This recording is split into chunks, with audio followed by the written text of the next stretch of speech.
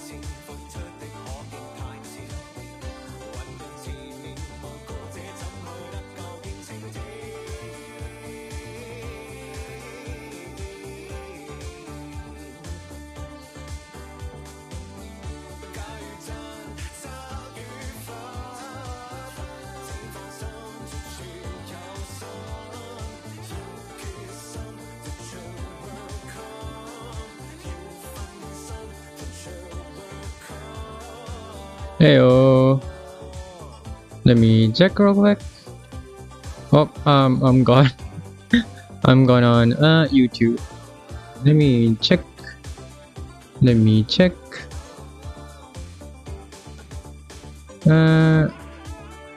I'm still not there. Give me a sec. Is it this one? Or is it this one? Done? Oh, there we go. I should be fine now. Alright. Let's start. Oh, last day. Anyways, Hora YouTube, Hora Twitch.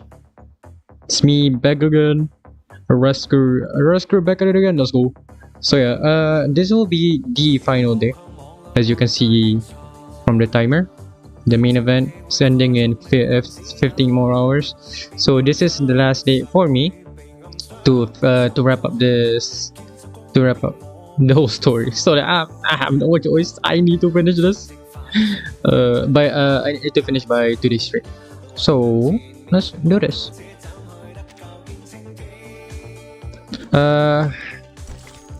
Last time we dropped what was it?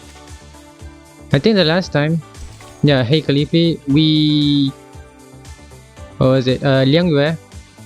It's like showing her skills, trying, like testing out if she like proving herself to Noir, if she can be a useful stunt woman, or just like a good stunt woman. And she showed that she's actually pretty good. Anyways, we're just gonna, oh, what's this? Anyways, we're just gonna continue straight up. Mousetrap story. When the nose catches the scent of the cheese, that's when the tail gives away. That's when the tail gives it away. Huh? Interesting. Anyways, let's continue. Playing reverse 1999. Let's go.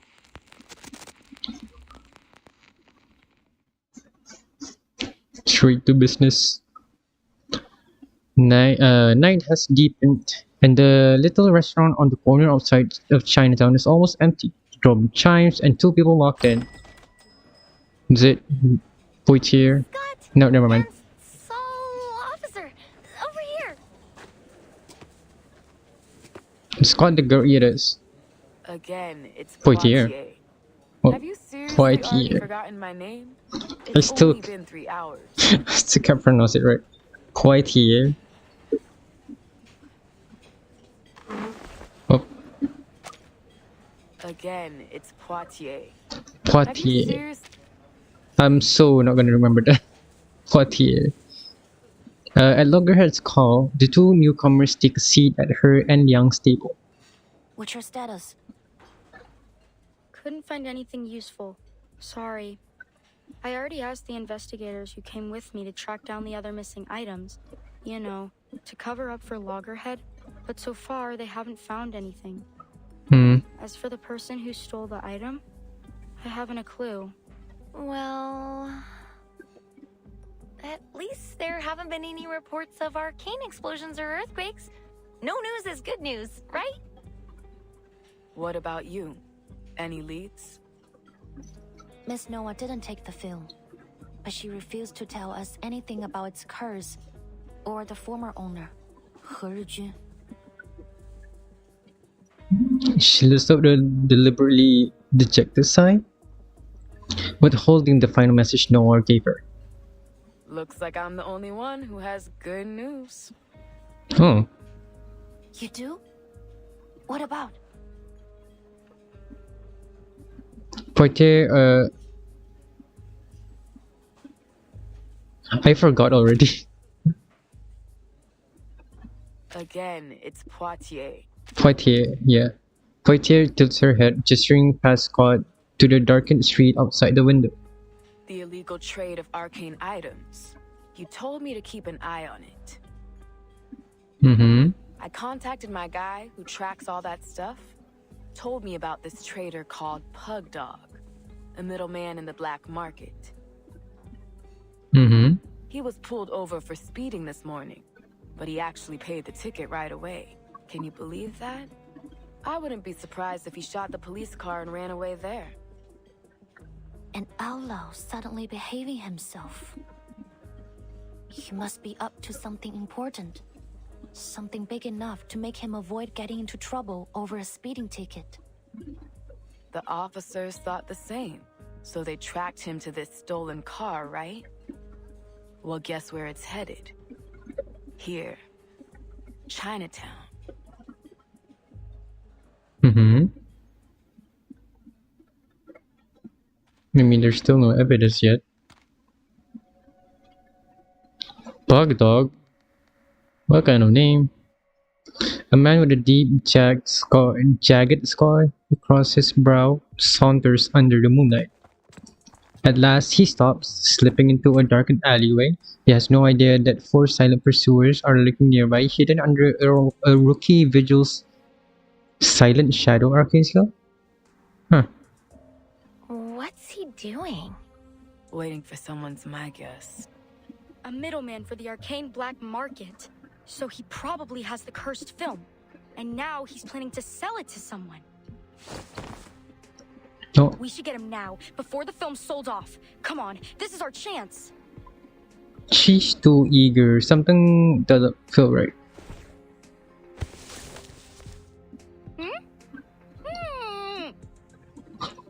Straight up close her mouth. Liang clamps a hand over her mouth just in time, muffling her vapors. Someone's coming. Ooh, who this? From the depths of the shadows, a figure emerges. Not walking toward Pug Dog, but riding something, perhaps a wheelchair. How did we know his name is Pug Dog again? So I don't remember that. I don't remember that. Perhaps a wheelchair? Good evening, sir. Ah. I hope I didn't keep you too long. What? You got the dough? Of course. What's she doing here? Noir pulls a rectangular object from her coat. It's an envelope. Looks pretty thick. Poitiers? Was it Poitiers? I keep forgetting. It's Poitiers, right? Scott! Never mind. It's gone. Officer! Wait, no, never mind. Again, it's Poitiers. Poitiers is right. Pug Dog takes the envelope and pulls a handful of bills from it before nodding in satisfaction. All here. Don't you worry, alright? You can trust me. Everyone in LA knows Pug Dog. He stuffs the bulging envelope into his pocket before pulling an item from his jacket. Here's your stuff. The item cuts an arc through the darkness, landing precisely in Noir's waiting hands. I like customers like you. Generous and to the point. Alright, I'm out of here. Pleasure doing business with you. And hey, feel free to call me again. Alright.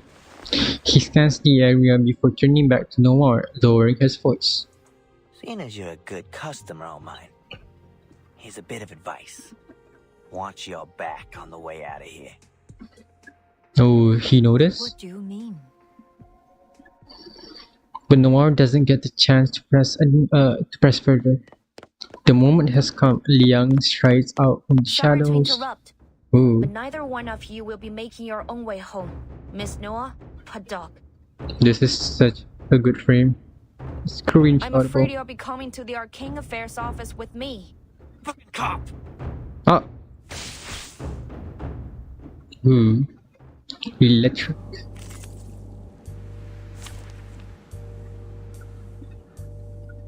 This is fine. Oh, custom NPC. Enemy NPC. Pretty cool.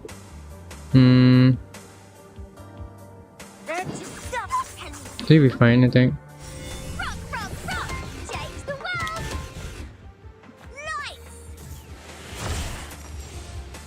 Wait. And now to return to my long-term. Ow! Easy, easy! Shut up and stay down! Pugdog's attempt to fight back have been utterly useless. Miss Noah, could you show me what he gave you? Go ahead. She hands a dusty grey box to Liang. Oh, the curse. Because film mirror? Inside is an ordinary looking film mirror. But Liang can feel the vessel containing Jiangliang growing warm against her skin. Super 8mm. This must be it. Reunion of the three swallows. He Zhijun's final work. The culprit behind the strange happenings in Chinatown. Yet for now, it lies quietly in her grasp, docile and unthreatening. Well, that was easier than expected. Half a day and we've already tracked it down. Now all we gotta do is stop it from doing its arcanum-y thing. But how? Smash it? Before Liang can respond, Noir voices a polite opposition. I don't think that's a good idea. Why? I have to admit, Miss Noah's right. Arcane items need to be handled with the utmost care. No one knows what will happen once it's broken. We could make things worse. Are we just gonna ignore the fact that Noir just literally had a deal with this Pugdog guy? Fine. Let's take these two back to the office first. Oh, never On your mind. feet, tough guy. We gotta go. Ugh. Damn it! How'd you find me? Some asshole sell me out? Pugdog is yanked up from the ground. He reluctantly follows Poitier, grumbling and cursing under his breath. But as he passes Liang, he stops. Wait. You? He stares, not at her precisely, but at the figure covering behind her. Loggerhead? It was you! You fucking traitor! I should have known you were working with the cops! Whoa. They know each other? Loggerhead tilts her head in confusion. Huh? What are you talking about? She forgot. It's not in her current memory, I guess. Wait, let me explain. This is just a misunderstanding. Don't worry, Miss Scott. You're right. There has been a misunderstanding between you and him. Allow me to explain. Scott heaves a sigh of relief only for Liang's new words to hit her like a thunderclap. You never had the intention of betraying him, nor were you working with us. Huh? You simply gave him the item you wanted to sell. That's it. It wasn't Loggerhead, it was her? I mean, I'm not really that surprised, but I was expecting Loggerhead. Or her other name, I forgot. I already forgot. By the end of the story, I might as well do some polls. Do some funky polls. Chapter 3, a project gone Ori. Plans account for everything except the unexpected. Which never fails to arrive. I like reading, if you can tell. I'm not good at it, but I like it. Practicing. What do you mean? Logat turns to her friend, then to Pugdog, then back to Liang. She remains totally expressionless. The truth was always there, hidden beneath the lies and distractions. All you have to do is whittle them down, one by one. The probable cause of the events in Chinatown is the reunion of the Three Swallows film reel, and apparently, Miss Noah has a history with it. Mm-hmm. And yet, the specifics of this history remain unclear.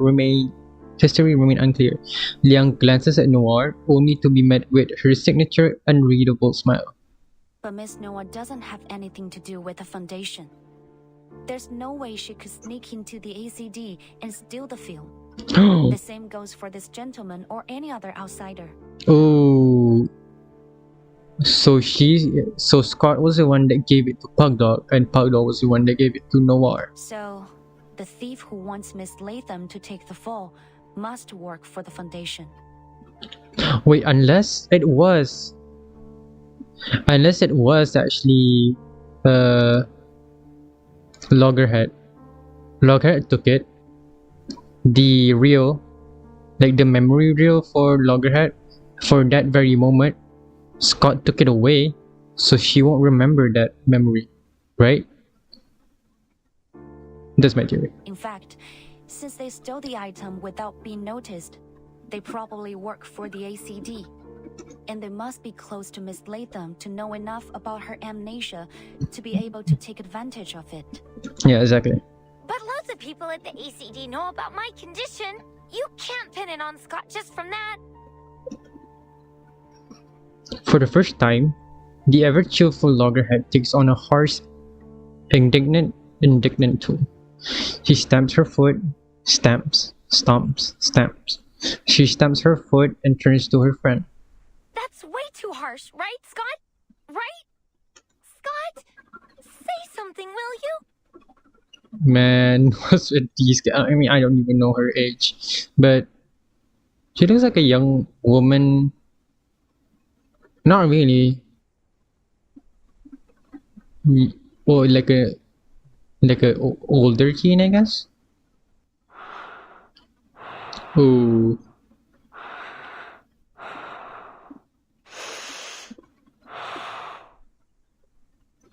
Ooh. Oh no. Scott only stares at the floor as she tries to calm her quivering breath. How long have you known? Scott has finally managed to force out a few words. Since Miss Latham said you were good friends, with all due respect, your plan was far from perfect. True. I knew it. You brought me along so this guy would call me out. Ooh. Honestly, pretty smart of Liang. After a long sigh, Scott lifts her head, speaking with a resigned kind of ease. You're right. I messed up. My plan was far from perfect because, well, I couldn't stick to the so-called plan since the very beginning. Why so? I didn't know the Foundation was already investigating the theft until after I'd hidden the items in Loggerhead's room. In Loggerhead's room. Then I had no choice but to use this idiot as the scapegoat. Oh. I never thought she'd accidentally bring the film to LA, or that I'd be ordered to investigate the case. Huh. I got in touch with this guy a long time ago, and the trade site happened to be in LA too. So, my plan was to get the film back and sell it right afterwards. But things didn't go as smoothly as I thought. I shouldn't have gotten greedy, or been so nice to this dummy.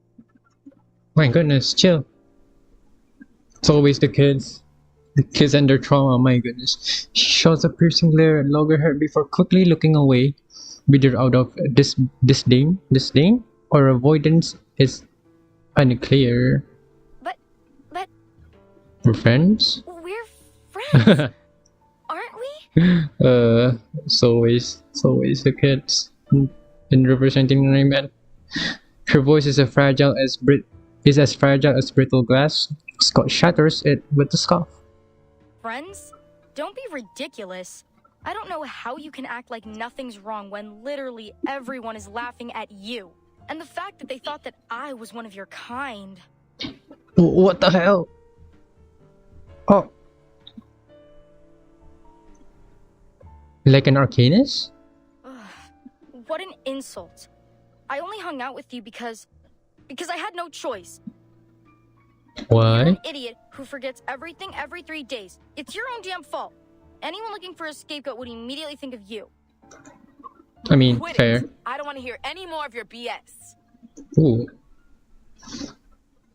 Scott scoffs once more, refusing to look at her friend for even a second. For even a second. My goodness. Hands up, Miss Scott. Anything you say can and will be used against you in a court of law. Wait, you're still going to fight? Changnam? Someone's ambushing them? Chinatown alley night. Oh. Oh, you're fighting her again? But how? She doesn't have the real anymore. How can she still summon these monsters? Oh, she summoned them. She's been deeply corrupted. The ghost plague have latched onto her. She didn't summon them. They were always lurking within her. Get away, stay back. This is over. I haven't made her I haven't made her acknowledge me. I still have a plan. I still. Her mind is starting to unravel already. White here. We have to take her down now. Her, huh? Can I wonder who? Probably someone still in the foundation, or someone that's, huh? Stop it, Red. I know how to do it. Rock, change the world. Woohoo! Release. Oh. Oh. Hey, let's go. Hip hip hooray! Hip hip hooray! Let's go. Win. Love this game. At last, Scott gives up her resistance. Liang pushes her toward Poitier's patrol car parked around the corner. As they're about to step out of the alley, Loggerhead calls out. Wait, Scott. I have to know. Why did you steal from the Foundation? True. Does it matter? Yeah, kinda. Scott turns back, laughing coldly in disbelief. My goodness. Would you feel better if I had a reason? Oh, please. Your ignorant, stupid little brain makes me sick. My goodness. It was Chill. for the money, of course. Huh. And to prove to the others that I'm not a bloody fool like you. Imagine the shock on their faces when they discovered that I did what none of them could. Those so-called unbreakable arcane security skills were easy to deal with as long as You? Her words trail off and the puzzled expression crosses her face. And a puzzle. How did you bypass the Foundation security? I don't remember. That's weird. How could I forget? All I remember is that an office lady talked to me in the corridor. Huh. Oh, does this have something to do with that one criminal that kept on controlling people and like controlling their minds? Probably had brainwashing powers too. Then An office Oh. lady? When? What did you talk about? She showed me something. It was a bit dazzling, but very beautiful. It was... Huh. Oh, right. It was a... What? Huh? Nah. A razor-sharp silver needle sliced through the air, cutting her off in an instant. No. Don't tell me. No. She raises a dazed hand, her fingertips touching the foreign object lodged in her throat, not understanding why her voice has suddenly vanished. By the time she's realized she can no longer breathe, her eyes roll back as she falls to the ground. I wasn't expected to actually die. Silence falls in her starlit alley, then another flash of silver whistles by. Oh!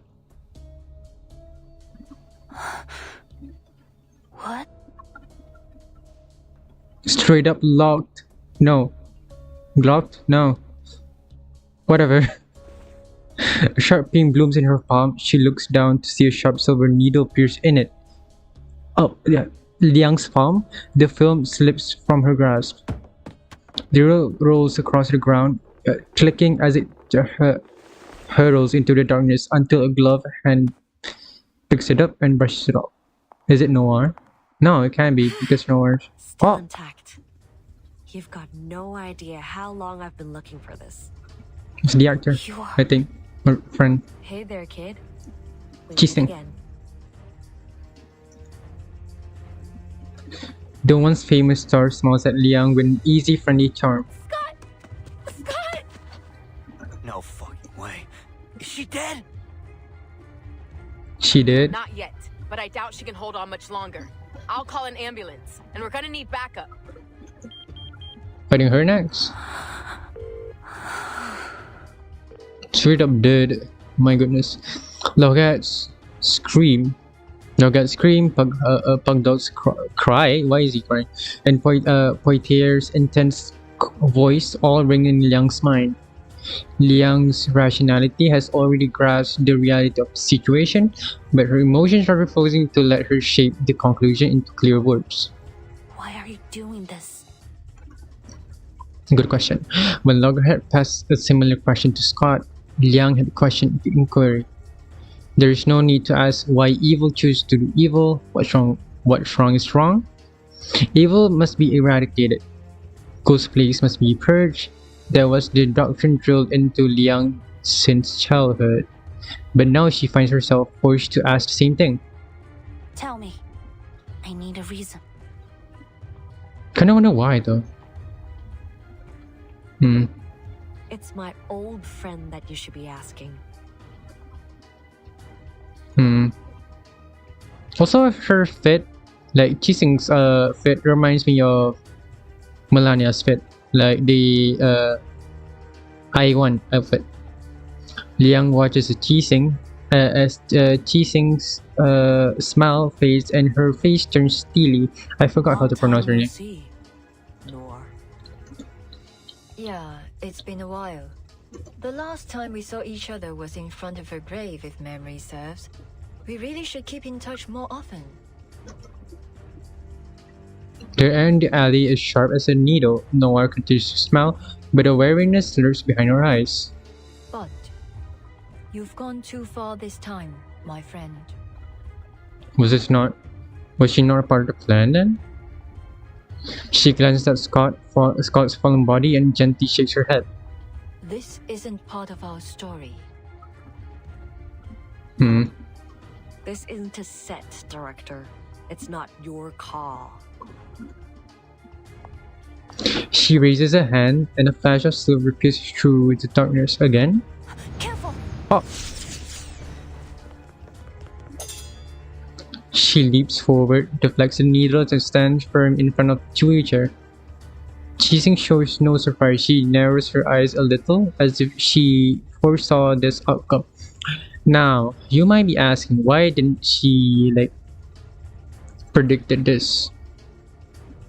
When Scott was the one that got her throat cut. How I see this is that now she's actually aware. When it happened to Liang was not aware of the situation. That she didn't know that the ambush is coming, but right now she's aware of the situation. So she say that she knows what's up. That's the spirit. This should be fun with you here, little Vigil. Let's all play our roles, shall we? Interesting.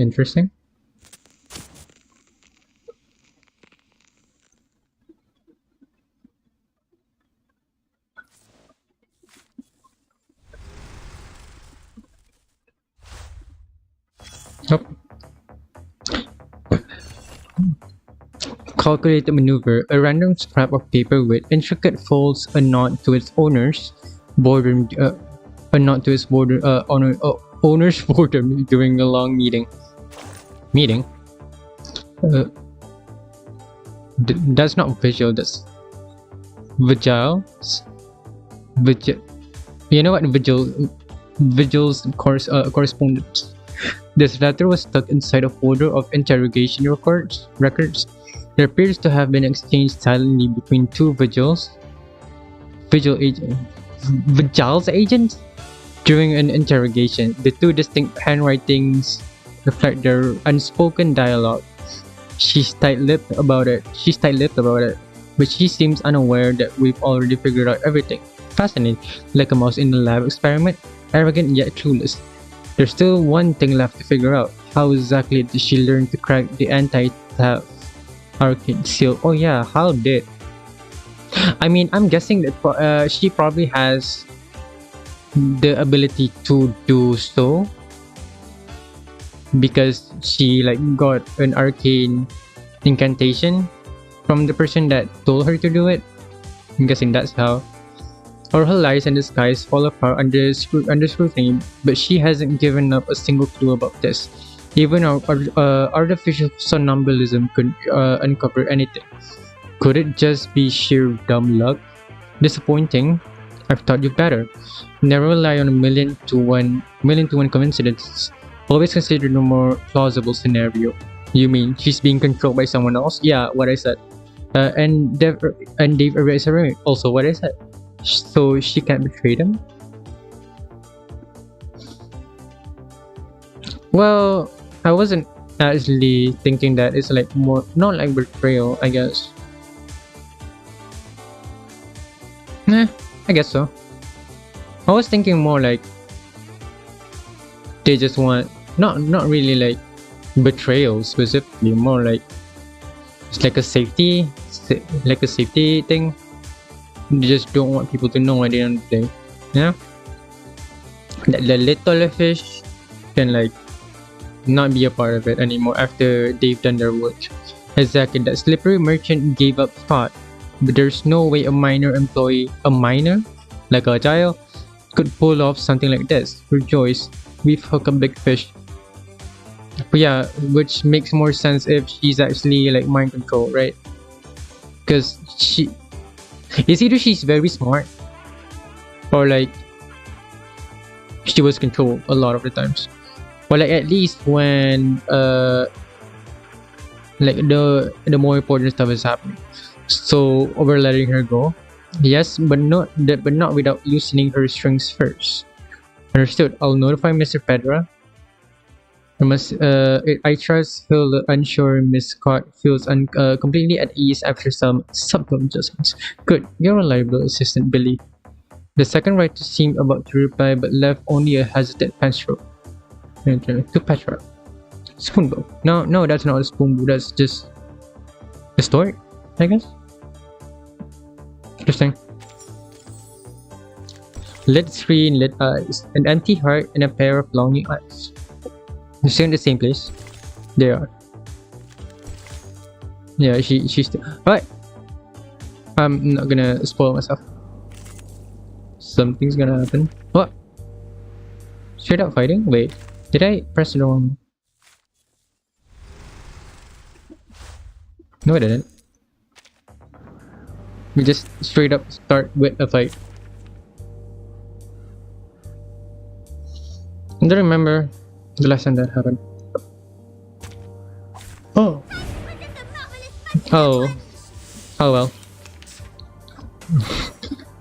Good, very good. I've been waiting for this moment. That the time has come for you to uphold your duty, Miss Vigil. I won't hold back, Miss Chiseng. Stop me up! I know how to do it! Rock! Change the world!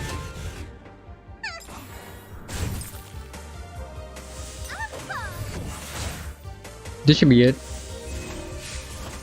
Yep. No, wait, don't let your guard down, kid. She's not down. Not down yet? What? This power doesn't look like it's hers. Heh. Phase 2? No, what? Wait. Viva France, P. Matilda. Hey, wait. Oh yeah, the story started. No. The hell? I thought movie stars were just empty suits. Another volley of silver needles streaks through the air, forcing Liang and Poitier back. Jixing stands at the center of the alley, though seemingly trapped between Liang and Poitier. She skillfully uses their positioning to her advantage. Neither officer can risk injuring the other by firing their gun or using an arcane skill, leaving the battle at a deadlock. So Poitier is also We're not going to arcane. last much longer. I have to do something. Podie, cover me. Poitier is also an arcanist.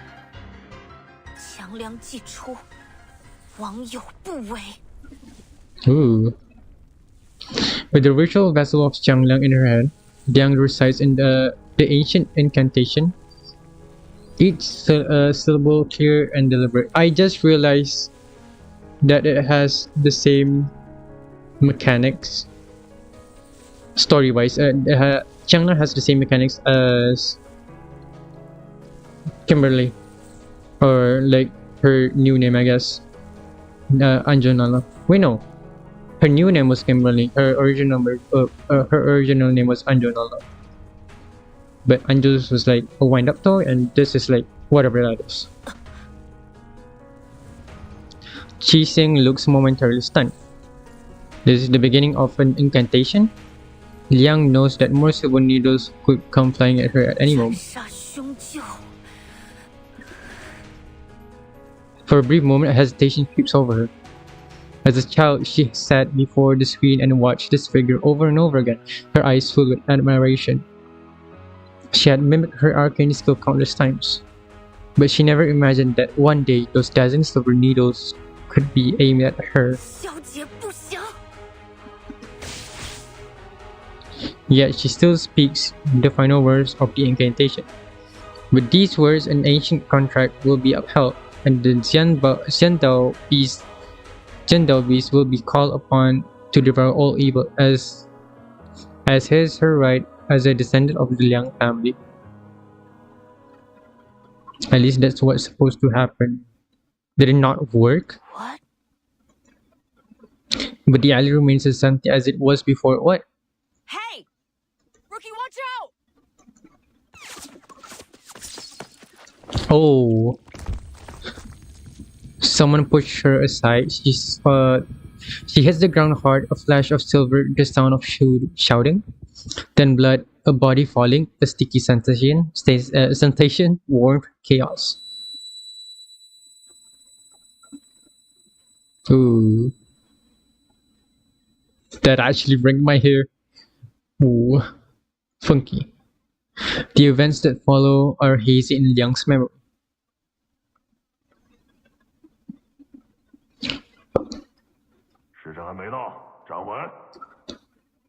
That her father?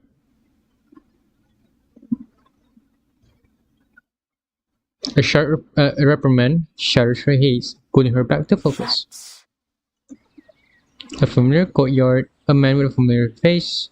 In front of him, a little girl stands in horse stance, sweat rolling down her forehead, her legs are trembling. Yet the man's ebony ruler came down mercilessly on the girl's shoulder. 不像样，和你讲了多少次，要沉肩坠肘，心静体松。 Two small heads peek over the courtyard wall, giggling and whispering to each other. 看，他就要撑不住了。 Fall. Oh yeah, horse stance. 活该，谁叫他向老师告密的？ Oh, she was Liang's funky one. The boy makes a goofy face at the girl holding the stance. The girl, already exhausted, finally loses her balance and collapses to the ground. 疏于练功，三心二用，你看看你带多了多少？以这样的体魄，强梁又如何能服从你？继续战，我等一会儿过来检查。扎不稳马步，今天晚上就不要吃饭了。No dinner. Sounds about right. The man, her father, shakes his head in disappointment and walks away, leaving the girl gasping for breath on the ground. 走吧走吧，没意思，他又要站一天了。哎，要不要去录像厅？好呀，去街角那家吧。今天他们家放神秘警探 C07。Ooh. The children hop down from the wall, laughing as they scurry off. 我也想去录像厅。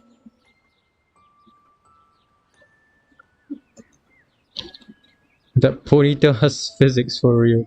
No one hears her voice. No one but herself. I remember it now. I hated Qiangliang when I was little. Father was always trying to teach me something about the 12 Zhenzi, the master of Qiangliang, fighting the wicked and dispelling evil, fulfilling the duty of my inheritance. I was only a child. It was all too difficult for me to understand. Yeah. Like, she looks too young in the flashback. Like, what? 5? The other kids hated me. I was a traitor. Class president who took the side of the adults and enforced the rules. They'd all hang out and have fun together, while I was left alone. I envied them. Their lives were simple. I wanted that. The simple life? Real. Oh. 一脚，两脚，五脚。 Her piggyback lies smashed on the ground as she picks through the shards to count every coin. Amidst the broken porcelain, half of the shattered face stares at her innocently. 对不起，小猪。 She gently brushes her finger over the face in a gesture of comfort or farewell.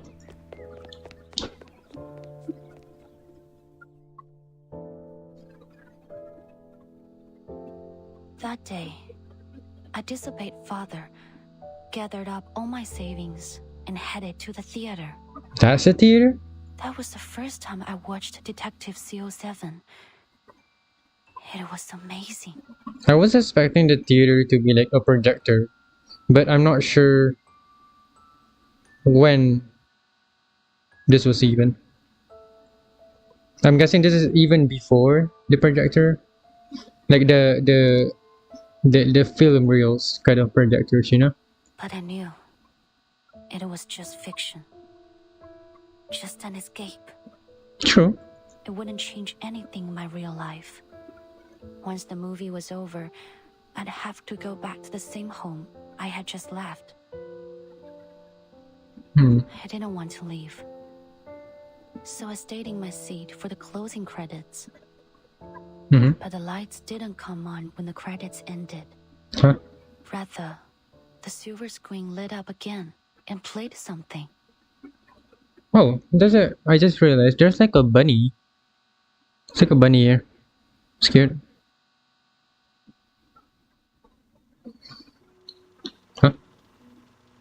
It was it an is. interview Qixing. with Miss Qixing. It is. Qixing. 奇星小姐，有好多小朋友中意你嘅作品，將你視為佢哋嘅英雄。 I forgot that Sensei. Was it Sensei? I swear it sounded like Sensei. 但另一方面，唔少成年觀眾覺得你所飾演嘅警探C07每一次都可以擊敗壞人嘅結局太過理想化，缺乏真實感。I mean, it's a story. 對於呢方面，你有咩睇法呢？你覺得呢點係咪警探C07系列嘅遺憾啊？現實世界已經夠殘酷，所以我哋先會喺電影世界入面尋求一個圓滿嘅結局，一個善有善報、惡有惡報嘅理想世界。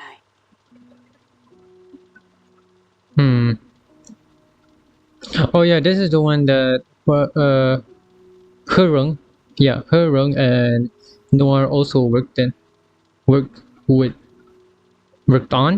Yeah. Now that I think about it, Noir. I'm guessing Noir is not her name. It's like a nickname, like how Loggerhead is. What was it? Scotland or something? I actually forgot. 如果連喺大銀幕上面，我哋都唔可以相信正義同埋公理，咁我哋仲可以相信啲咩啊？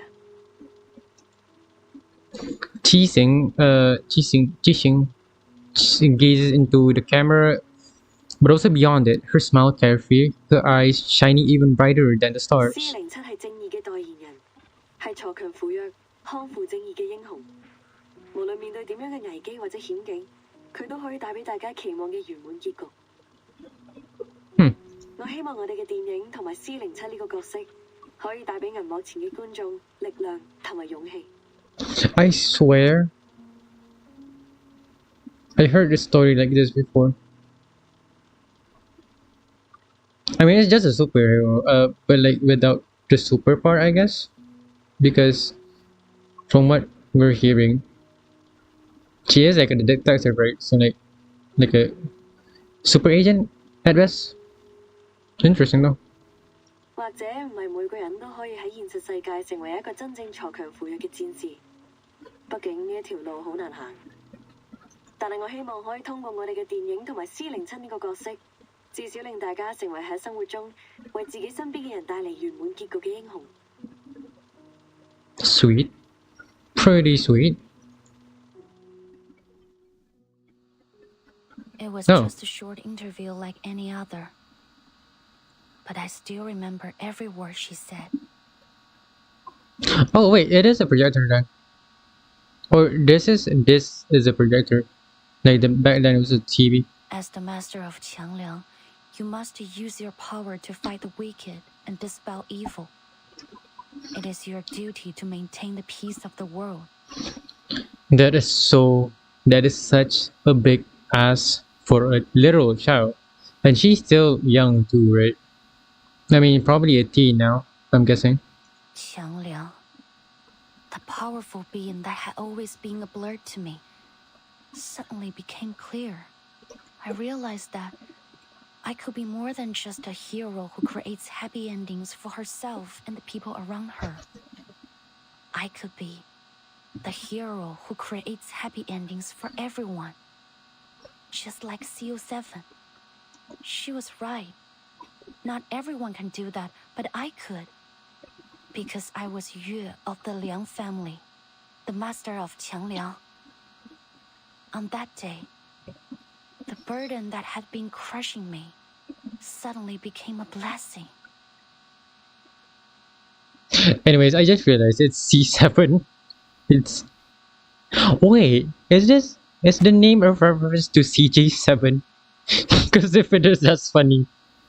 If you don't know, CJ7 is a very old Chinese movie, if I'm not mistaken. If I'm not mistaken, it is Chinese. There's a dub of it, but I watched this sub back then. It was a very good movie. It's like like an IRL, but CJ7, the alien, is like a CGI. For back then, if I like, for what I remember at least, the CGI still looks good. For back then at least. Now, I mean, I feel like it's still good. Low-key kind of on par with like the CGI of like the Western CGI of back then. Pretty good. The story's pretty good too. Kind of wonder if like C7 is like inspired by CJ7, because it's too similar not to be. That's interesting. Interesting story. So that's it. I thought it was gonna be an exhale. Didn't you know? So, what went wrong? Good question. Oh, flashbang. The image fades as another silver flash brings her back to reality. Another needle? Oh. Sirens and ambulance, blood, endless blood. It seeped through the fabric of her uniform, drenching her hands. She hears someone shouting. Stay with me, Polly, please. Oh. Why did you do that? Protecting you? I thought you hated me. Oh. Oh, I low-key thought, I mean, to be fair, kinda makes sense, just repress it. never mind. That's worse. That's worse. She just straight up thought everyone hates her. Oh my god, that's actually worse. Oh my god, you're so real for that. I so love when characters gives me trauma flashbacks. She's so me for real. Yeah, exactly. Me too, bro. Me too. Now she can hear clearly. She realizes it's her own voice, hoarse with desperation. What did Poitier say to her back then? Blood bubbles from her mouth and nose with each painful breath. My goodness. You could tell, huh? But that's... that's in the past. Forget it. My goodness. We just didn't know you yet. We?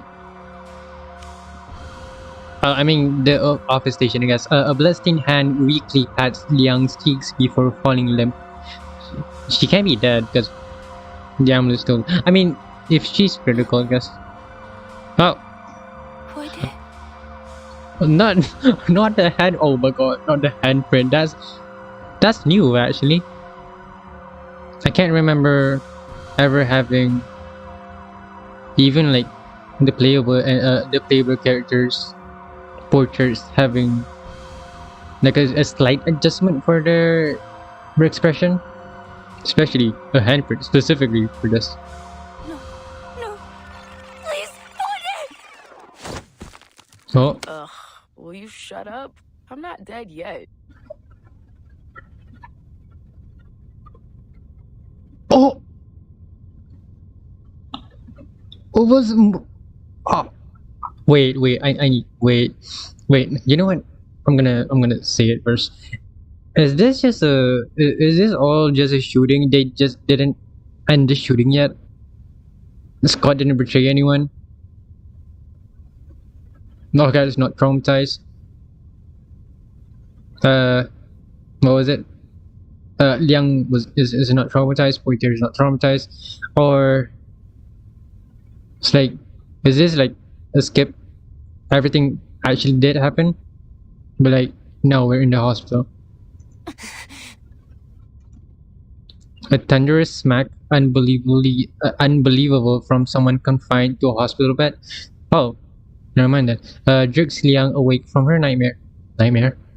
Liang's head throbs. She looks around, taking in the sterile white of the hospital room and the irritated face of her instructor. What the hell are you doing sleeping on my thigh, huh? My leg's gone numb. And clean up the drool on your chin. My goodness. What? I'm sorry. No, never mind. They actually are in the hospital. Everything did happen. Scott actually betrayed them. She's probably critical. Or worse, dead. Just kidding, boo. You're not drooling. so funny. She actually did though. All right, turn on the TV for me. I was bored out of my mind waiting for you to wake up. My goodness. I thought it was all just acting. I was wrong. I was so wrong. I was stupid. So stupid. If you know that reference, we're best friends. That's syncing up. Welcome to the arcade restaurant. May I take your order? Place an order. Oh.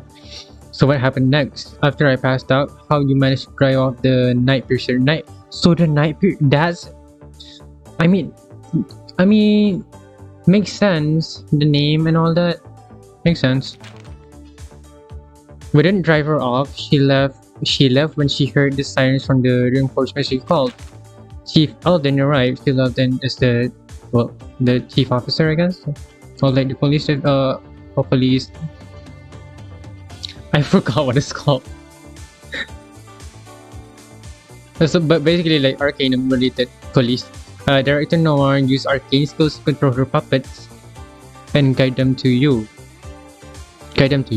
That allowed the medics to reach you and Miss Scott in time to get you to the hospital. Sounds like we owe her a big thank you. Sorry, Miss Scott here. I couldn't stop Miss teasing. She took the reunion of the three swallows. This all my fault. Don't beat yourself up, kid. No one expected the night prisoners to show up like that. However, Scott and Pug Dog holding up. Pug Dog's been caught and is in custody. Miss Scott is stable after emergency treatment, but she hasn't regained consciousness just yet. Doctors believe her coma, like those other victims, was caused by reunion of the three swallows. The department has officers guarding her, but until the case is solved, we can't expect her to provide any useful information. So I'm guessing Cheesing, was it Cheesing? Cheesing. Yeah, Cheesing was the one that Scott mentioned. Huh. So it's just Cheesing all along? You can transfer to provide any useful information.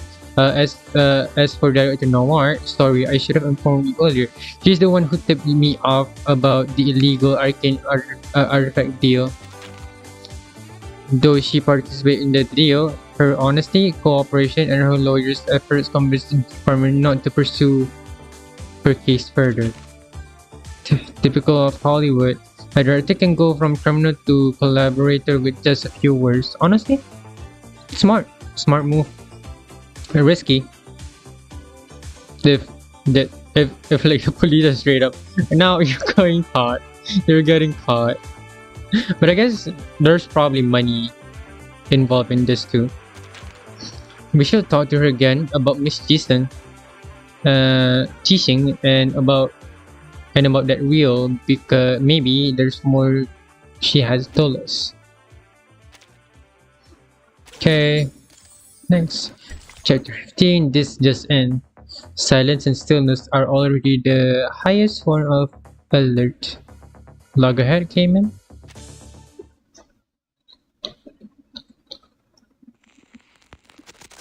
This just in. I'm guessing they got interviewed. Well, officer, are you up? I got you guys Chinese food. You must be hungry. This is a cute pose. I like it. Cutesy. What? Lungs asleep? The two officers are both staring intently at the television screen. The paper cups in their hands are crumpled tight. Almost 20 suspects in the holding cell were injured.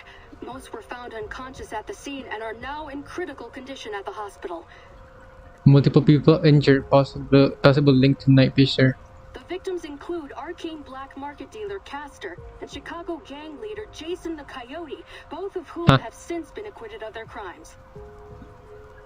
Oh, victims. Huh. Behind the reporter, thick black smoke billows from the scene of a car accident. Flames lick at the oil spilled on the road, sending waves of searing heat into the air. Out of the way! Out of the way! The ambulance needs to come through. We need banana bags stat. These people could go into shock. You're actually telling me that they're called banana bags? Is banana bags for corpses? I don't remember. Nor do I actually know. My skin! It burns! Help! Help! Whoever you are who did this, just wait and see! I'll tear you apart, you asshole! Does it censor that? That's new. They usually censor it. Medical personnel shove past the journalists as they hurry over with a stretcher. Their cursing and wailing of the deranged man behind the reporter echo in the background. It sends a chill down their spines. The fire murder is speculated to have been started by a victim of a night piercer attack who displayed signs of mental instability. At the same time, similar incidents have occurred at the Lieber Street Detention Center and the Chinatown police station. The situations at both sites are similarly concerning. It has been reported that the Division of Arcane Affairs is considering the potential connections between these incidents. The mysterious figure behind the unresolved night piercer attacks remains their top suspect. As with the previous attacks attributed to the night piercer, the victims of these incidents are once again notorious criminals with extensive records. However, in light of the night piercer's escalating criminal activities, support for the figure is dwindling as concerns for safety rise. In response to ongoing skepticism regarding the lack of resolution of the night piercer case, Deputy Chief Eldon of the Division of Arcane Affairs stated during the press conference that... Oh. Here you go. Staffer, Poitier slams the power button on the remote before flicking it outside. She yanks its IV needle from her hand and grabs her uniform from the basket. What the... Fuck, I pass out for half a day and Chi Xing's already turned the city into her personal playground? Grab your stuff, rookie. We're hitting the road. Gotta find this bitch before she kills someone. My goodness. What? Your feet stuck to the floor or something? Poitier stops only when she notices Liang still sitting motionless. Liang purses her lips. Purses? Yeah, sure. Struggling to speak under Poitier's skeptical gaze. Deputy Chief Eldon took us off the case. It was an official order. What? Kind of wonder why. A few hours earlier, the LA office for the Division of Arcane Skills fell into eerie silence. I mean, technically it makes sense because still, this is like the first time. Like Liang ever is like on the case stuff. This is like what, her third day on the job. She's been doing pretty good, but she's still a rookie, as her title is. It's not safe for her, and like the officer with her got sent to the like emergency. I mean, at least to the hospital at least. So like it makes sense if their team of like just 2 people got cut off from like the investigation, I guess. Yeah, makes sense to me. Early this morning, Constance Scott, a staff member of the Foundation's Arcanum Containment Department, was assaulted during an illegal arcane object trade. She's still in critical condition. Oh, Scott's there. Constance. Forensic Services has confirmed that the arcane skill traces found at the scene of the attack matched those left by the suspect in the ongoing Night Piercer case. Thanks to Noir and our Vigils cadet Liang Yue, who are both at the scene of the attack, we've been able to confirm the identity of the Night Piercer. Name's Chi Xing, a 29-year-old former movie actress from Hong Kong. She played the lead role in the Detective CO7 series, where she gained a reasonable amount of fame. Now it's CO7? Huh. She was in a few more movies after that, but no big hits. She officially retired from acting a few years ago. Also, I said this before, but Deputy Chief Eldon literally looks like, especially in this angle, he looks like a character from Overwatch. You know. The BAU's come to the conclusion that she's confused herself with her movie character, possibly a result of a mental imbalance caused by the setbacks in her career. I don't think so. I think she straight up just wanted to do. Is that a picture of like actually? That's actually a picture of someone. That's legit just someone. What in the world? Creative. She thinks she's the real-life CO7, the hero who fights evil and cares for the weak. In short, we have a vigilante on our hands. Oh, I mean, yeah. She is only attacking like actual bad people, right? Thanks to a minor mistake from the Foundation's Arcanum Containment Department, we also have a dangerous arcane item. A cursed film reel called Reunion of the Three Swallows, somewhere in the city. Another thing about it, why did Qixing like legit just attack Constance, like Scott, right? It's too random. I mean, to be fair, she was about to like tell them about something, not sure what, but something. Liang has confirmed that Constance Scott, the staff member who was assaulted by Qixing yesterday, is the perpetrator of the theft. As you're all aware, there's been an explosion in mental disorders in Chinatown. We now know that the source is the cursed film reel. Wait, is she the person that Constance, that Scott mentioned? Not Qixing? But someone else. Qixing was not the person that controlled her mind. Someone else. Because using that like that information, Qixing was just doing her job. So by that, because Scott was being like a bad person, like she's being the bad person in this storyline, this plot, I guess, she had to attack Scott. It's currently in Qixing's possession, which makes her even more dangerous. Having learned about the history behind this arcane film, we have reason to believe that obtaining it was one of her motives. Oh. Since the film's been in her possession, there have been multiple assaults around the city, all matching the patterns of the Night Piercer. That's just real people. That's just an actual picture. Why in the world? I mean, it's still interesting. But there's one key difference. This time, the victims all showed the same mental disorder as the victims of the film.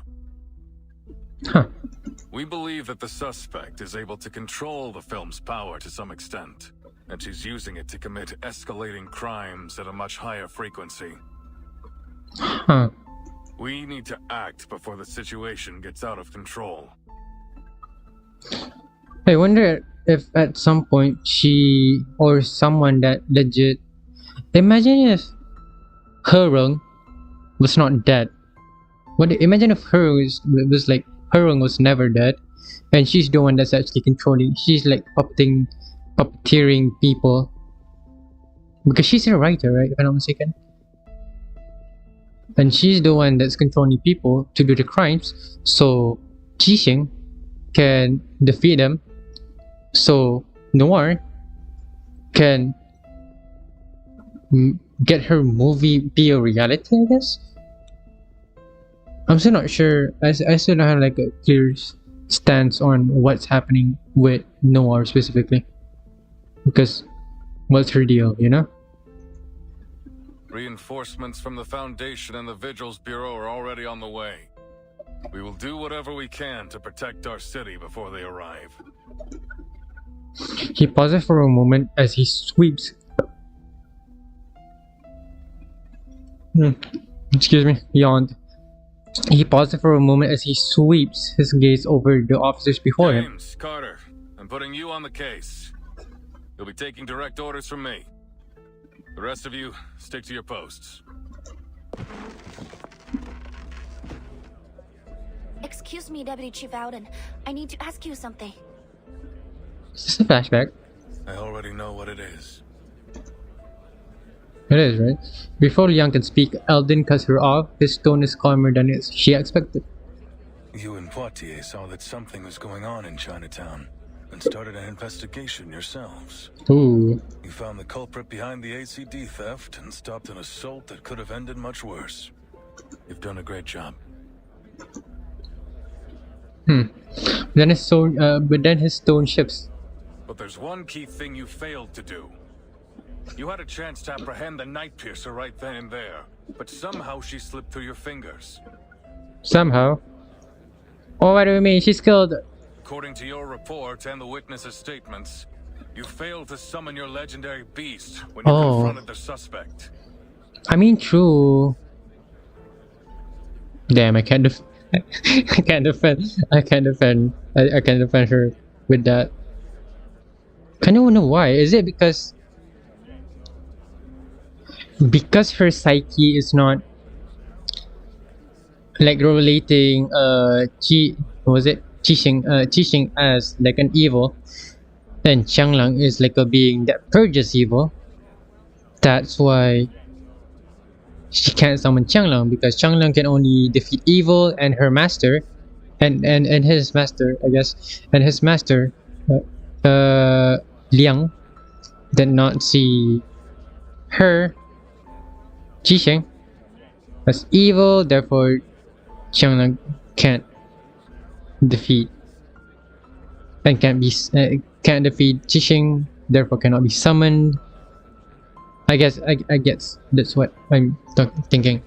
As a result, not only did the suspect get away, but your partner sustained an avoidable injury.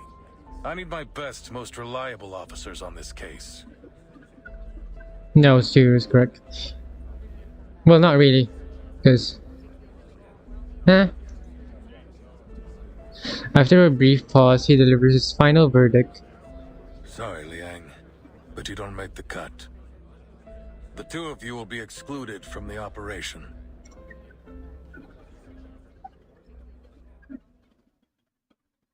This is bullshit! He can't cut us out! This is our case! No, we're doing this!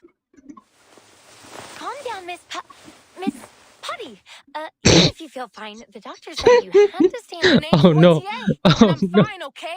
Stop trying to... I accidentally. Calm down, Miss Putty. Even if you feel fine, the doctor said you had to stay in bed for at least a few days. Yeah, accidentally. They caught me so off guard. Miss Pretty. What's happening? In the world. Facts speaks louder than words. Liang gently leads Poitier back down onto the bed. This time Poitier doesn't resist. Damn it. So what went wrong? How come your friend Tang Leng, was it, didn't show up? Qiang Liang must have sensed my hesitation and refused my summon. Yeah. You see, if its master can overcome their selfish desires with an unwavering heart, it can turn on them. Father used to warn me about it. Yeah. I get so. Oh, I just realized there's like a very faint, the same pattern that Saint Pablo people have, like the checker. I realized this one from a mile away. I just realized this. It's supposed to be like the checkerboard, chessboard. I guess also chessboard. Interesting. But that won't happen again. I promise. Poitier narrows her eyes as she studies Liang for a moment. If you say so. What are you gonna do now? Liang takes a deep breath. I'll continue with the investigation. I need to find Qixing. What? But that angry grandpa already pulled you off the case. Grandpa, he looks 40. In his 40s. At the end of his 40s, he looks pretty young to be called a grandpa, I'm not gonna lie. I have to do this. What for? Because of your duty to fight evil as the master of Xiangliang? Portier furrows her brow, but to her surprise, Liang shakes her head. I've always had two things guiding me. My duty as a member of the Liang family and the spirit of CO7. But now, Qianliang has ignored my summon, and Qixing has turned out to be anything but a hero. They were once the beacons of my life, but not anymore. This could be a setback, yes. Or it could be an opportunity. For the first time in my life, I can think about what I really want without having to consider anything else. Now that I think about it, we didn't really get an Undy cameo yet. Oh, I forgot. I think we did. I think it was mentioned in like one of the texts or something. Or did we actually get a cameo? And I legit just forgot. Huh. After a brief moment of surprise, Portier lets out a laugh. You know what, Rookie? It always grinds my gears when you talk about your duty and all that stuff. But what you're saying now, I like it. Aren't you going to stop me? Why would I? It's our case, isn't it? There's nothing wrong with doing our job. If Eldon bitches about it, just tell him you bumped into the crook when you were strolling around the city. You know what? Good lie. Good lie. Seriously? Yeah. Nothing wrong with that, is there? So what's the game plan, huh? What are you gonna do? I mean, it's like a plausible lie, right? This scene again? They must have done a dozen takes already, right? Yeah, I'm no movie expert, but even I can tell the actor's nervous as hell. Of course he is. Anyone would be nervous if they knew a wanted criminal could show up at any time and mess you up with Arcanum. Eldon tried to keep the details of the case a secret, but that director from Hong Kong told her crew about it as soon as she came back. The two uniformed figures stand in a narrow alley in Chinatown. They came to protect the potential target of an attack, Noir, but were politely turned away on the grounds of disrupting filming. Now they can only confirm the situation inside the set by peering through the slightly ajar door. I mean, I guess they have the right to know. And to run. Half of the extras got the hell out as fast as they could. And look at the other half. They're too nervous to work.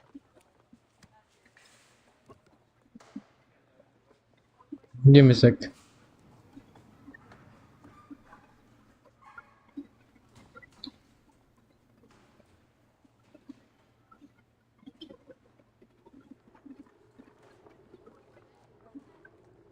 Okay, I'm back. I know. Hey, that's the Vigil's cadet, isn't it? What's she doing here? Oh.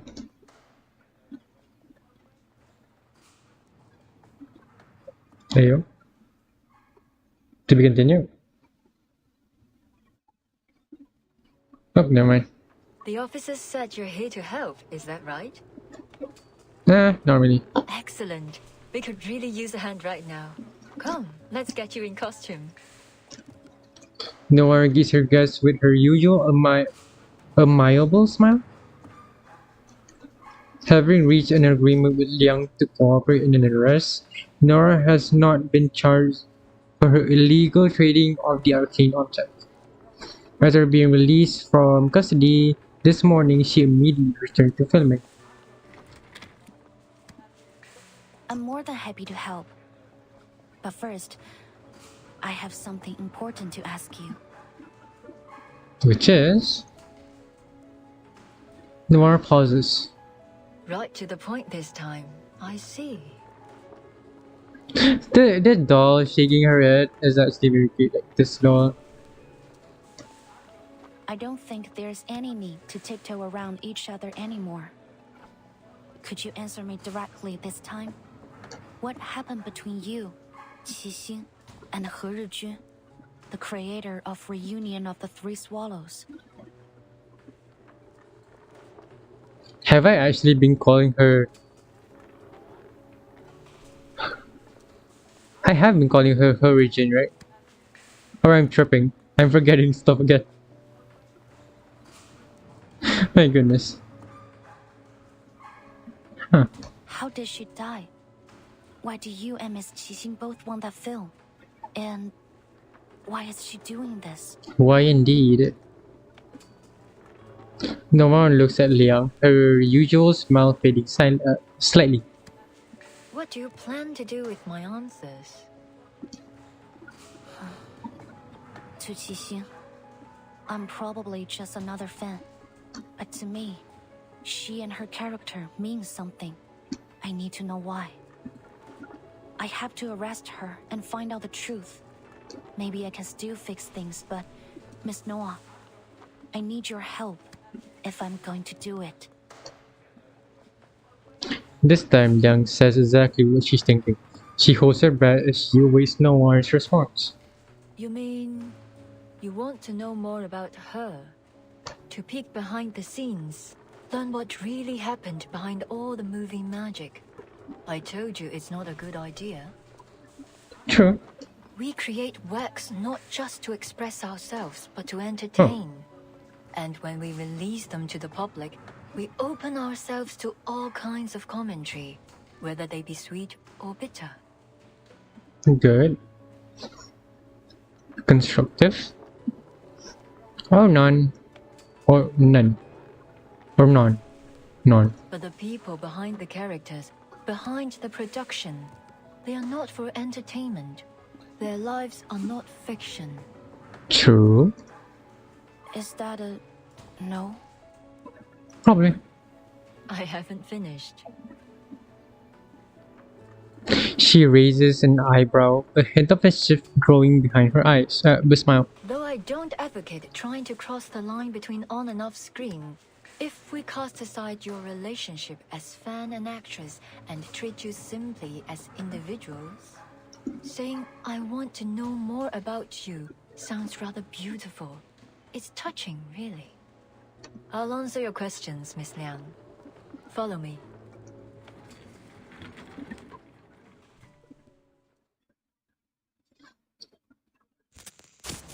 Guys, give me a sec. I need to see it. As individuals, saying, I want to know more about you sounds rather beautiful. It's touching, really. I'll answer your questions, Miss Liang. Follow me.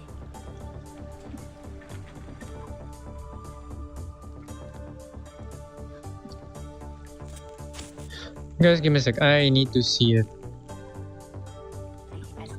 Yeah, my voice is fine. I was going to like be enraged if my voice is not recording this whole time.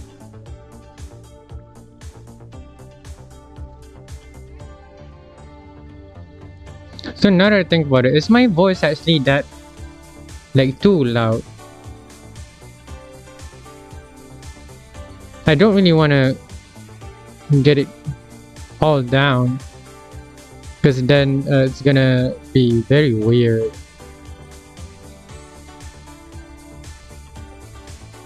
Maybe a little.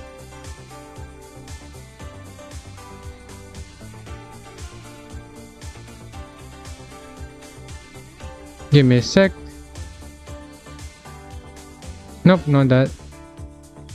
There we go. Nope. Go.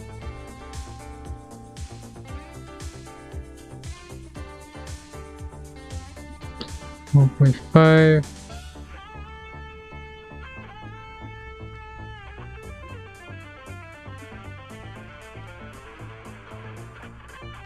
Go. I think that should be fine. Let me check.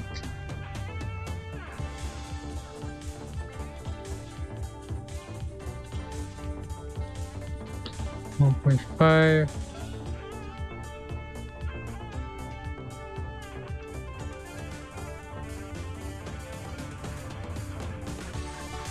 Go.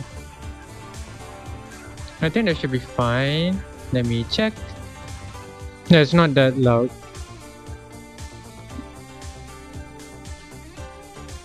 That goes too spiky. Whatever that means. Give me a sec. Double checking. Here. Yes, okay. Let's continue. LA efficiency. New reports. Same old faces, same old work. Review report. Guidelines from the Vigils Bureau and recent arcane violence. Based on the latest Vigils Bureau guidelines on recent arcane and related violence, modifications and updates have been made to warrants and relate to enforcement departments. Details are as follows. Wanted teasing, codename Knifepiercer, threat level raised to A.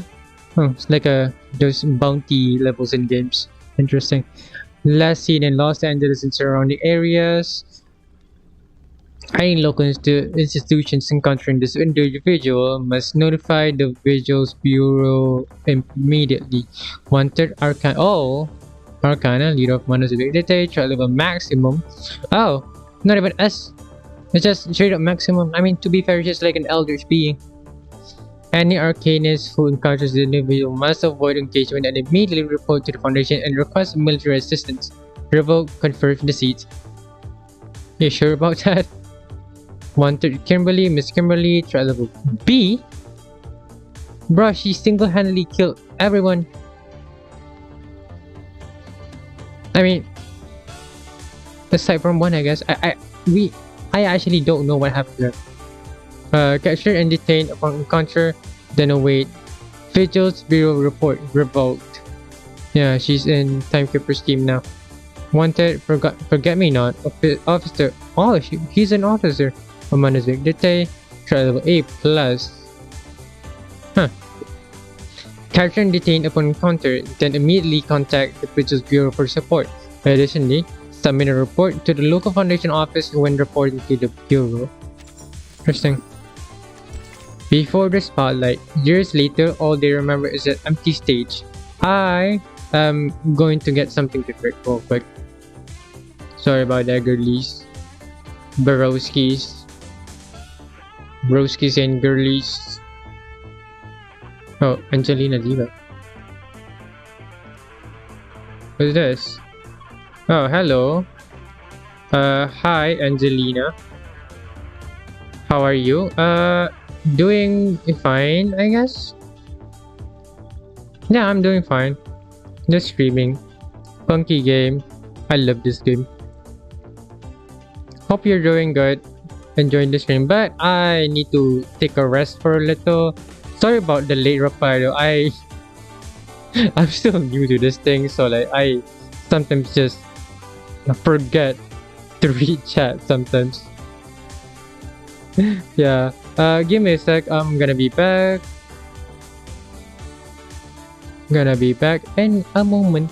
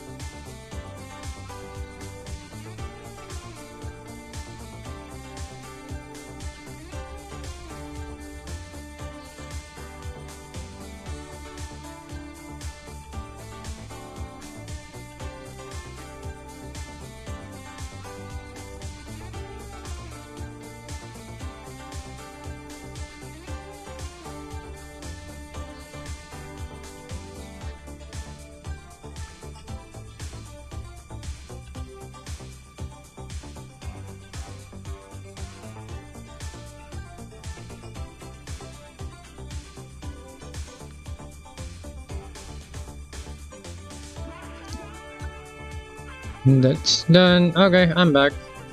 Hey. Or give me a sec. Let me make sure everything's going fine.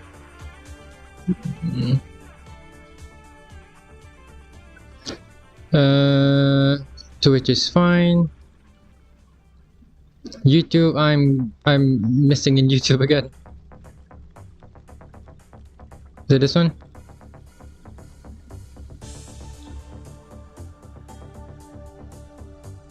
Am I back? I am. Okay. That's good, that's good. I'm back. Let's go. Alright, back to the story. Before the spotlight, years later, all they remember is that empty stage.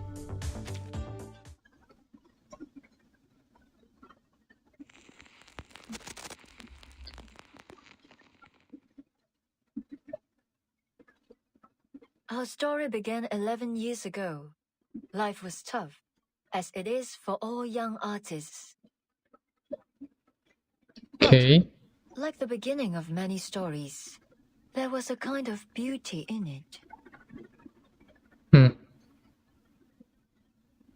Is this like a background story? A side quest?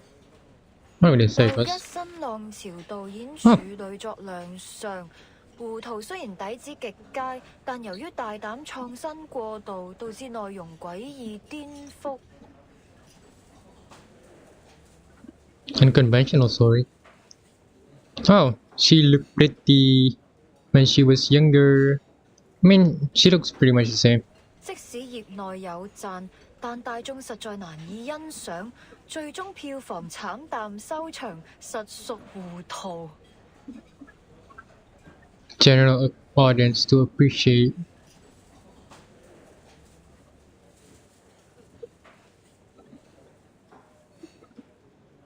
Oh, this is the first movie, I think. 咁我仲有咩好講啊？冇 taste 就係冇 taste。Malo. I mean, he's a playboy character, makes sense.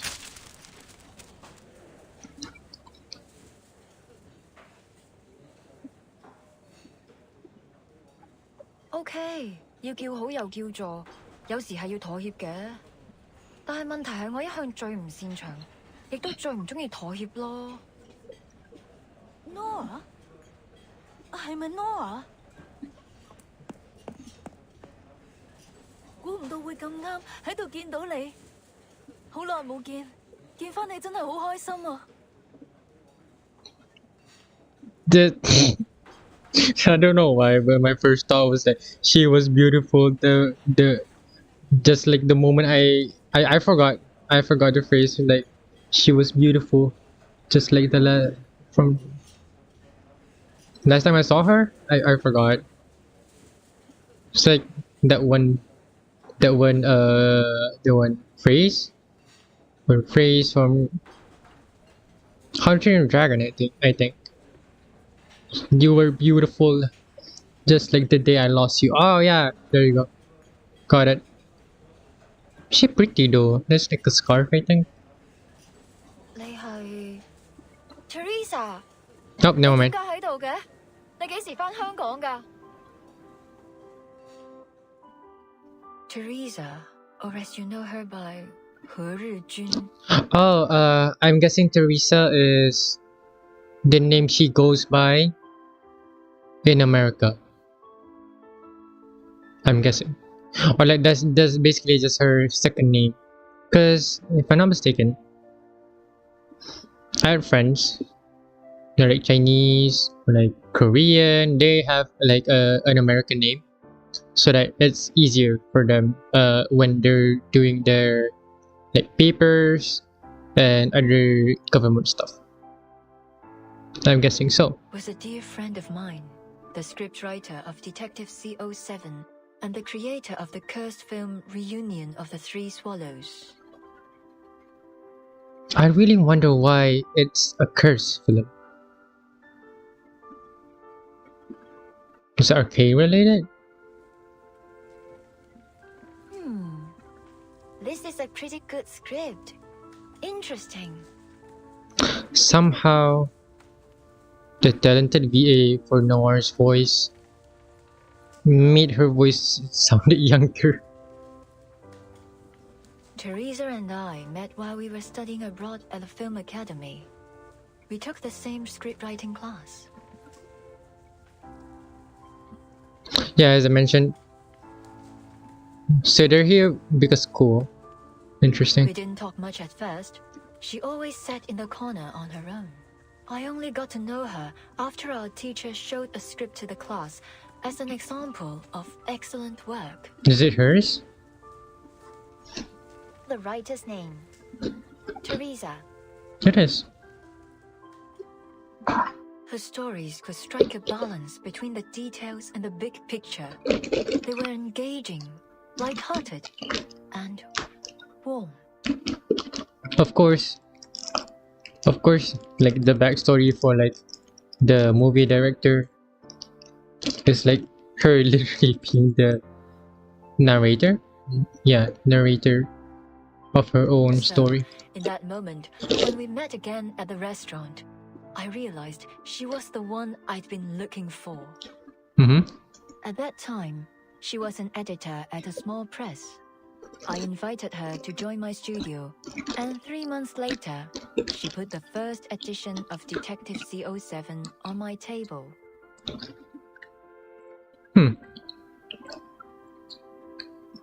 It's pretty fast. 3 months. I mean, first edition, so I'm guessing that's the whole script for the movie.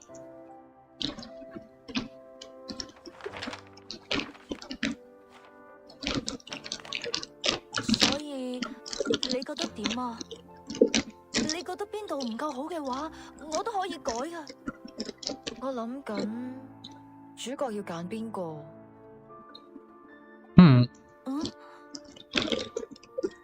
哦，你個劇本寫得好好，比我想象中仲要好。我哋就用你個劇本。So we had the script, but we couldn't decide who would play the heroine. We held endless auditions, even considered some famous actresses, but none of them fit.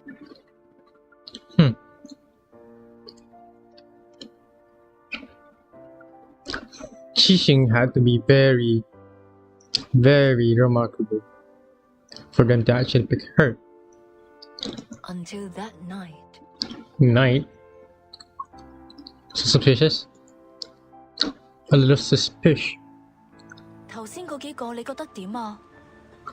我覺得最後嗰個好似都 OK。唔得，佢唔夠 sharp。你都睇得出㗎。既然睇得出，就唔好焗住自己揀。我唔想將就。但係，萬一現實生活裡面根本唔存在呢個完全符合我哋想像嘅完美人選呢？萬一佢只係我哋諗出嚟嘅，咁點算啊？ Very reasonable. Had a reason. 咁我就會一直揾，直到喺現實世界揾到為止。Until she's born is crazy. That's so wild lie, but sure. Me too, girly, me too. Oh.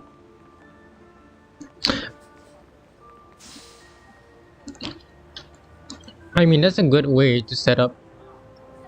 Yeah, this one, a little hero snatch, you know? 喐手腳做咩啊？我就係喐手喐腳啊！點啊？死鹹豬手！呢度唔歡迎你哋啊！仲唔快啲躝？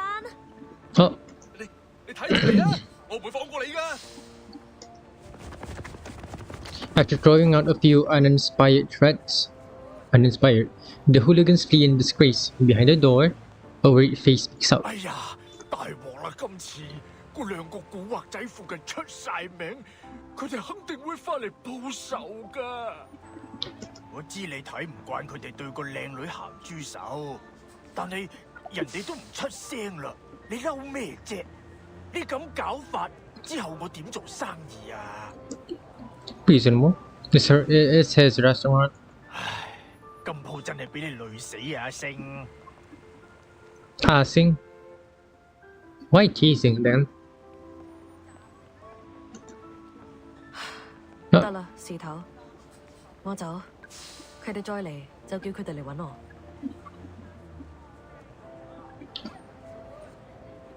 That's a very interesting fit. Looks pretty though. You know, design-wise, the hair. Her hair grows very. I mean, to be fair, I'm not sure how many years the difference is, but like probably a while. Or her hair is like grows very fast for it to be like that long in like the main timeline. Also, form-fitting when the world. A form-fitting singlet is crazy, or just a top, I guess. A tank top. It is a tank top, right? Also, the jewelry still the same. Interesting. 嗱，鋪頭鎖匙啊！你記得早啲嚟開門啊，唔係啲熟客等到戇居居。阿星，你哎呀 Why asking instead of probably asking as a nickname then? The restaurant owner resigns to taking the key in silence without a backwards glance. The girl steps down from the door, only to be quickly stopped. 睇嚟你啱啱失業喎。That's your job? Not really. Did she? 邊位啊？關你咩事啊？ Excuse me. 我有份工介紹俾你，你對做戲有冇興趣啊？ That's easy. Considering she said yes. Canonically, she should be. Ah Sing was surprised when I made the offer. She said she needed to think about it, so Teresa gave her a copy of the script. So is cheating? Is cheating the nickname? The next day, she knocked on our door and took the offer. Huh. Later, we learned that Ah Sing was born into a poor family. Her father was in prison, and her mother had mental issues. She'd Ooh. been the breadwinner for the family since she was a kid. A kid? Oh my god. Her father's reputation would often get her into trouble, so usually she was either on the way to a job or to a fight. My goodness. Oh, the doll shakes her head. It's cute. Now that I think about it, the doll is controlled by Noir, so gotta make sense that it's mimicking Noir. As memory surfaces, Noir lets out a sentimental smile. In the flashback, it is the interview. 07 you saw always had a confident smile on her face, but in actual fact, Ah Sing almost never smiled at the beginning. I just realized it's the same fit as like, so it's pretty recent time. I mean, to be fair, it is like same timeline. This is the timeline, so it makes sense. Interesting. Oh, never smiled at the beginning. Huh. Interesting. An actor should learn to commit to the moment in front of the camera and come back to reality behind it. But Ah Sing didn't. She didn't come back to reality. She's never once stopped playing the role of C07 since then. 24 hours a day, 7 days a week. Never mind. Never mind. She does have mental illness. He's straight up in character 24/7, bro. 24/7. She's on that grind.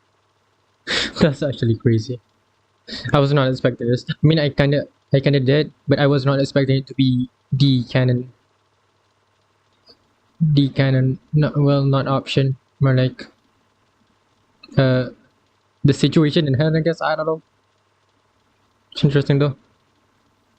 She legit is having a mental illness. She started to breakdown. smile the way C07 smiled. She went from brash and reckless to sly and methodical, just like C07.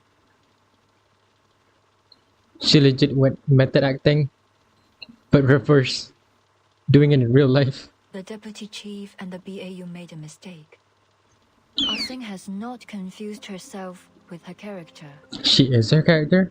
After all these years in the movie industry, I've seen a lot of actors get carried away by the glitz and glamour of their characters. But Ah Sing is different. She values C07 even more than herself. My goodness, that's not healthy. So much so that, ultimately, it eclipsed her own consciousness. Ooh. So Ah Sing is gone. Only. Miss Liang, you asked me which rumors about C07 and the three of us were true. Now I can give you an answer. Huh. So like, it's almost like, it's not imposter syndrome. No, that's not imposter. It's like an identity disorder, but your original identity just legit got dissipated because the new one overcame it and became you. It's kind of scary. The thought of it itself. Most of them were. Most of them. Noir maneuvers her wheelchair to the desk, pulls out a file from the bottom drawer and hands it to Liang. It's kind of creepy though. Most of the rumors being true. Most cases. Probably a lot. Ooh, kind of spooky. The file is heavy. Liang opened it up to find an aged photograph. Is this? Oh, cutesy. Oh, it's probably the trophy day one. Three women pose together. Their identities are obvious. We drew a lot of attention after the release of CO7. Put a magnifying glass up to anyone, and you'll always find imperfections. We were no exception.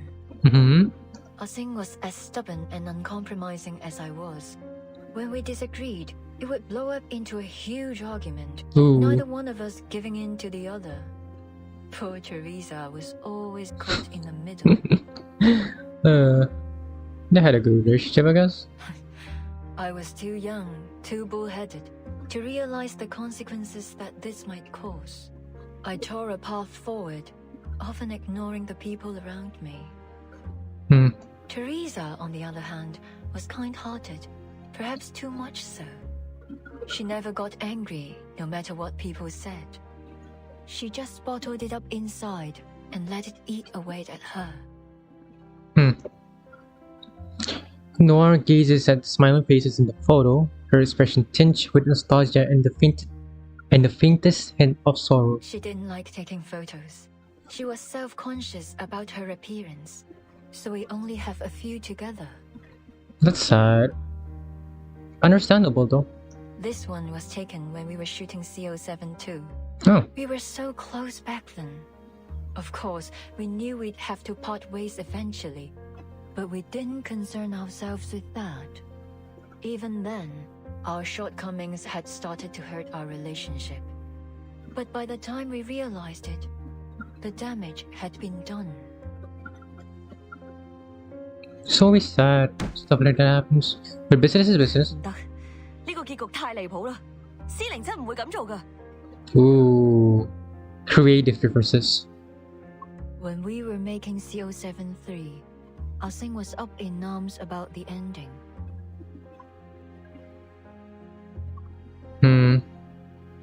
Can I get her? In the sequence, CO7 tracks a criminal through a Shehua parade, hoping to finish him off herself.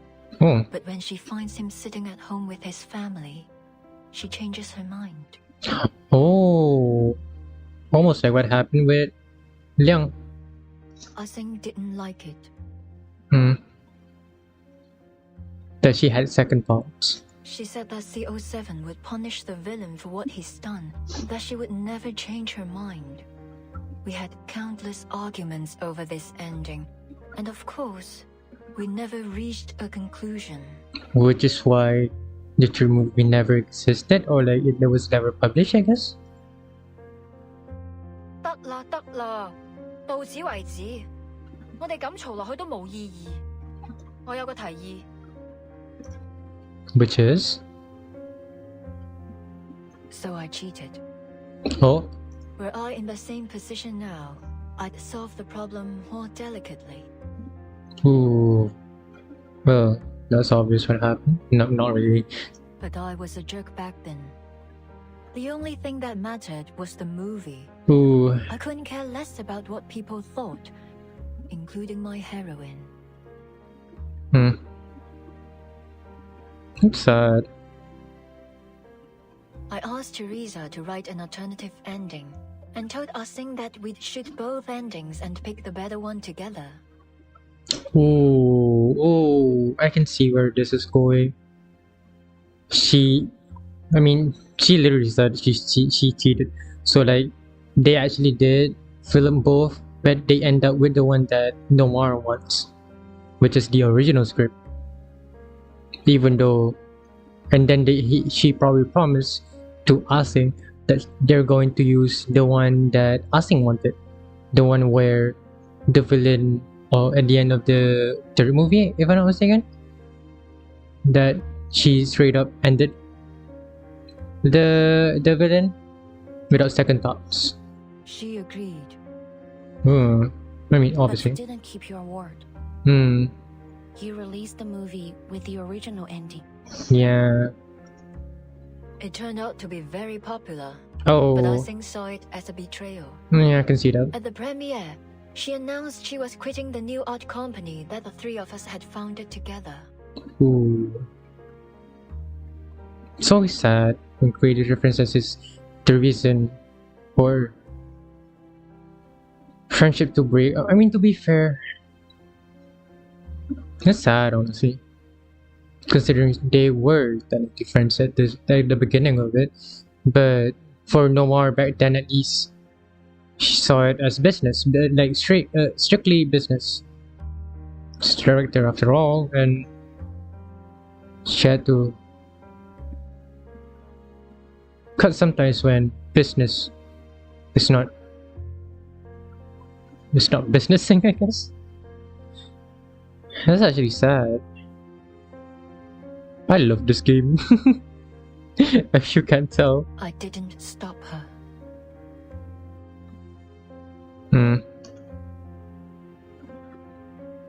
Teresa tried to mend our relationship, like she always did. 我寫咗個新劇本，唔係407續作，係全新嘅故仔啊！如果你哋覺得有意思嘅話，我哋下一部戲可以拍佢啊！我自己拍咗部片花，雖然好簡單，可能拍得唔係幾好，但係可以嘅話，我哋一齊睇啊！ It was her proof of concept for reunion of the three. I knew Teresa No. had always wanted to put an end to the CO7 series and write something she was really passionate about. It was her proof of concept for reunion of the three swallows.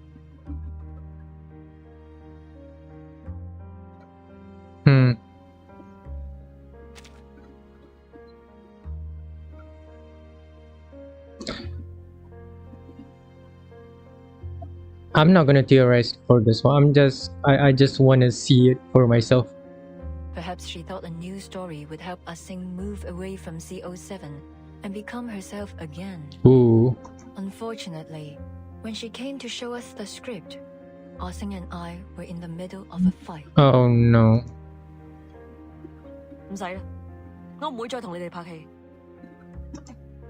阿星，等陣啊！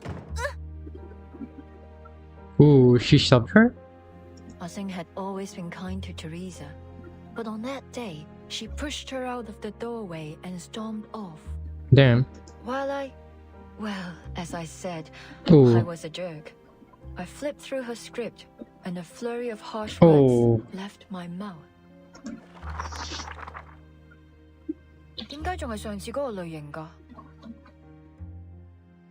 Oh no.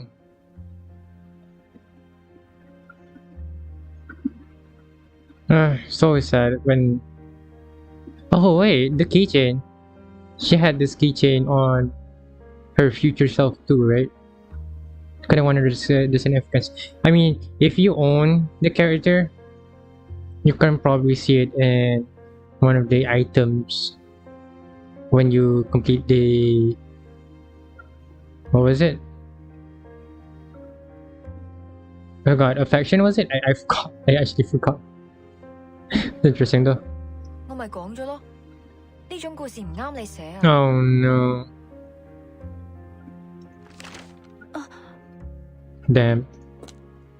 The script along with the reveal is shoved back into her region's hands without a frick.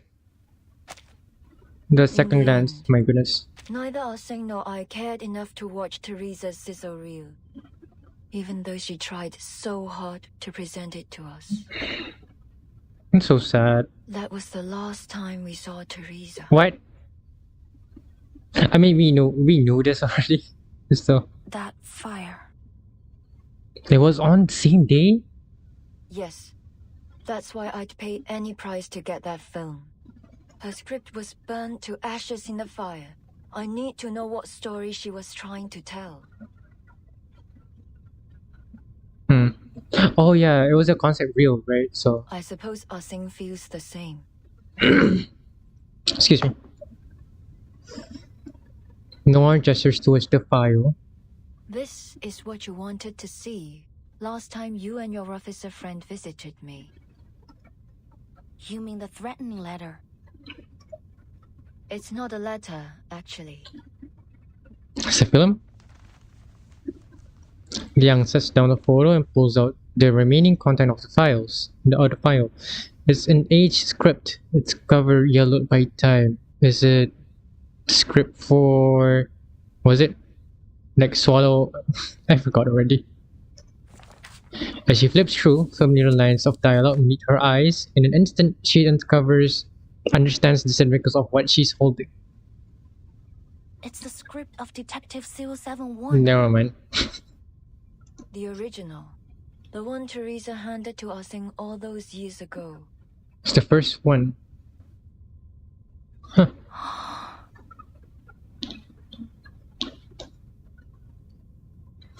Liang never imagined that one day she would be holding the origin of the very film that inspired her as a child. There's no doubt Qixing must have returned it to Noir. But why? What does this mean? Oh. She'll cooperate. She continues to flip through until her fingers meet an object tucked between the pages. A flyer? Oh! No, not a flyer. Wait, I think it is a flyer actually. I don't know why, but I legit straight up just noticed that it's off-centered. I'm not sure about this one. Probably is too. That this is very not centered. Let's continue. Is this a poster of the Shehua parade? Oh, right. It's almost time for the Dushu festival. With everything going on these days, I almost forgot. Did I forgot to read this? Wait, no, never mind. I already did it. Liang's expression suddenly shifts. Wait, is Miss Qixing going to Attack people in the Shehua parade? Your guess is as good as mine. They exchange a glance, then both turn their gaze to the image of the Shehua parade printed on the poster in front of them. Is it a new poster? It is like a yellow window. I'm guessing it's not a new. It's probably an old one.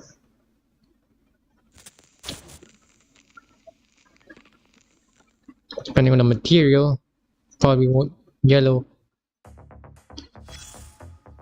Not badly at least. See, the joy of Doshua. Chinese TV, new clips featuring the warm-up for the Chinatown Shehua parade. Chinese TV news segment Shehua parade. Our reporter brings you an exclusive frontline update as the excuse me. As the Dushua Festival begins, Los Angeles Chinatown is once again alive with the excitement of the Shehua parade. Humans and arcanists will soon come together to pray for a year of peace and prosperity. We are currently at the Chinatown Community Center, which houses 12 sacred arcane idols. Idols, as in like statues, marking the starting point of a parade. Or like icons, as like characters, I guess. We're fortunate to be interviewing Principal Huang, who is this year's summoning official. Principal Huang, could you tell us about your role in the festival? The summoning official is responsible for reciting the summoning rites and inviting the idols. After lunch, the rotating god of Shilti. I feel like I've heard Shilti before. Probably from Junangzi. Or I could be wrong. I'm not sure what this is. Xijie or Xijie will be placed on the palanquin.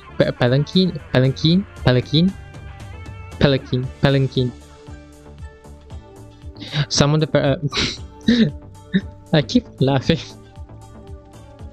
Anyways, wait, let me check just in case. Nope. Okay. Some of the parade members already gathered outside. That's right, we can see people carrying lanterns and flags preparing for the parade. Principal Huang was a large animal lantern over there. There's Lu Shu, Zhang Rei. Oh, it is. Lu Shu, Zhang Rei, Jiang Rei.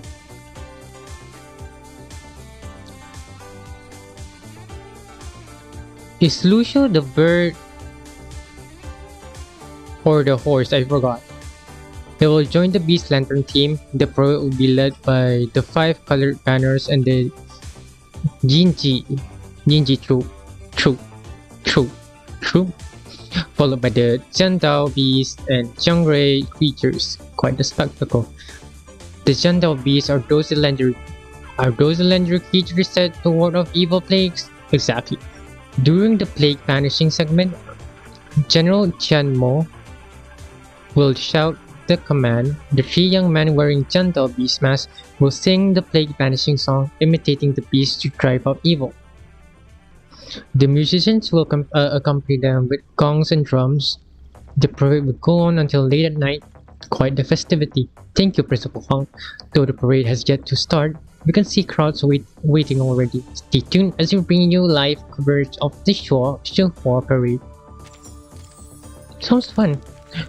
Watchers for the protesters and defenders. The fire they held. Let me read that again. The fire they held high lit up children's faces. Oh, and only. Me. It's the director's room, I guess. Continue. It happens. I'm gonna finish it today, by the way. Hopefully. Wow! Look at all these people! Oh, we should have come earlier. I can hardly see a thing from here. And whose fault is that? You are the one who took ages to get ready. Anyway, at least we haven't missed much. Looks like it just started. Okay, oh! Jianglang. Jiangyang. Probably candy. I'm guessing it's what in the world is this? It's like a little creature. It's probably a dragon. Jianglang was cool though. I heard there's a new event this year. I wonder what it is. Ooh. Not an event. A film crew's shooting a scene during the parade. Apparently, they already talked to Mr. Shao and said they wouldn't cause any trouble. Oh, fun. Let's go check it out. Maybe we can get into one of the shots. My goodness. This is the busiest time of year in Chinatown. The streets are filled to the brim. But for those with keen eyes, some outliners can be spotted among the crowd. Outliers. This is C2. All clear. Are those the idols? Isn't the silhouette of the last one that the last message thing? Copy. Group C, all clear. No sign of target. All units, stay in position. Guessing target is Sniper, sir? Wonder how the Vigil Girl and Eldon are doing. Having ended the transmission, the officer glances towards a Chinese restaurant at the street corner. Despite the bustling crowd, the sign on its door reads closed.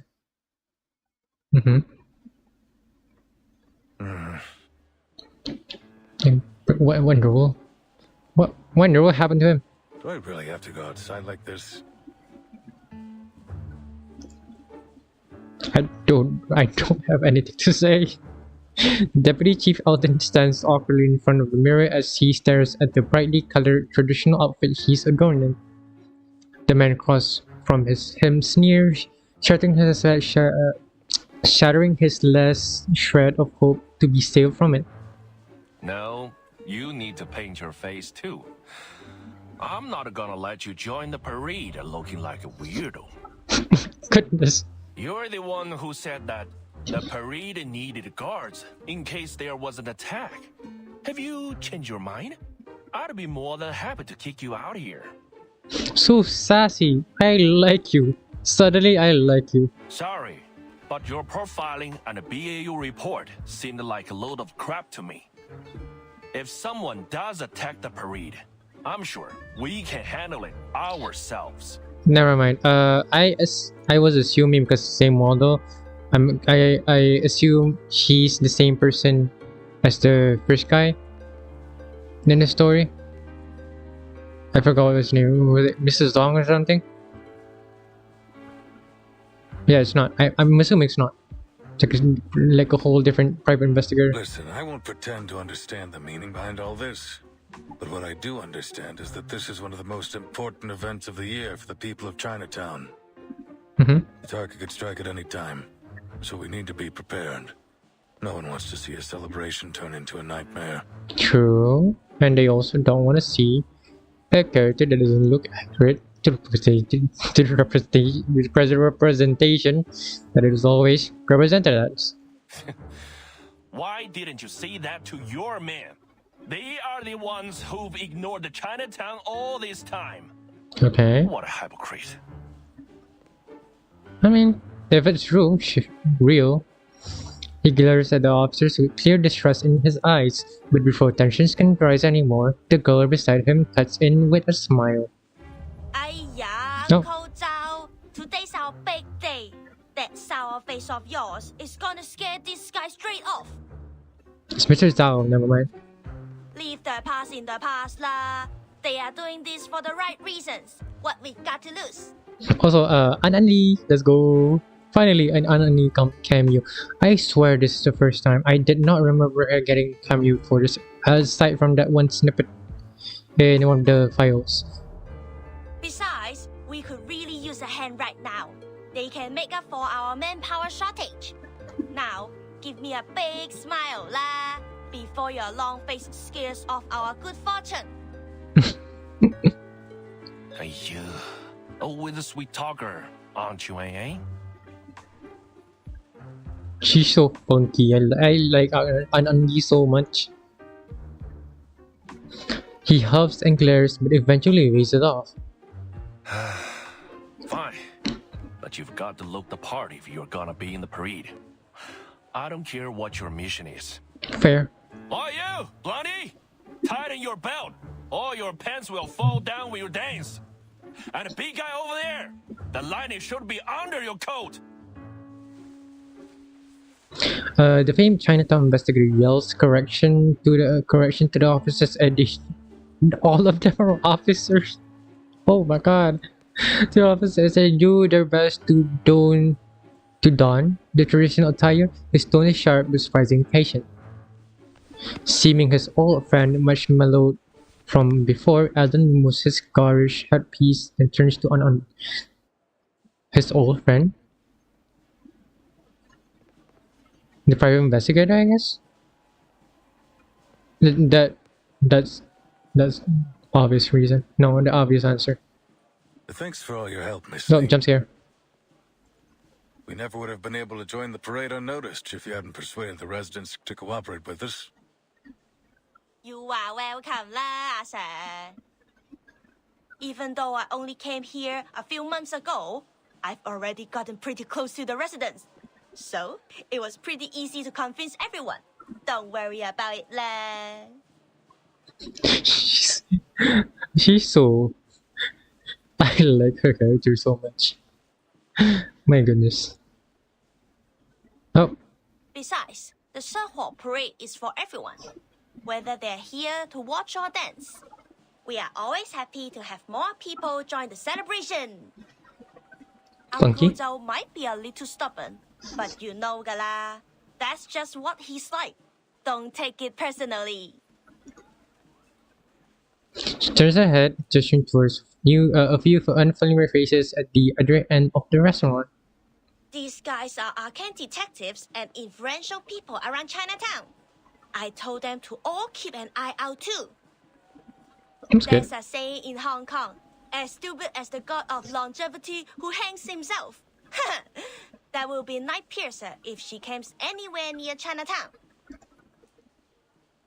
Eldon nods before gently shaking his head with a complex expression.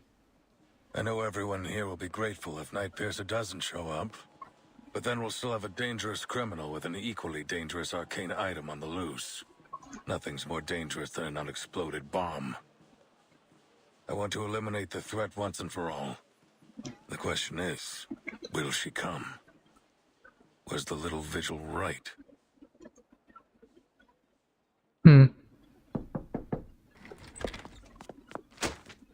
No, another flashback. Late last night, Liang knocked on the Elden's office door. She had returned from her morning rejection with renewed determination. The Shihua parade, sir. At that time, the Division of Arcane Affairs was still brightly lit, with most of the officers racking their brains to track down Qixing without success.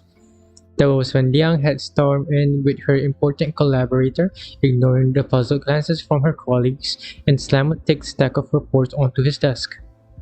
Miss Noah isn't like any of Qixing's previous targets. She's much more important. So the next target is Miss Noir. Or Noir. Miss Qixing still can't accept the way Miss Noah ended Detective CO73. That's her motive.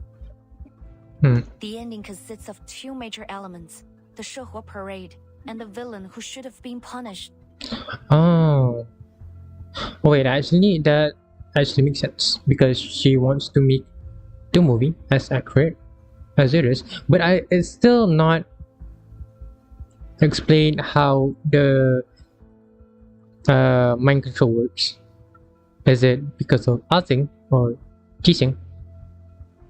Or is it a third party? She now sees Noah as that villain, and she's going to attack her at the coming Shihua parade. That will be our chance to arrest her. The Shihua parade? Do you have any idea what you're suggesting? The sheer thickness of the report is intimidating. Elden skims through it before casting a questioning look at the unexpected visitor Liang had tracked in. The visitor nods.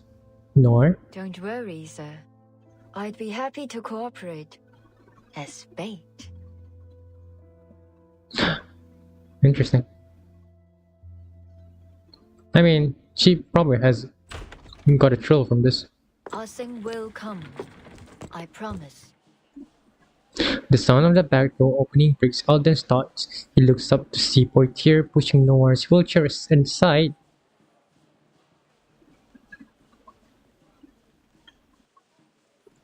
Pushing Noir's Portier's the one pushing. Loggerhead following closely behind. As far as I can remember, she's never been late to anything. Eve, why aren't you dressed up? I've been looking forward to it all day. My goodness. She had to say it. She was waiting for this moment. Wow, so many people. I'll make sure I capture some great memories of this. How funky. Oh, funky indeed. Is my mouth dead?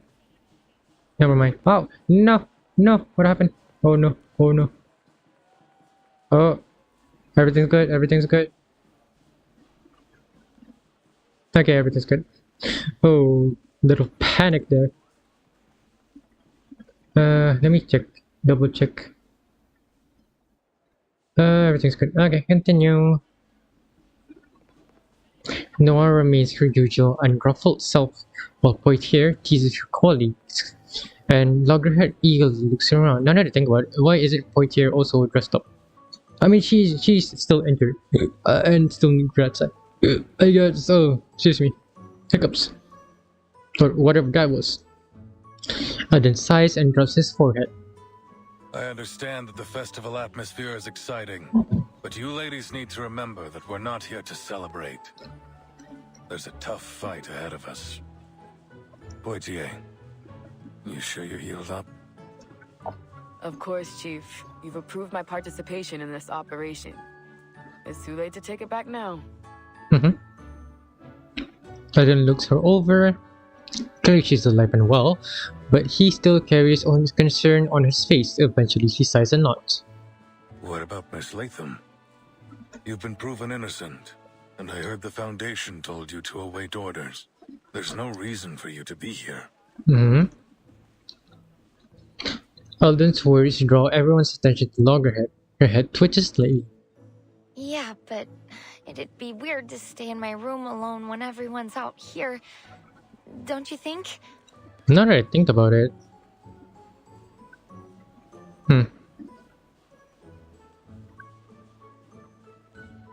Quite interesting. So the Chris film like the cursed film reel, like swallow something something, was always in the foundation, but how it got there was never mentioned, right? Anyway, I'm waiting for Scott to wake up from her coma. I want to ask her why she stole from the foundation and pinned it on me. Because you're an easy target, she told that already. I need to know what she thinks about me and our friendship. Now that I think about it, it could be possible that the one talking, like being very angry, was the controlled Scott. Because we still don't know what's happening with the mind control there. It could be possible that Scott wasn't, like, she's probably not even aware of the situation. And like, and then when she was being quote-unquote mad, she was actually still being controlled to fit the narrative for the story, at least, or like at least the person that's controlling their minds narratives. If I let you guys do all the work while I just wait in my room, I won't be able to question her without feeling insecure. Still, I don't know why, but her wrong. No, was it her wrong? Her June. Is it her June? I forgot again. Teresa, you know what, Teresa? So I still think Teresa could potentially still be alive and was the one mind controlling her. I don't know, just my theory. So let me check. And then continue. I know I might not be all that helpful, but I'll do everything I can. The caramel lens almost seems to flash with something resembling a plea. Miss Latham's being modest. As a staff member of the Arcanum Containment Department, she knows how to deal with that film reel better than any of us. Yeah. She may forget things, but she still has a wealth of knowledge. Her experience might just make the difference between failure and success. All right. You've got a point. Miss Latham, thanks for lending us your expertise. That's pretty easy for him to just accept that. But sure. Eden finally nods. Loggerhead lights up. Great! Just leave it to me. I can deal with the film. It's so, I don't know, it's so cute. Like the motion that she did. It's very cutesy. I've rewatched all my related memories, so I remember every detail, even down to the scratches on its surface. Kind of wonder if that makes the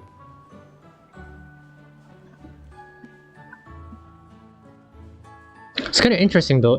Like imagine if she like imagine this, right? She watches. Well, still,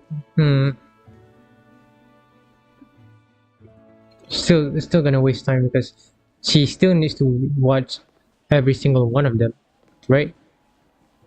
And then even if I was thinking like if she just watches like all of them, and then she has like this one reel that has all of them, or like the past 3 days, or like the past 6 days. Let's say 6 days. She watches all those 6 days, and instead of 2 reels, she has 1 reel. But then I thought, again, it wouldn't make sense because if she, even if she like watches again this 1 reel that has those 6 days, she still needs to like watch the whole thing again, right? Like the hours is not cut because she still needs to see the whole thing. So it's still a lot. Like the time wasn't cut at all, unless it was simplified. that she cut it herself. Like watch only the important parts, or like the parts that is included in the problem she has in hand right now. It's an interesting way. It's an interesting way to think about how her mechanic works. With Loggerhead officially permitted to join, the final member of the operation team is last to arrive. Is it Liang? There you are. Yeah. In her ritual, her ritualist outfit. Let me check again. Okay. Everyone was gone when I left the changing room. I thought something was... 7. What's wrong? Oh, wide-eye. The costume fits you so well. Fancy, whoa. It doesn't even look like a costume. Much fancier than that. Then what? Oh, than that. Never mind. Doesn't even look costume much fancier than that. You are like the best parade dancer I've ever seen. There's no way the night piercer will spot you. Look at her, Uncle Zhao. So cool, huh? The Chinatown investigator scrutinizes Liang from head to toe before letting out a derisive snort. Is that the Liang's family ritual dress? Let me see. Good. You're wearing it right. Nice to know that at least some kids remember their traditions. You better not dishonor your family wearing this, kid. My goodness, take a chill pill, Mr. Zong. Is it Mr. Zong? Mr. Zong. Is that Zhang? Let me check. No, you know what? Never mind. I'm not gonna remember it again. My thoughts exactly. Everything's in place. You sure you can perform this time, Vigil? I don't want a repeat of last time. The alley out back's empty. Show us what you got. Oh, snap. She gestures to the officers, motioning them to line up before Liang. The chopper stands tall and imposing, forming what feels like a solid wall before Liang, refusing to shy away. She squares her shoulders and meets their gazes head on. Yes, sir. I will prove myself to you.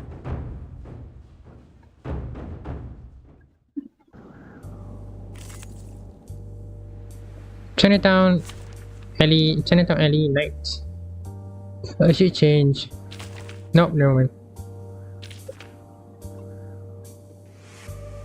Come on, what's it gonna do? Was it this one? Sure. The puppy wishes to come along. What? Wonderful?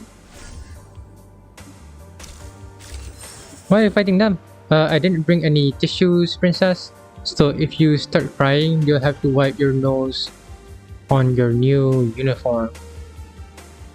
Alright, let's see if I'm up against a powerless little girl or a real challenger. Understood, sir. I will go easy on you.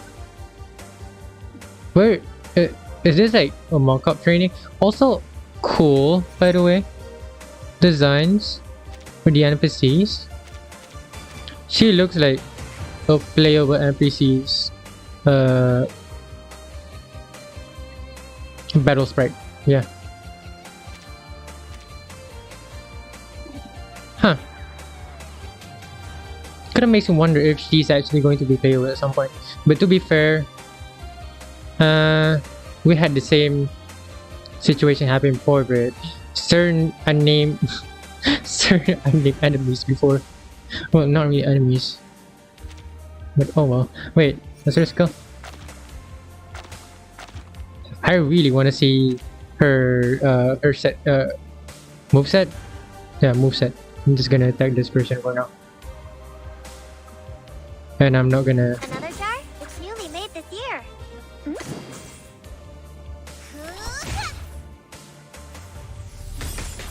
Never mind. I wanted to see her moveset though.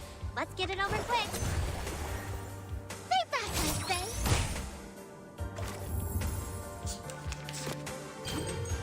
What in the world? There they are. It's kind of cool though. Alright, stop. Alright, stop. Wait. Alright, these I acknowledge, you know. Not bad. Good, looks like she wasn't just all talk. Sorry, I did my best to restrain myself. Phew, if this had got up, we would have been exhausted before the real suspect even showed up. I remember it's called lending a hand. Man, they legit had a mock-up fight before the actual culprit. My goodness. Story.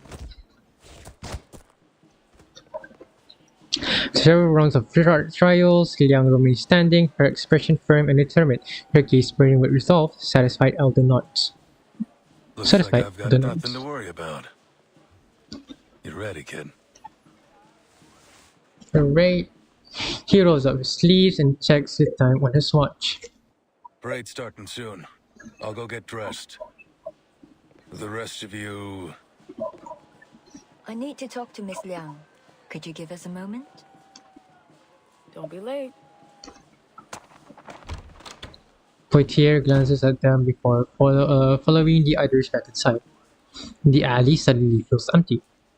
Liang waits quietly for no one to speak, but she never does. She simply stares at the distant lights, as if their revelry and noise belong to another world. Eventually, Liang can wait no longer. Why me, Miss Noah? Why you what? Also, I'm just gonna battle again because I want to see her, everyone's moveset and their animations. Let me try again.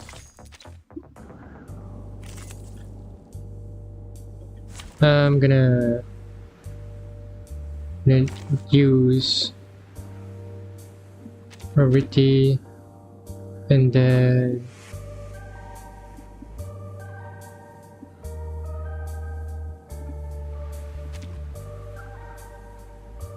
quick lineup RaskorVT. Wait, RaskorVT. What was I gonna do? Yeah, onion, Cristallo, and a healer. The source. That would be good. What in the world? You're gonna have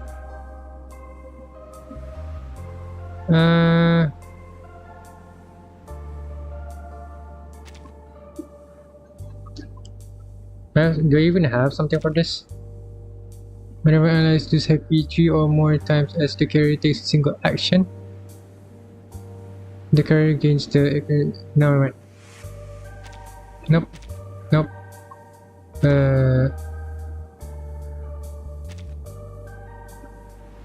Sure. Just... I wanna see their moveset. Oh, they're all beasts, I just realized that. Okay. I'm just gonna buff. So that's it. Fine. You belong to me. Thanks, my water.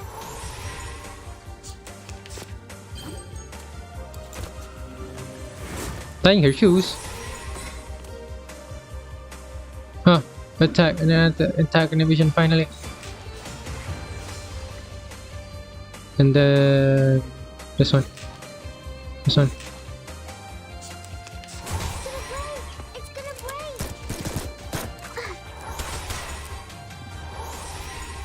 Interesting.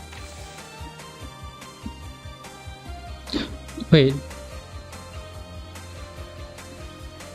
Only one? Oh yeah, it was only one. Never mind. I want to see their ultimates. Self buff, grant security stuff for 2 rounds. It started the round, recovers own and grants here to self, only to self. Interesting. Must attack the enemies. This attack is an extra. This attack is an extra action, getting an additional moxie +1. If the unit is in the extra action damage up status, cast an additional. Oh, so it's like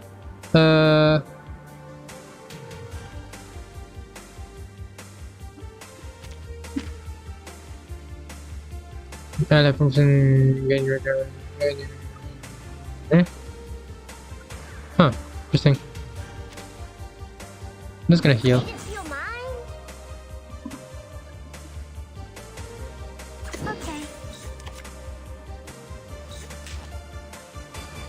Thanks, my water. Don't worry. It's gonna break. It's gonna break. I really want to see their ultimates though. Just gonna wait.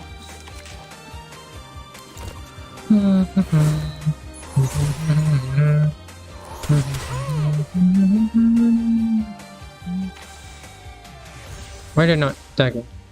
That's weird. So fine. Wait. Made it to your mind. Thanks, my water.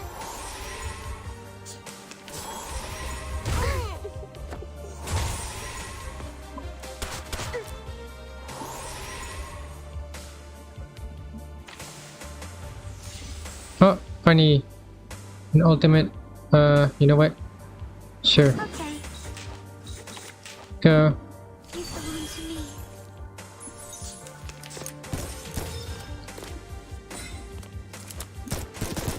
Hey, not the head. So he just shoots the air. Interesting. Me. Fine. Go. You belong to me. Thanks, my water.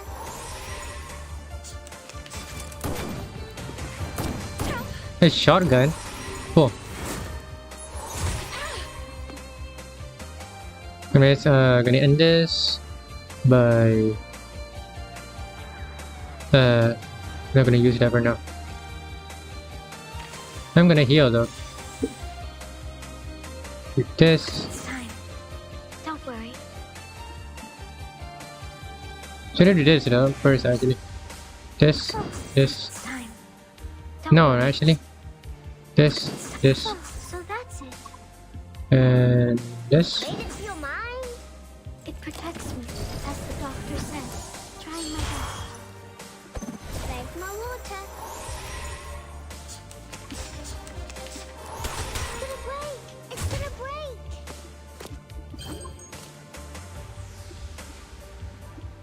Oh, damn! I can't heal. I'm just gonna ult this.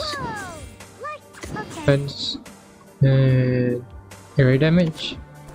One target. Never mind.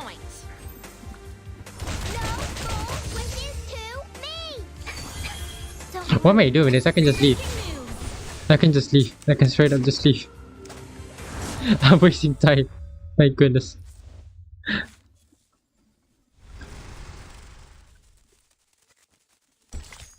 Oh, wrong one.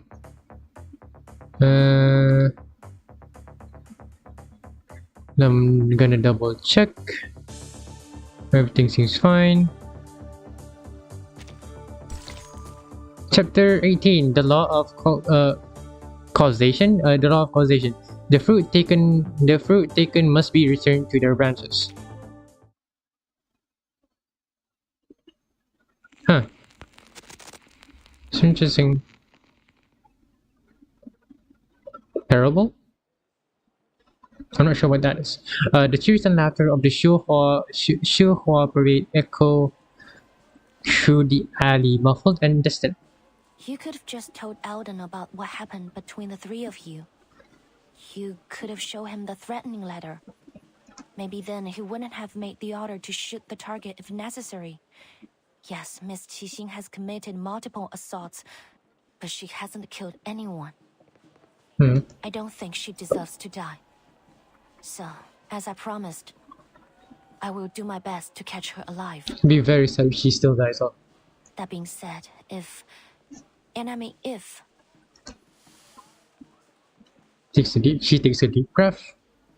if drastic measures have to be taken, I will not hesitate. Liang's final words are anything but polite. She holds her breath as she waits. No one responds. After a brief silence, no one speaks. Ah Sing was a good actress. Liang anticipated all kinds of response from Noir, but not this one. There is a wait response though. Yes. She was a skilled martial artist with remarkable control over her arcane skill. But that's not what makes a successful actress. Before we'd even start shooting, she'd have everything memorized. Her lines, her movements, even the details of her expression. She'd take as many shots as were necessary to get the scene right. Dedicated. As you know, I was a perfectionist, always taking it too far. Many of my crew quit halfway through my projects. Even Teresa struggled sometimes. She told me more than once that she couldn't do it anymore. My goodness. Only Ah Sing could keep up with my pace. In fact, she'd often be a few steps ahead. Ooh. Because she shared my vision. That drive for something better, no matter the cost. She was a good actress indeed. I know that we'll probably never be partners again, but I still don't want her to be treated like this. I get it. In Liang's memories, Noir was always smiling.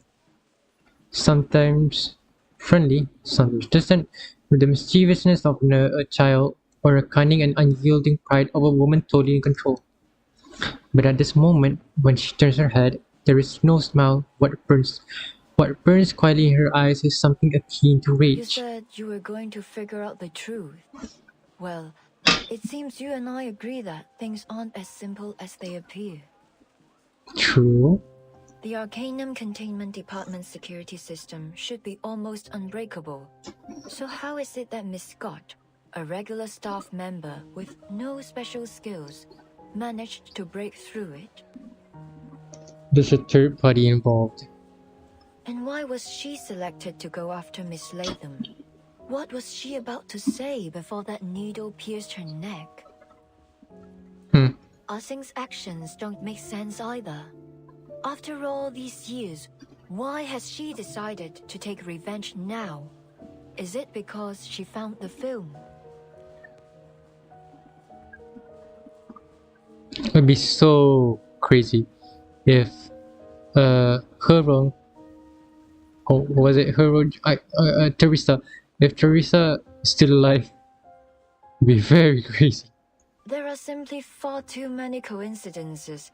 If one of my writers wrote a script like this, they'd be fired on the spot. My goodness. You mean there's something else going on behind all this? There's something going on. Because they never mentioned a body, right? They never mentioned that they found Teresa's body. Now that I think about it. Or I might have forgot it. That I actually read it. Did I forgot to read something? No. Nora gives her a look of approval. The scene has been staged. I can feel it. Yeah. The lights, the cameras, the cast, they're all in position. And when the clapperboard claps, the movie will begin. And this time, I'm not sitting behind the camera, but in front of it. She's a piece on the chessboard. Miss Liang, I've been holding back. I apologize for that. To the whole truth? I hadn't figured out which role you'd play in this movie. I'm not gonna lie. I wanna say she's playing CO7. If If you're saying this to try to get me to talk about the behind the scenes of my life, I'm afraid you'll be disappointed. No, of course not. You got me wrong.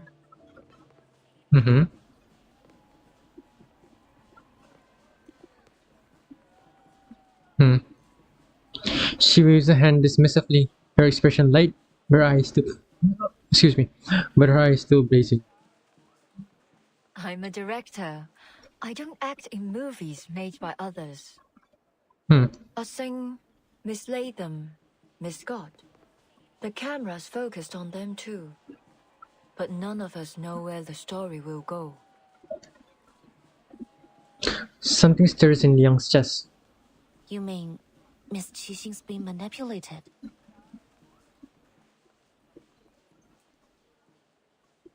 Now that you say that...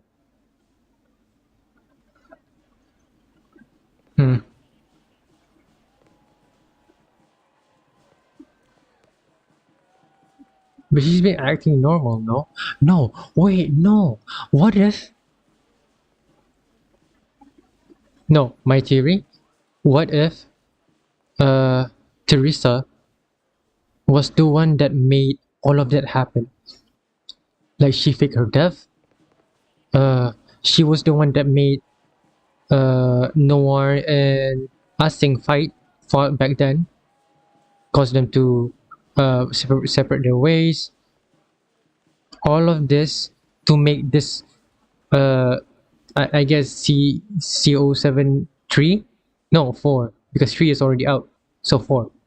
I've considered that possibility, but who's the one behind the camera? What do they want? Unless this is just a case where it's like a crazy fan that of like Noir's movie that is also a person from Manus Vindicta, then that's a whole other thing. All I know is that if Asing continues down this path, there will be no happy ending for her. Yeah, because she's gonna be gone. I understand that she's trying to reach something she's always strived for. But whoever's orchestrating this won't let her get it. I've done that to her before, and it was a huge mistake. I won't let that happen again. What are you going to do? Noir smiles. Since coming to Hollywood, there's one thing I found difficult to accept. The producers always stick to the script. They're obsessed with it. Changes are incredibly rare. But that's not how we do it in Hong Kong. The script's finished, and so what? Things will always come up during shooting. You have to be flexible if you want to make truly great art. If a moment of inspiration were to strike me and I weren't allowed to add it to the movie, then you may as well just kill me there. My goodness. Liang takes a moment to understand all this. You want to change the script? Precisely. But we have a small issue. Noir gestures to her legs resting on the wheelchair. As you can see, I'm not exactly ready to jump to my feet and into the action. I'm better at working behind the camera than I am in front of it. So, I need a protagonist. And the protagonist is Liang? One who's as eager as I am to change the script and find that perfect ending. Are you interested? Making a movie in a movie, interesting. She reaches the hand out to Liang. It would be an honor. Then Liang takes it in her own. Liang is her family neighbor, right? Should be. Attention please. Noir will be shooting a movie during the Shahua parade as planned. Yeah, it is. It is her family name. Let's go over the plan one more time. Group A will hide among the cast. Group B, cameramen. And Group C, you're in the crowd. Once Xixing appears, close in and arrest her as soon as possible. Got it. They're all set too. Good. Everyone, take your positions. Comms. Funky comms. Oh, yes, cutscene.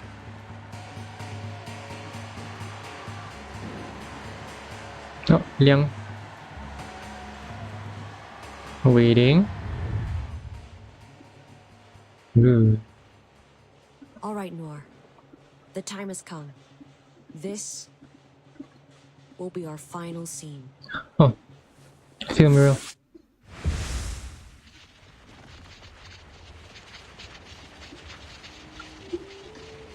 Huh?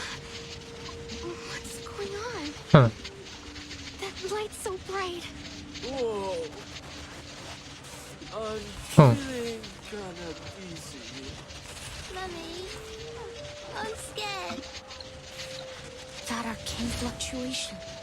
It's from reunion of the Three Swallows. But how did she?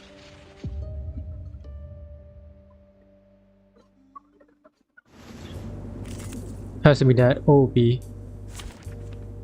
That power gotta be that OP, where it could change reality like that. Reality bending. But I have Liang, so I could just use this. I can't wait anymore. Oh, this is it's a 2-play. It's fine. What are those? What are those twisted shadows? They're swarming all over. Stop. Don't be afraid, child. Here, stand behind me. Stay calm, everyone. This is just a new performance.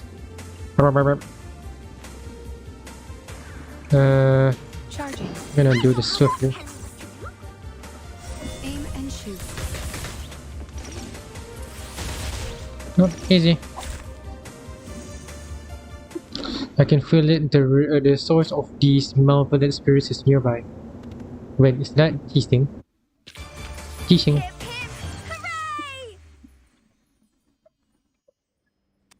Rock and roll pirate. The lights on either side of the street blur, polluting the night sky, turning it into a swirling mess. Like the effects of the storm, or not, or similar at least. It's as if everything in sight has been paused into a painter's palette and smeared as blended. All definitions have been lost. So it is like the effect of the storm. That is the one in Vienna, at least. What's happening? Is this part of the parade? How'd they do that? Wait!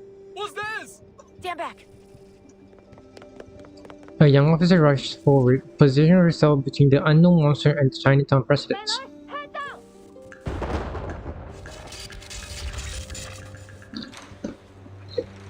Exorcism office.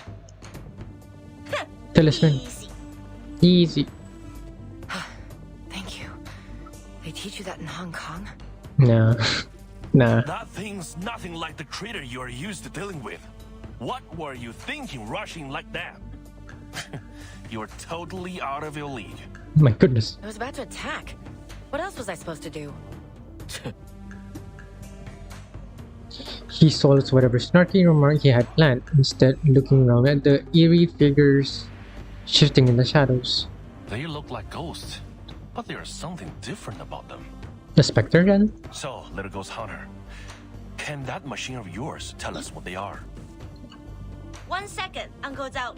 Lily's working Yeah, on Lily's. Under the bewildered gaze, my goodness.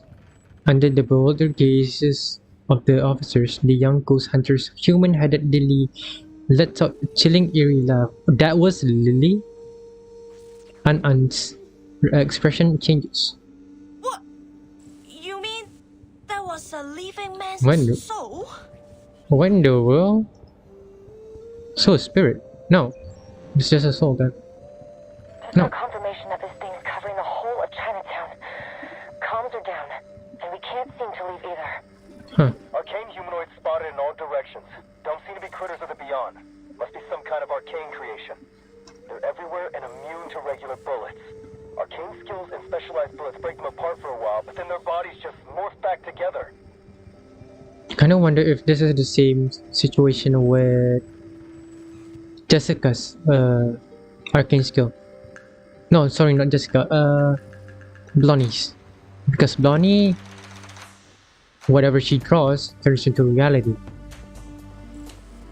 or like it conjures into a reality.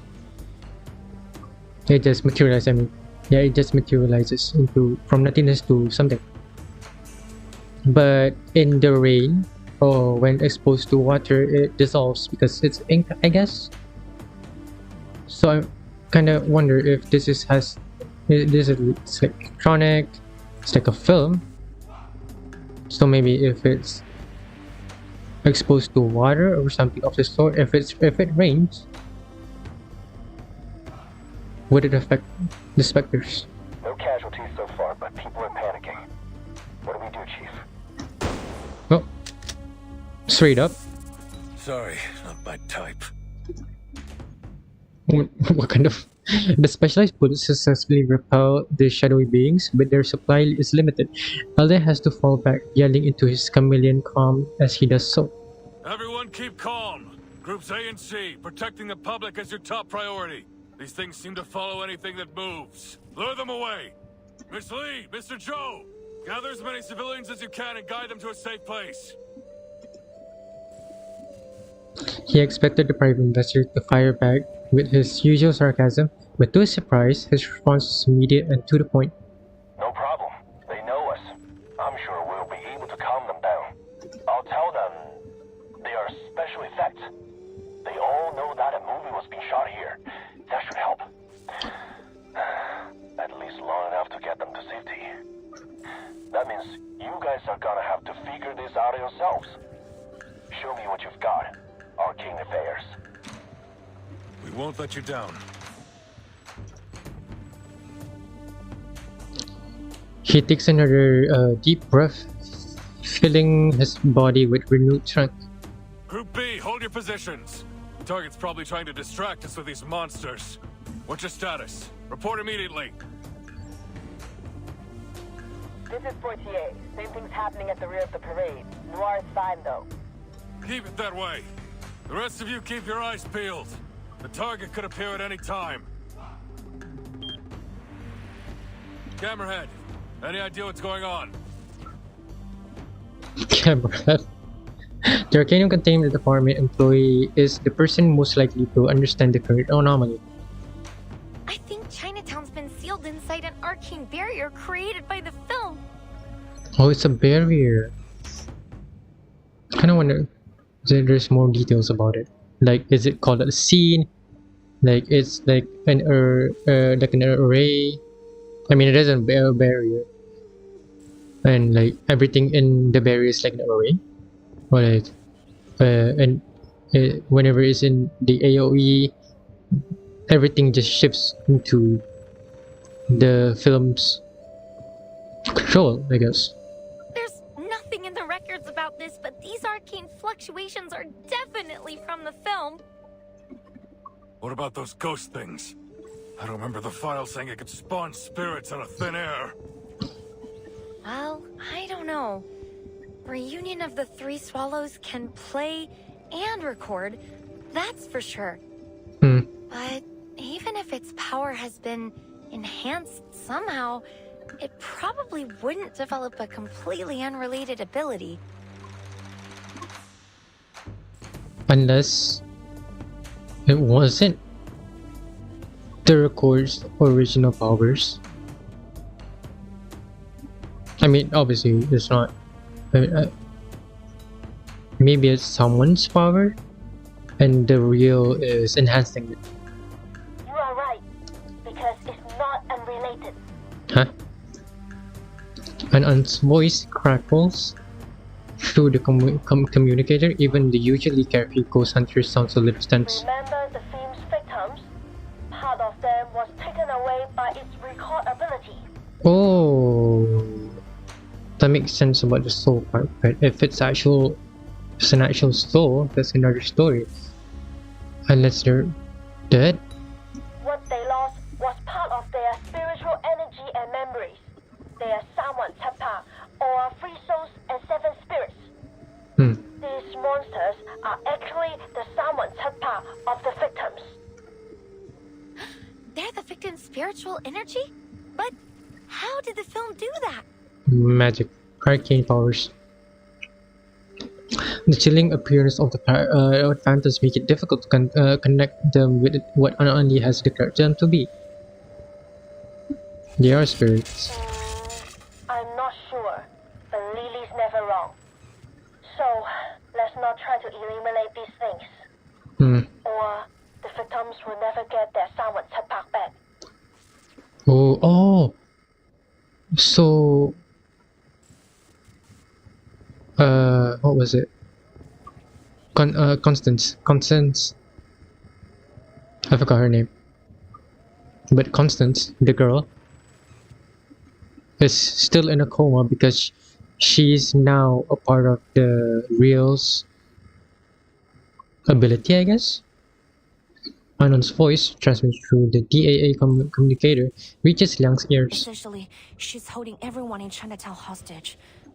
We certainly weren't expecting that. Oh, she's here.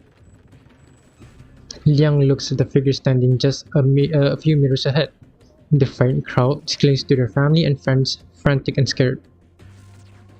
And those who are alone gather with others near the dim glow of the shop fronts in search of any semblance of warmth and reassurance. They have no way of knowing that the one responsible for all this is standing just a few steps away. I didn't want it to come to this. This was between me and Noor. But you just couldn't leave it alone, could you? So here we are. Sounds like you already know what this film reel is capable of. Good. Saves me the trouble of explaining it. Now, bring me Noor. Never starts fighting. To be continued? Yeah. Is it another fight first, talk later chapter?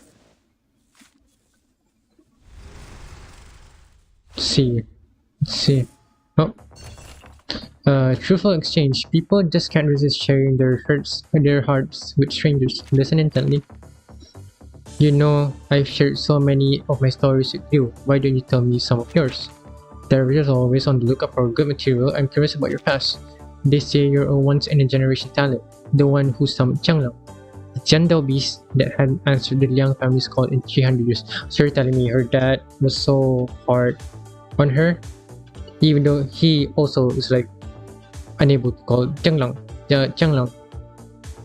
And to be fair, with that logic in mind, he was probably also pushed by his own father to call Qianglong, but failed, which is like the reason why he's very tough on Liang.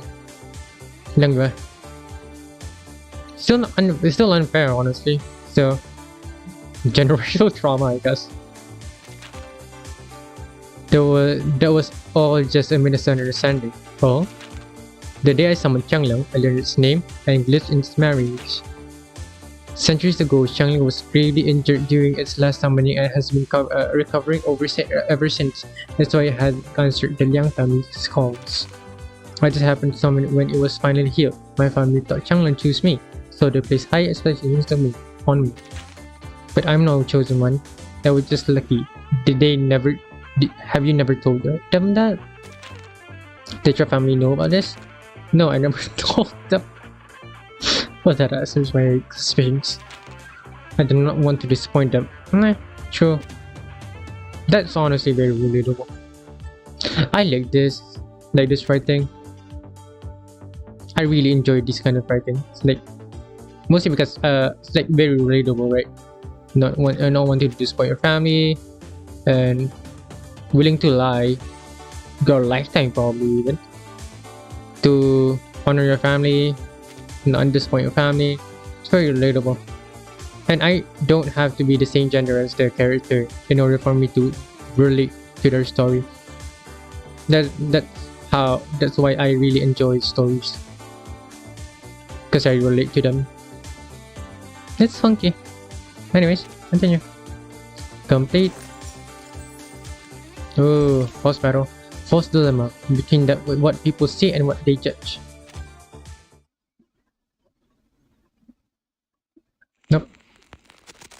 Almost hit auto there.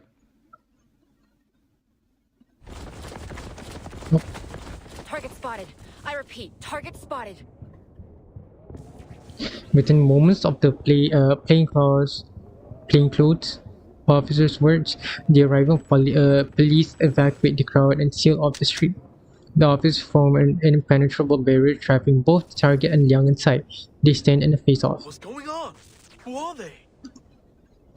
The bystanders erupt into fervent speculations. Deputy Chief Eldon steps into the containment zone. Impressive, Night Piercer. This is a whole new level, even for you. Isn't Deputy Chief Eldon supposed to be in the fit, traditional fit government? Tell me, what did you pull to take control of that film reel? I didn't pull anything, officer. I chose to fulfill my wish. No. That's all. Chosen one.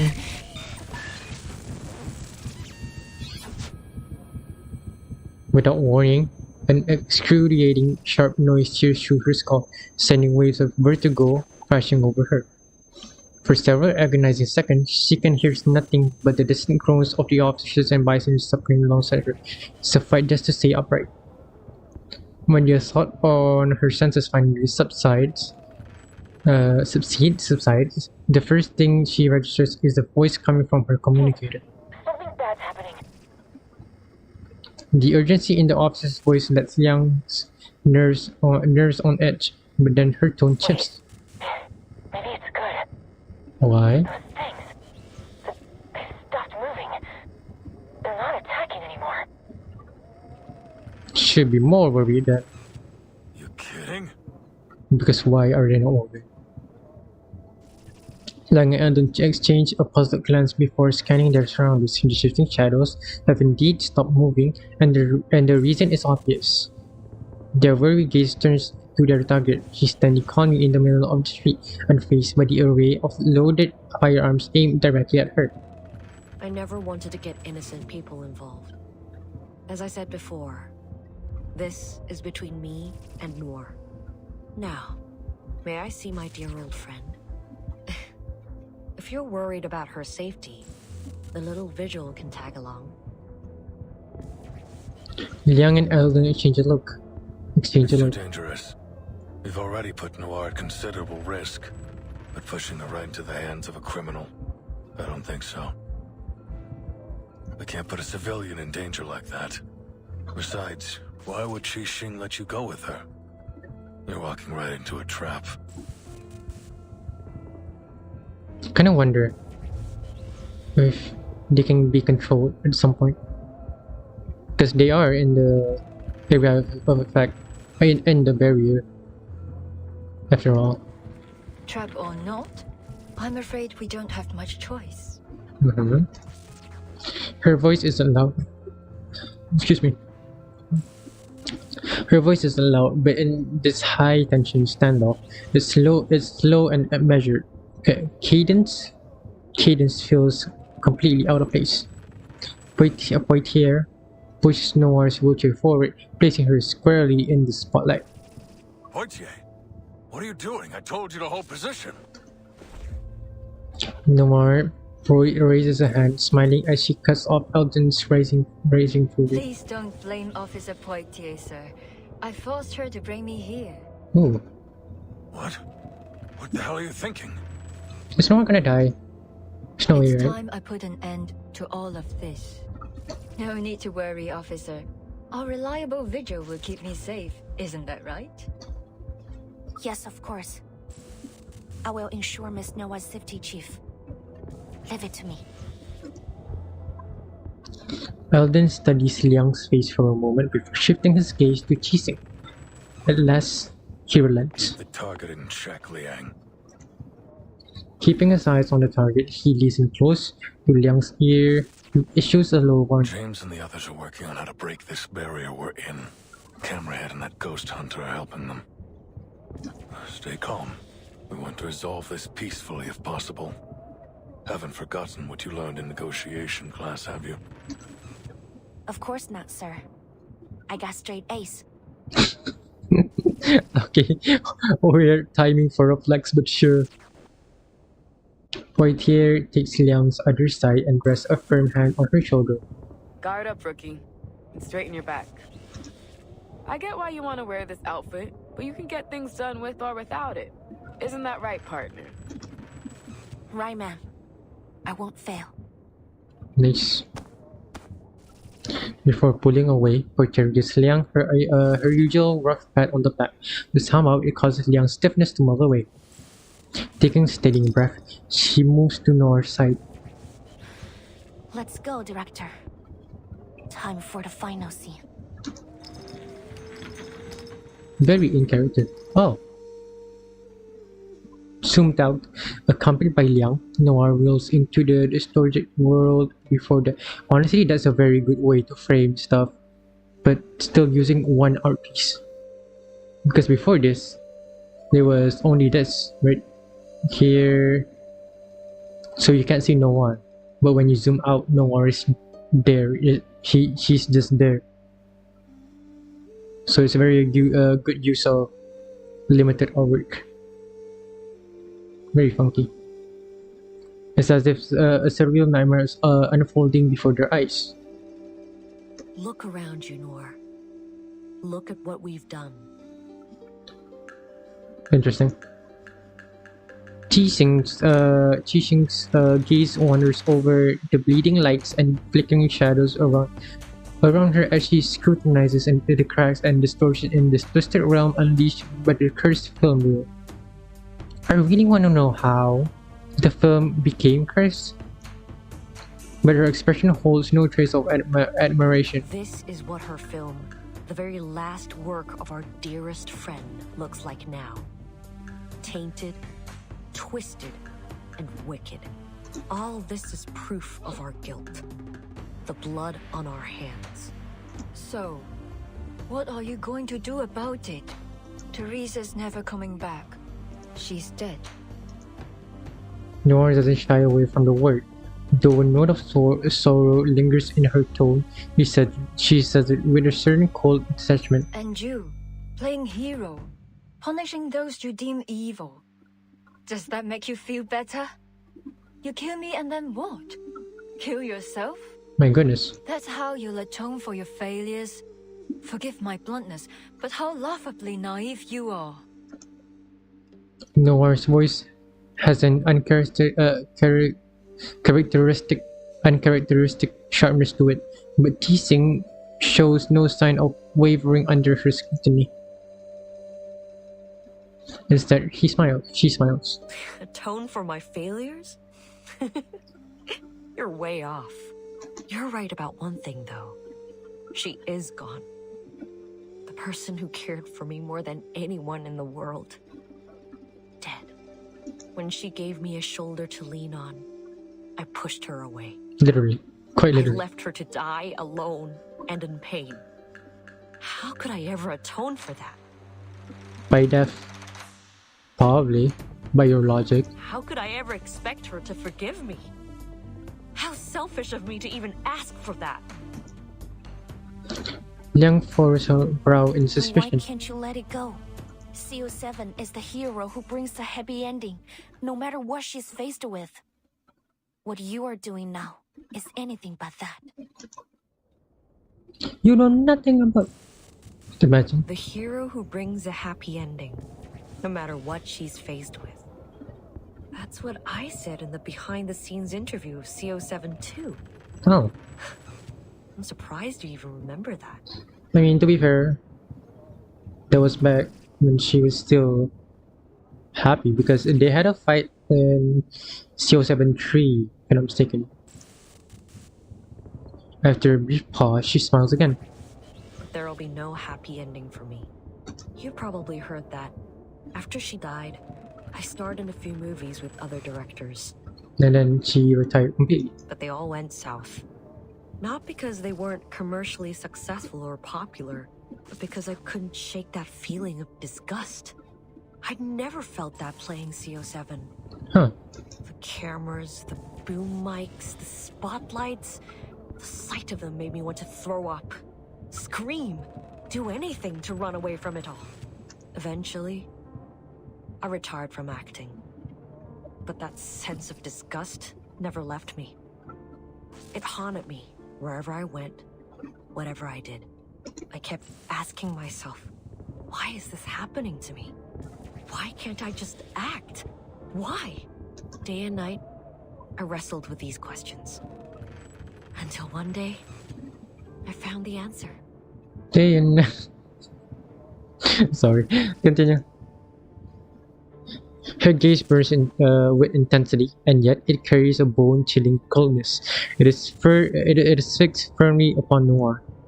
It all began with a dire mistake. One that needs to be corrected. And the mistake is Teresa's death. Oh, what? One roll. Silver needles streak through the air. Excuse me. Through the air in a sudden downpour. Miss Noah, get back! Excuse me.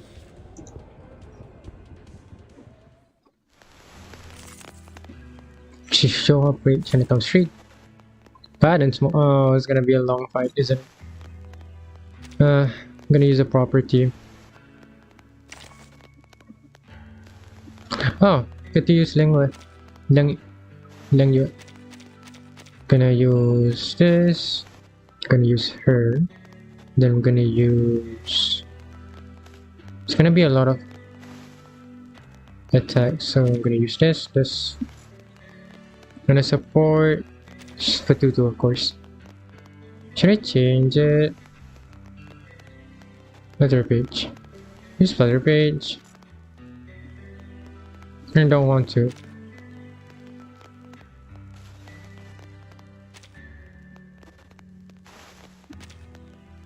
Change her garment. Of course you are.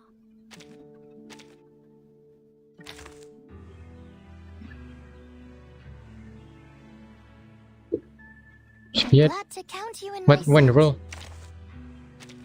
Always ready to go. There you go. That's weird. Suddenly she's gone. What was I gonna do again? Oh yeah. I'm gonna change it actually. They want to change it. Nah. You know what? Nah. You know what? Nah. Start. So what happens? I wasn't wrong about you after all. Oh. No. Oh. What? When you roll? No. All What? our countless choices have led up to this moment. That's an interesting. Why is it? Why is there a foundation team inside the head? Huh. But not all of those choices were made willingly. No. Some of us had no choice but to fight over scraps in the dark corners of society. This time, though, it is my choice, my own will. And I'm fortunate to have you playing opposite me. I can see it in your eyes. You're not playing the role of a hero or an officer. You're yourself and nothing less. What about you? Is playing the role of a murderous villain really what you want? The answer to that is yours to find out, little Vigil. Which of these darlings shall we attend to first? Interesting. Enemies regularly launch powerful attacks on target. Holding focus, use still frames strategically to evade the attack. Powerful attacks on targets holding focus. Priority target for enemy attacks. Still frame, cannot act, cannot take damage. Cannot take damage, I see.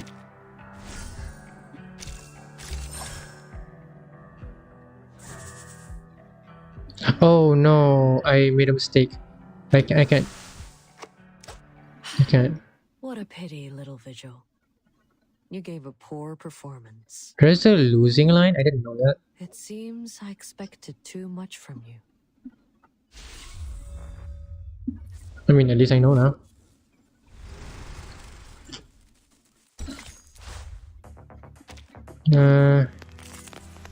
I guess I don't need to use Anjanala then.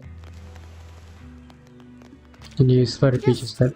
Stand with the others. Like this, then? Again and again. You don't know when to quit, do you? Just like me when I was young. Is this a hidden, like... I wasn't wrong about you after all. Yeah, this is different.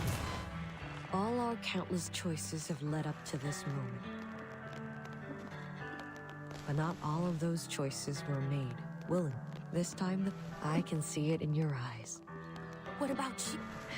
Oh, I got it now. Am I... Wait, no, was it the same? I can't remember which. I remember everything else. I didn't remember the first part. This, That's another shift. Next crunch should do. Please this. stay behind me. 强梁既出，王有不为。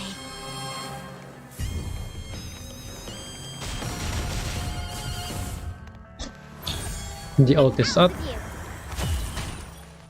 We stand together. Awaken. I said go away. Oh. Oh.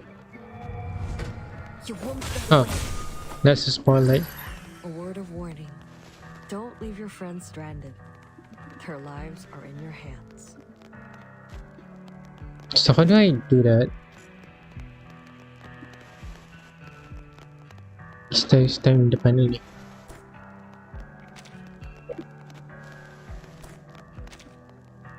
Oh, I was focused priority target for enemy attacks. How do I not? Did it say anything about it? Focus. It's gonna gain more see when taking action. When an enemy actively casts a skill, this unit gains Moxie +1. Then under the round, applies focus for one round. That's enemy that casts an attack incantation. Wrap up, progress goes for. Okay. When HP falls to 0 or when an enemy is attacked and is shot, enter phase 2.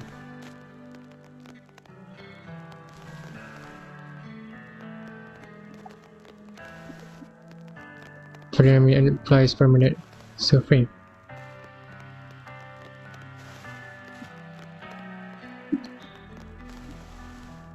When all enemies are in the suffering status, the enemies are considered defeated in battle. At the end of the round, if one of the player's characters has experienced dying during the round, perform a reversion.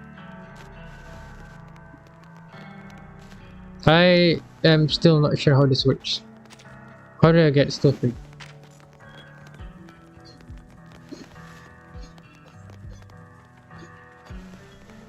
Oh, so I need to die then?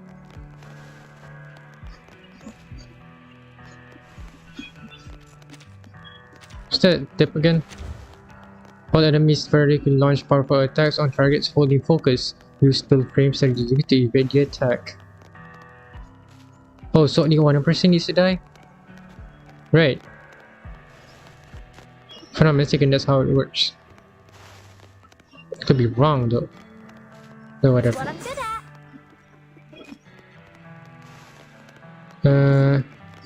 Her. Please lend me your power. And then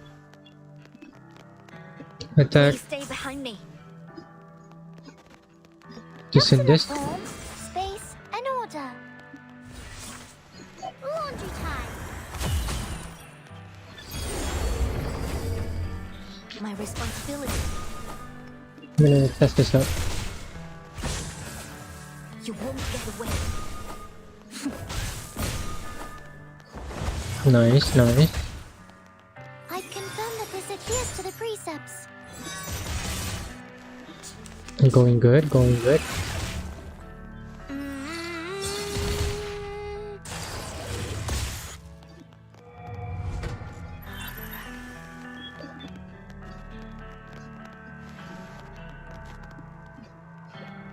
It's fine then for now.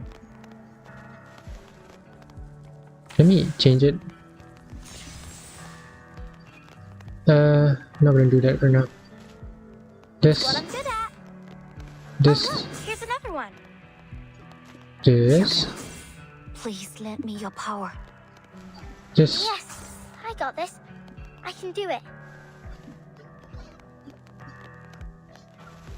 Can always do the alt first though, cause you know what? Sure. Yes, One, I got this. I can do it. two. Please stay behind me. It's green though. Why is it red? Is an alt considered 2 then? Sure then. Please lend What in the world? Please stay behind me. Why is it 2? This one should do. There you go.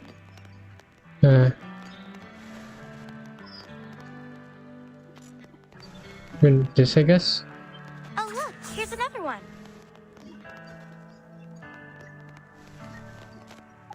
Then herself. Please lend me your power. Oh, Yes, I got this. I can do it. This- What I'm good at. see if it works. Oh, what?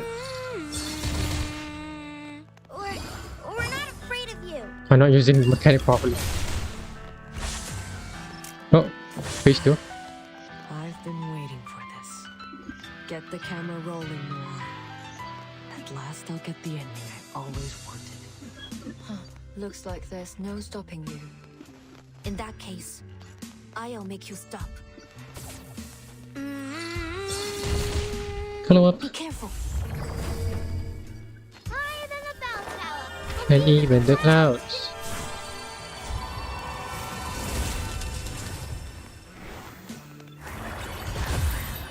These sheets are my wings.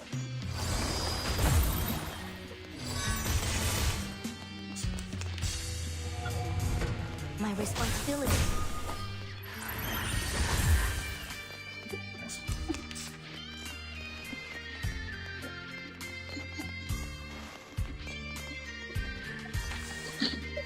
Snow letter page stuff. This one should do. Just another shift. This, Stay behind me. this, Oh, look, here's another one. and oh no, I can't do that. I need to focus. You know what? Whatever. See what happens. Please lend me your power.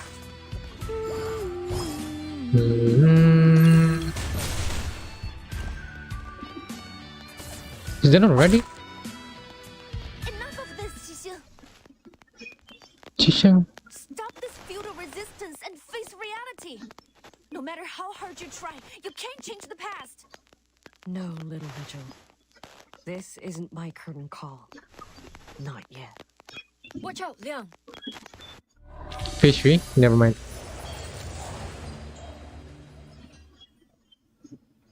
I was wrong. Nope, guns. Ammo's running low, sir.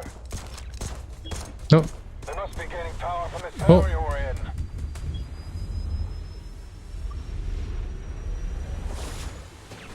Time stop? That's crazy. No time stop. I hate you, Noir. Oh, You were born with a silver spoon and exceptional talent. You took Ooh. everything for granted. You looked down on everyone else. I've always hated you. oh, Miss Noah, hold on! oh, oh, the wheelchair. That was close. Miss Xixi, is this really what you want to do? Are you really going to kill Miss Noah? You have to stop! This is completely meaningless! Meaningless? No. This is exactly what needs to happen. Every story must have an ending after all. The past has held me prisoner for far too long. So cool. That's a long pause. I need an ending, a conclusion, so I can finally leave it behind me. Only then can I reach my perfect grand finale. Oh. Qiangliang, impossible. You didn't chant the incantation. Huh? This time, I won't hesitate. You were my inspiration, Miss Qixin. Like the countless kids who were once lost. I found myself in CO7, and that's exactly why I have to stop you. 强梁既出，王有不为，斩杀兄舅，小节不祥。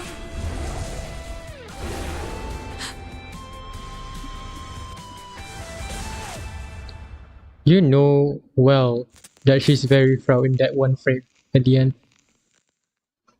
of not Chiang, of Liang. Another hero was born that day, a true hero. Inside the film, a newly born consciousness formed from fragments within a chaotic sea of thoughts. Review. Within the film reel, a newborn consciousness. Reel 1, Scene 24, Shot 9, Take 3. Writer, Her Virgin. Scene description. An old house contested by sworn sisters. An old house contested by sworn sisters is reduced to ruins in a fire. Covered in ash, the three lie amidst the rubble, drinking beer bought from a convenience store and gazing out at the sunrise. This is just them. I must finish this film. The film must be finished, only then can I be whole. Added scene, an old woman drops her cane, crying tears of joy. I'm cured, my family won't need to spend money anymore. A classic technique, blending social issues with sentimentality. Added scene, a man kneels crying out, I'll kill that con artist, I'll avenge my mom. Is it the same old woman? A perfect emotional outburst for the film's midpoint. At a scene, a woman paces in her room after watching the film's teaser. She mutters, this isn't your usual work. The real has absorbed your state hatred. It reeks of malice. Not like the others, I believe sinners must be punished. This time, I'll ensure your film has a perfect ending. Purging sin with death. That's perfect. Just right for the finale. Purging sin with death. Is the one changing the story passing after all? Until the light fades, the final spark in their eyes fading slowly.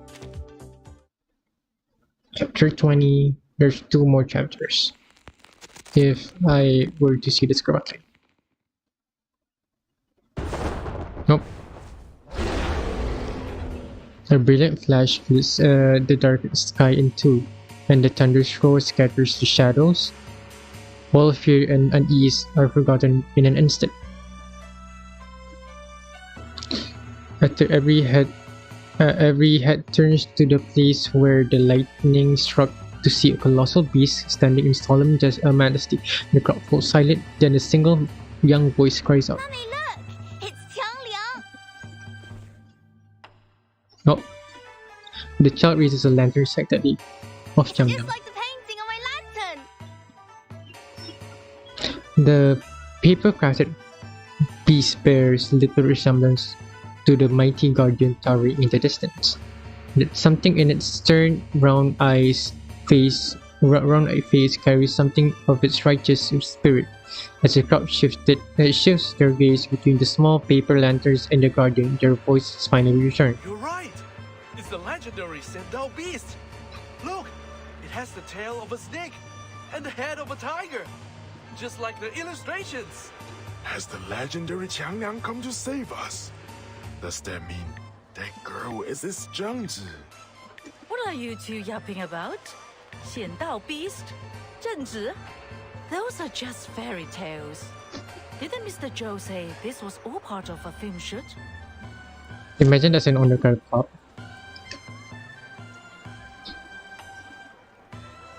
That's right. I told you this was all for a movie. Why don't you guys believe me?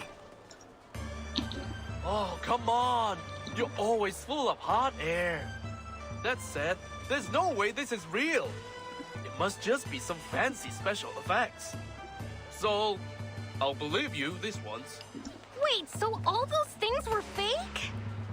Oh, I almost freaked out when those ghosts came out. Costumes and makeup were so real looking. Man, am I glad I came to Chinatown. This parade's been insane. I gotta take more photos. The fear that once filled their hearts gradually fades. Those who understand the truth exchange knowing smiles. Wow, that's Changliang, huh?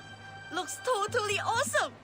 I heard that a descendant of the 12th Zhenzi joined the Fiju's bureau, but this is the first time I've ever seen Changliang in action. Oh, looks like they got that actor lady under control. Now all we need to do is grab that cursed film reel and break the barrier. And the victims will be sane again. It'll be happily ever after for everyone.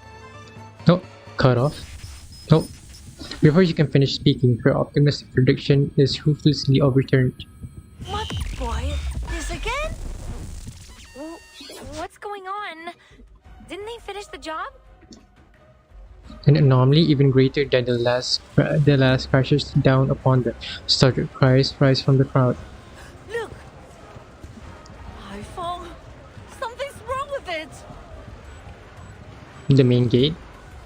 Something is very wrong indeed. What was assumed to be a mere optical distortion is now starting to seep into tangible reality. It is undeniably interfering with the physical world. Is that archway melting? Just like the storm. It kinda looks like a burning piece of film. Also, same I guess, they look at each other, finding the same alarm in each other's faces. Wait! The barrier was created by that spooky film reel, right? Then, this means is... It's falling apart. We need to get out of here. Get everyone away from the edges of the barrier.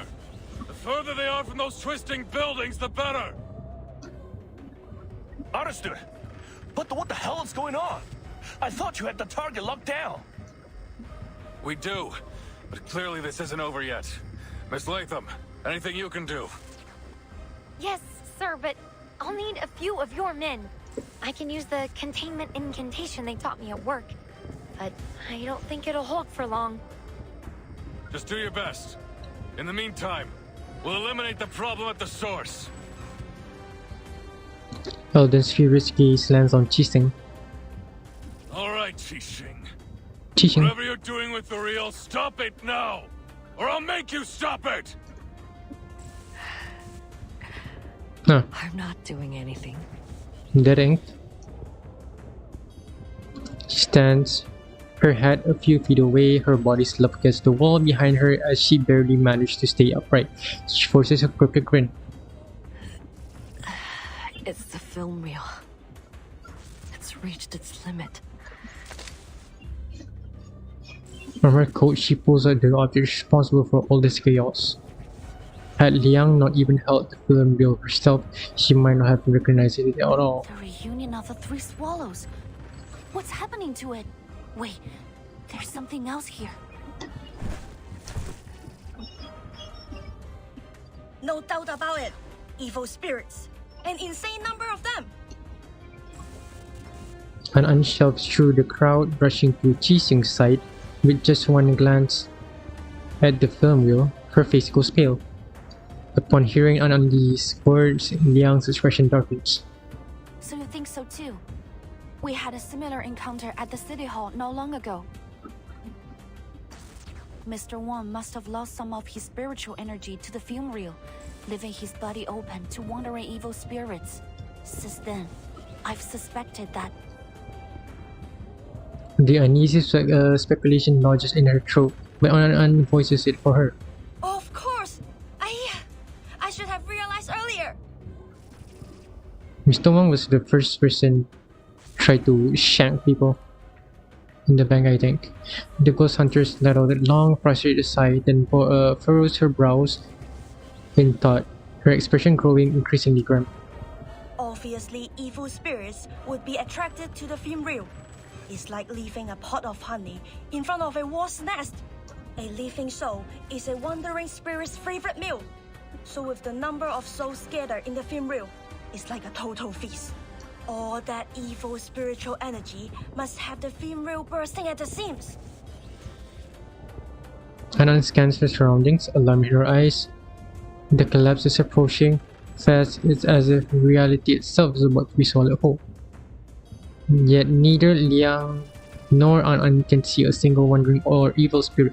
A sudden realization strikes Liang. Her gaze snaps to Chisen. But upon seeing her, her eyes widen in shock. Miss Qixin, your hand! Ooh. I must admit. Deep jack cries have spread across the entire film reel and climb up Qixing's hand and arm like sinister veins. The film reel isn't the only thing at its limit. I can't hold on much longer.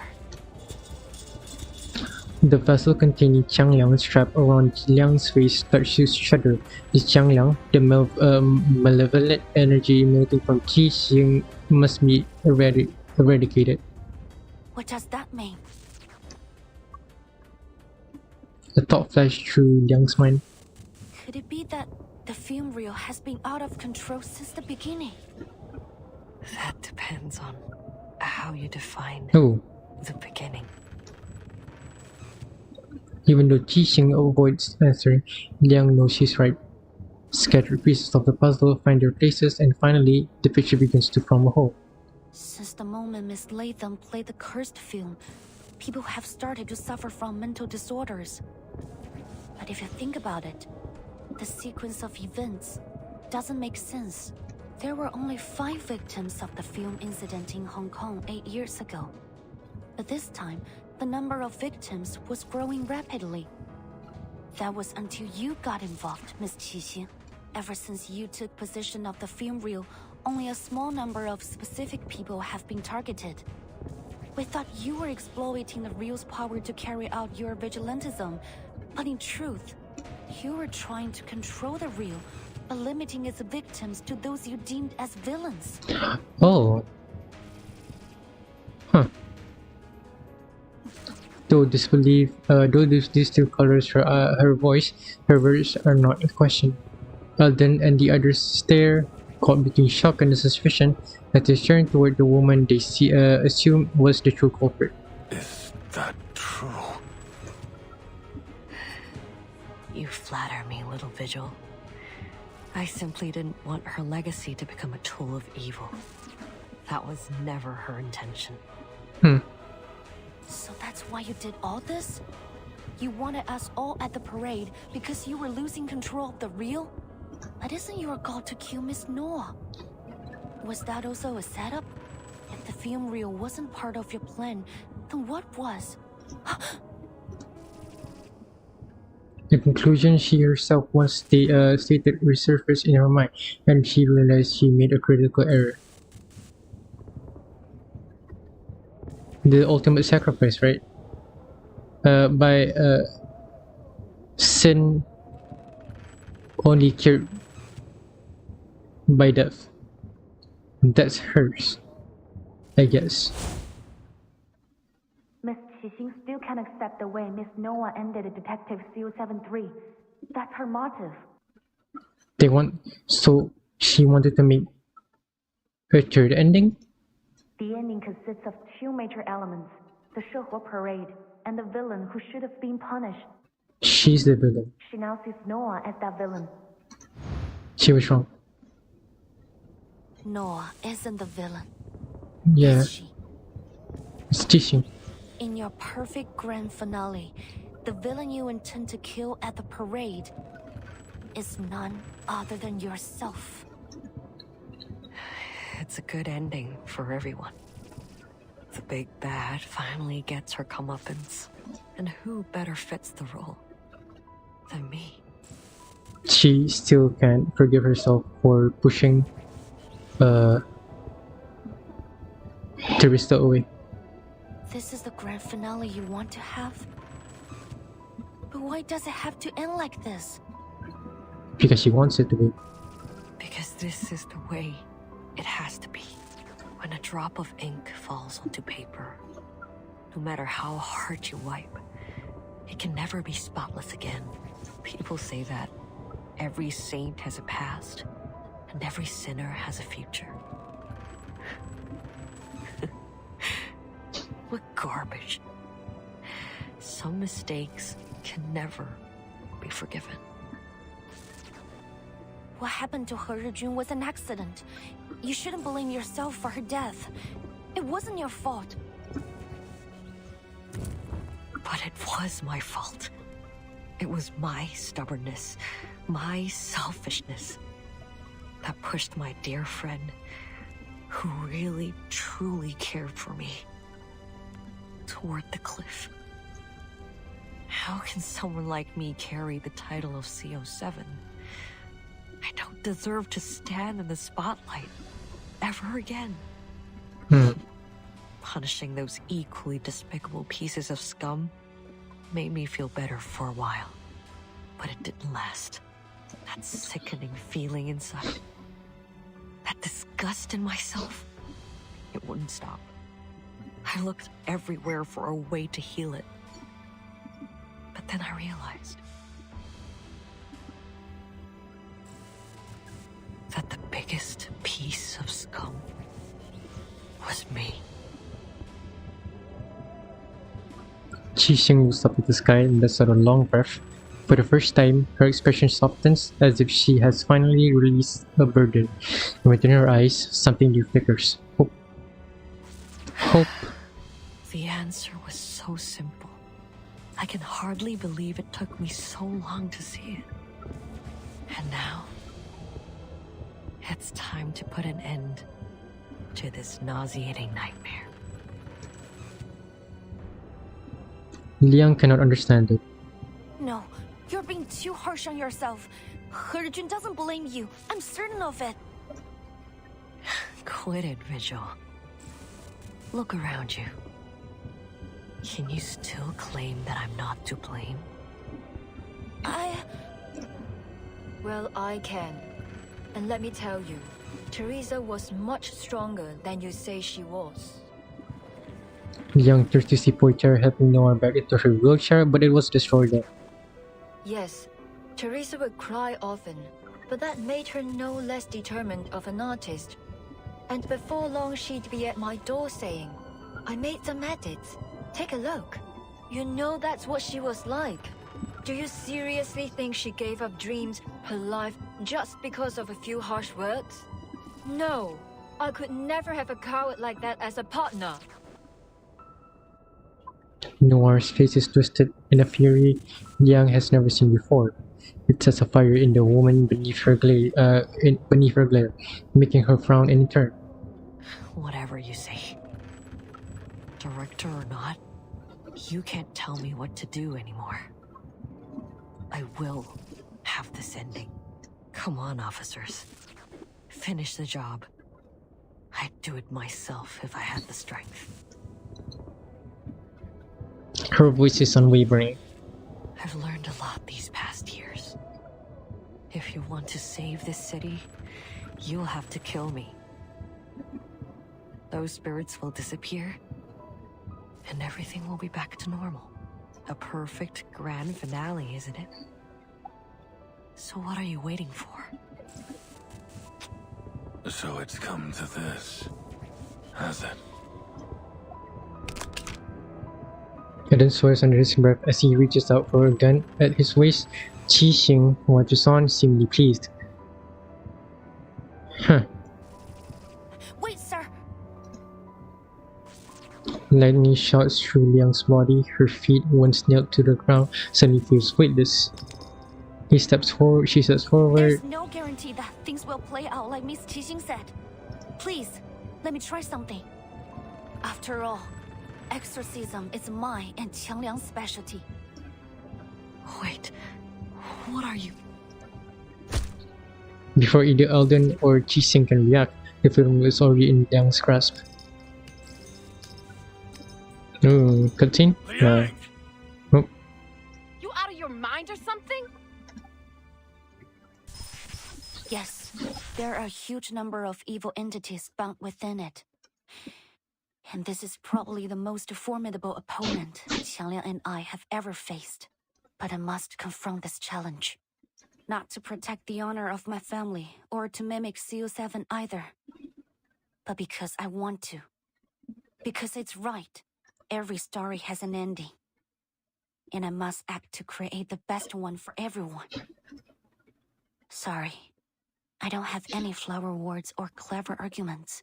But if you're willing to help me, please, Qiangliang, heed my call. Ooh, cutscene.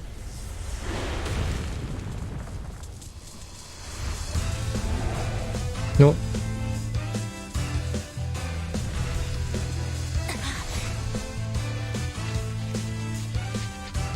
This isn't good. Is this the best I get? Qiangliang?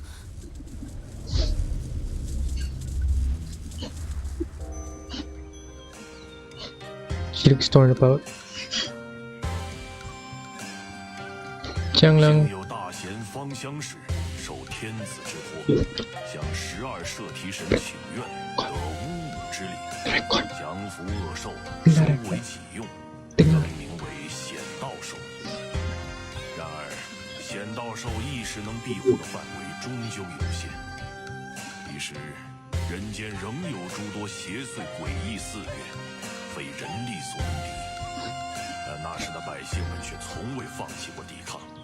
因为他们知道，只要心怀希望与斗志到最后一刻，显道兽必将现身，逐除恶鬼，还人间一片太平。Qiangliang, no!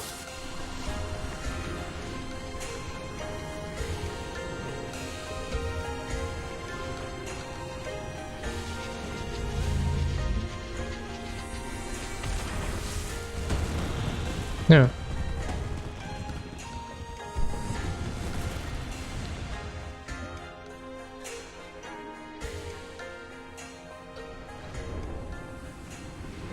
Goodness. That's how it ends.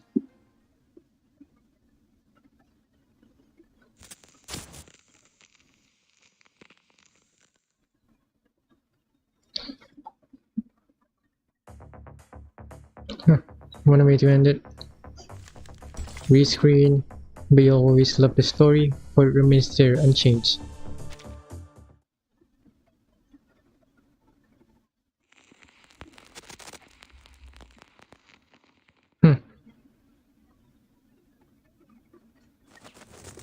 The storm clouds gradually disperse and sunlight streams into the ward.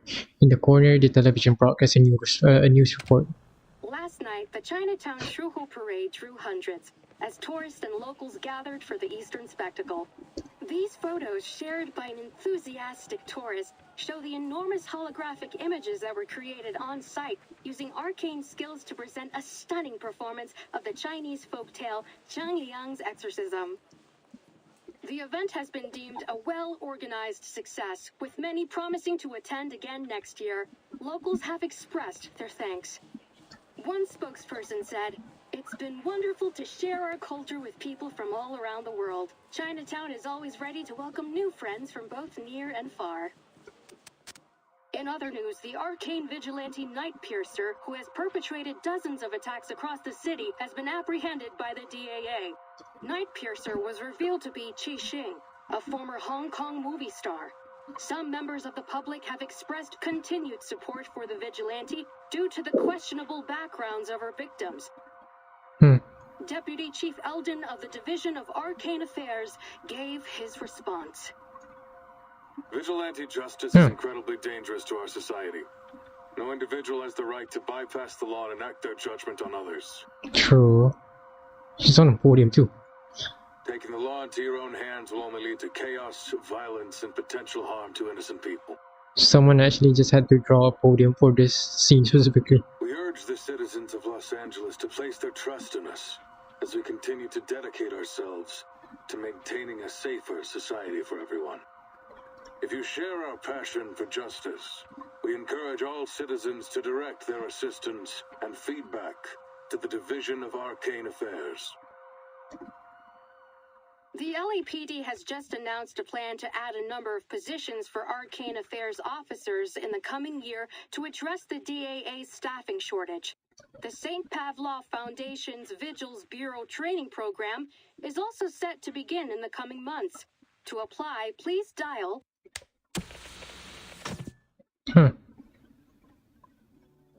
Hearing this news, the woman hops up joyfully and turns to the man sitting up in the bed. Hey! They're hiring Arcane Affairs officers! Hasn't it always been your dream to don the uniform? Looks like they accept all the applicants too. Why don't you give it a shot when you are better? Mr. Wang? Knock it off. It is. I've been a greengrocer for 20 years. There's no way I could be a cop. He raised off his wife, but as he does so, he turns to the man beside him with a nervous look on his face, expecting the idea to get shot down. But the reaction he gets is unexpected. What are you staring at me for? If you want to do it, just do it. I'm sure the neighborhood will be glad to see you wearing the badge. Has it always been the same person? I was wrong then. It was the same person, I guess. Besides, I spent some time with the officers at the parade. I'm sure that you will be just as capable as them. You're gonna have to toughen up a little though. Liang, who has been watching the exchange, smiles. Mr. Wan, you're strong, healthy, and have a natural talent for arcane skills. With a little training, I'm sure you'll become an outstanding officer. There's a lot that goes into being an officer, but I believe what matters most is the heart to pursue justice and the courage to protect others. The doctor said you can be discharged soon. You should seriously consider applying for the position. Well, in that case, I'll think about it. Thank you so much, young lady. I heard you were the one who got rid of the curse and saved everyone. You are our hero. She clasps Liang's hand tightly in a warm grip. This time her hand is steady. Liang returns to the handshake. You're too kind, madam. I was only doing my job, and I didn't do it alone. It was a combined effort. Well, that's that. No more cursed film crazies. Almost all the victims have recovered. Most of them have already been discharged too. Just a few poor saps who got hit hard are still around. But they should be out of here before long. Same goes for the victims in the parade. They've all regained their what's it called again? 7 spirits? Or something? An gives a helpless sigh. It's 三魂七魄啊，Madam. Just call it spiritual energy or something like that. I heard that those crooks who were taught by a thing or two by Qi has also recovered. Well, mentally lah. They are pretty physically messed up, so they will have to stay here for a while, I think. Like Pug Dog or something? So many victims and not a single death. That's a blessing. That's good. Xing pulled her punches, apparently. I guess deep down, she wasn't the deliverer of justice she claimed she was. Well, no use wondering about it. Years on this job will quickly show you that the madness in Arcanist blood always comes out in Arcanist criminals. Trying to understand them is a waste of time. That may be the case, but I think that if we look at each other as individuals, we can come to understand one another eventually. She takes out the brick-sized mobile phone she has carried with her since she was 6 years old. She was 6? But now its screen remains dark no matter how much Liang tried to summon the spirit residing within. There is no response. If we'll try our best. Holding on to hope, Liang tries a few different button combinations on the phone. Usually the screen will light up, but this time there is nothing. You know, the dialing scene from before, when the numbers light up. It reminds me of that one Kamen Rider 555. Yeah, I like that one. Still nothing from Xiang Liang? Liang lowers her gaze and shakes her head. Well, what did you expect? That huge spooky spookters was a nasty opponent on its own. Not to mention all the ghosts that were attracted by that film reel. It was creepy lah. All those ghosts in one place. It was more crowded than the Dai Pai Dong. I mean, the Chinatown food store on a Saturday night. What's worse, those specters drowned the Sanwan Chatpa of innocent people. If that hadn't happened, then Qiang Liang wouldn't have had to say. And then cuts herself off. It would be too cruel to say these words in front of Liang. Qiang Liang was lost because of my incompetence. I don't know how I'll be able to face my family now. And there's something else that's bothering me. When Qiang Liang pulled in the evil spirits, I thought I was going to die with it. But it looked at me and pushed me aside. It bore everything, all alone. Why did it go to such lengths to help me? Because I'm its Junzi. Could be. The way it looked at me, I think it wanted to tell me something. But I didn't understand what. Qiang Liang had been by my side since I was 6. But I always saw it as a heavy burden or a double-edged sword. I never saw it as an independent individual or as a friend. I never tried to truly understand it. And now, I've probably lost the opportunity to ever understand it. Liang sighs and falls silent. The other two exchange a glance and simultaneously pat her on the shoulders. Come on, enough with the long face. Maybe Qiang Liang will respond to you one day lah. You never know. And I'm here if you ever need my professional ghost-busting service. Exclusive discount just for you, Agreed. Isn't it a literal legendary beast that's existed for ages? No way it bit the dust just like that. I bet it's recharging in its lair or something. Then it'll come back when it's full of juice again. I hope so. She knows these are just comforting words, but her concern for her gives her the strength to move forward nonetheless. Oh, Portier! There you are! And the ghost-busting girl in Liang!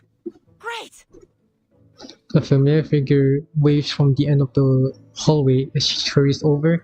Noticing Liang's slightly surprised expression, she slows her steps. Oh, sorry. I mean Officer Liang. Officer? But if you don't mind... Of course I don't. Just call me Liang. Despite her swift response, Liang still feels a little surprised when she sees the officer extend her hand towards her. Excuse me? Give me a second.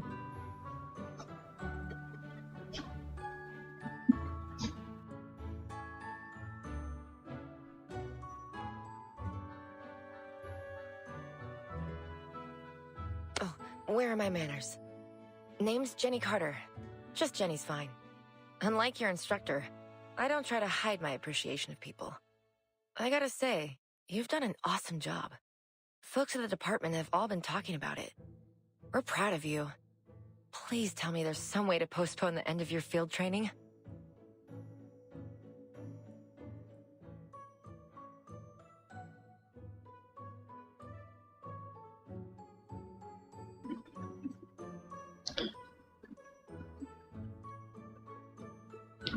This is the second hand Liang has shaken today.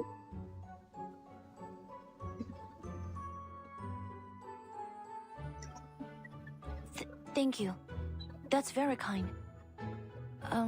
What brings you here?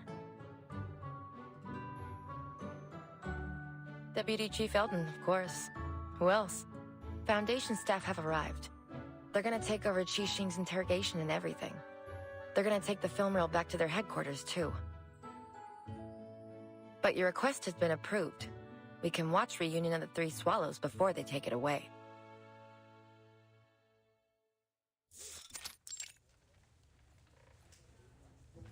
For crying out loud, the DAA isn't a movie theater. Where'd all these people come from?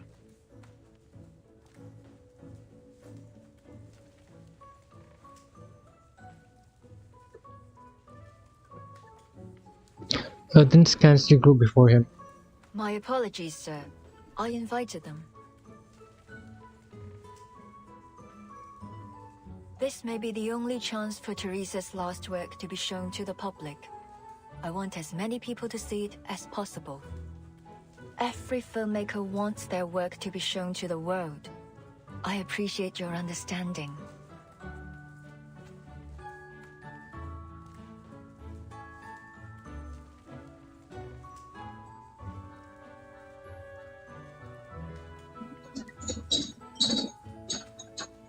And before Eldon can respond, Anand comes in. Come on, sir. It's no big deal. Everyone here knows what really happened. We just want to know what the film's about. Yeah, didn't you see something on TV about assistance and feedback? You'd be going back on your word if you ignored us now. Hey, don't you go talking circles around me again.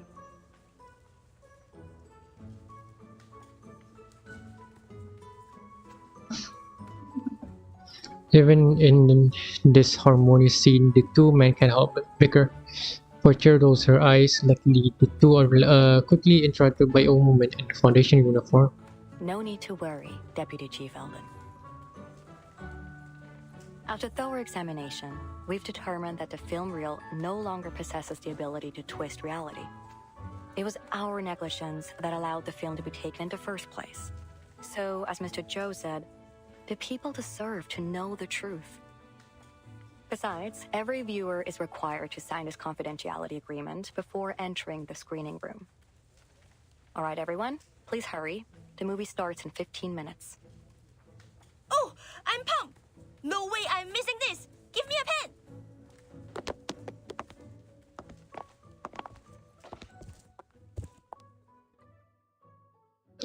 Anand heads over to the desk, and the DAA officer in Chinatown Private Detective follow suit.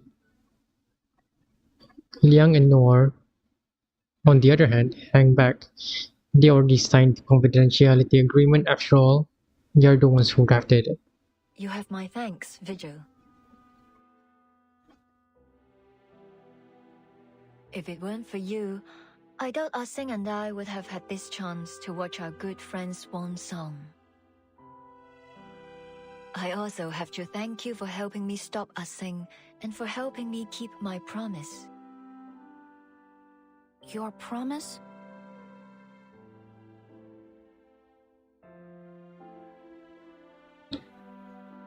Noir pats her hands on her thighs. Yes, I swore on these two legs. In the past, all I cared about was making the best film. I saw everyone, even my actors and writers, as tools to reach that goal. But I was wrong. There's no such thing as a best film, only a better film. And to make a better film, I need a team around me. What matters most is the people who make the film, not the film itself.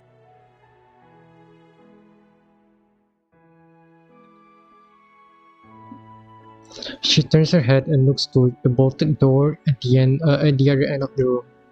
But as long as we're living, there's still a future. Maybe I should hire a good lawyer for Ah Sing. They can probably secure a shorter sentence.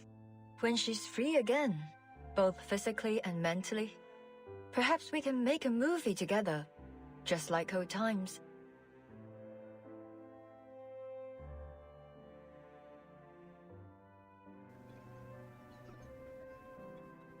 Liang is momentarily stunned.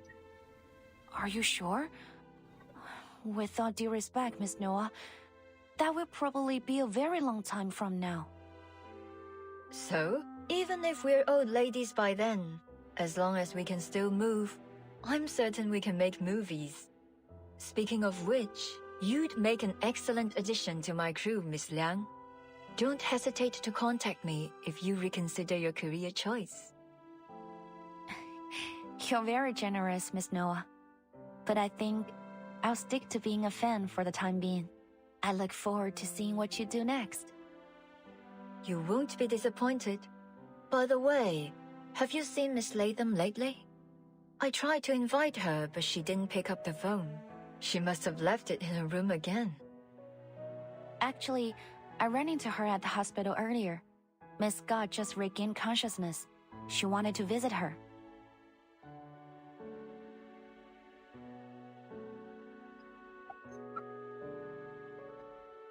Noir smiles fades slightly, and the contemplative expression comes over her. Scott, something tells me that there's still an unsolved mystery there. You mean a truth hidden behind all these incidents? Yes, like a chessboard, where the pawns placed on the front line. Somehow, we've managed to fight our way out, escaping our planned doom. But who is the player who placed us there? They are still a mystery, watching us from the shadows. I don't like this feeling. I'll keep an eye on the matter. I already made a detailed report to my superiors. If there's anything else going on, I'm sure the vigils will put a stop to it. I suppose we'll have to wait and see.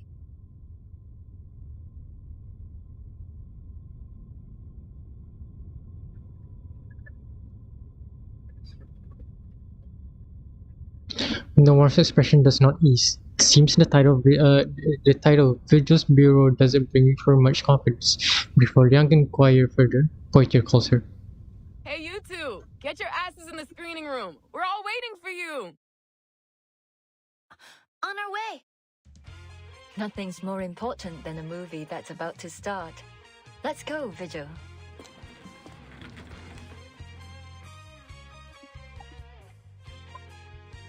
Nope, missed it. Nope. They exchange the smile and enter the makeshift theater together. Then credit roll. Gonna let it play.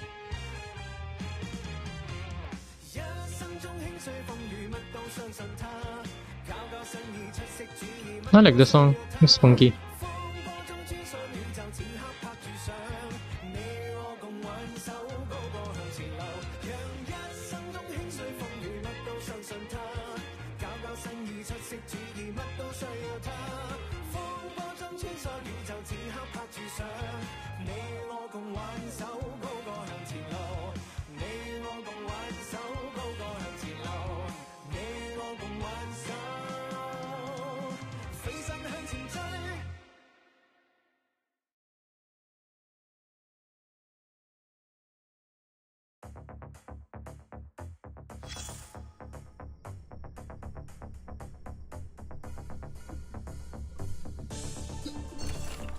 Indeed, after the show, exclusive interviews with cast members joined the discussion.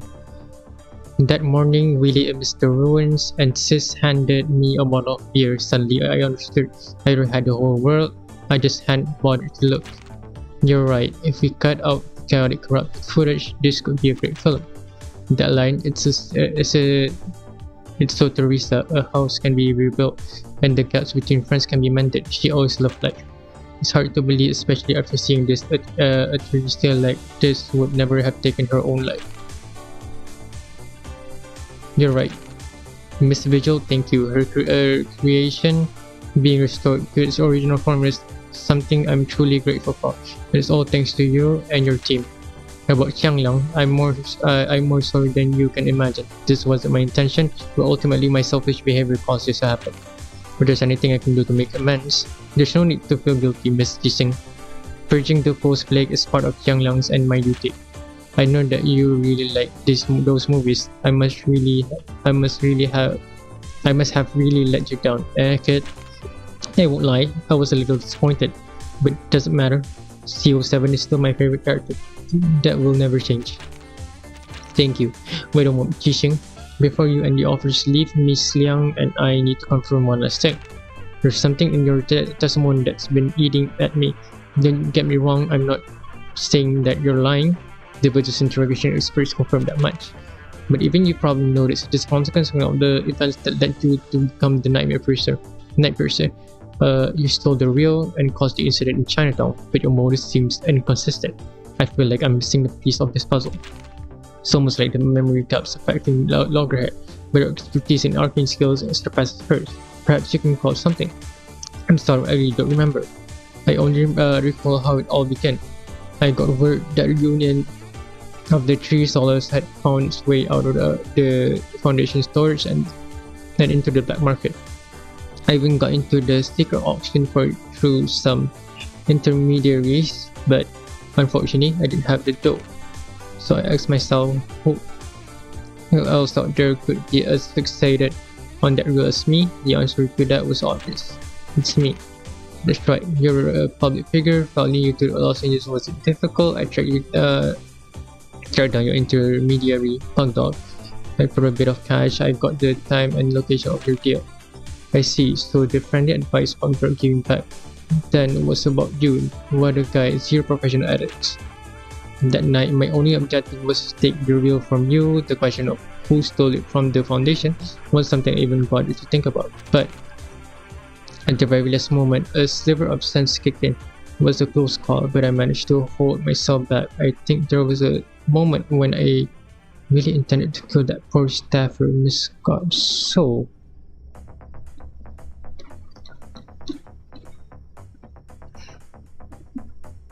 Scott wasn't working with Qisheng. It was neither her. It was not Qisheng.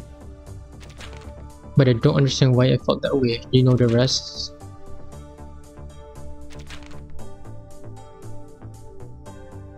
The player that places us here.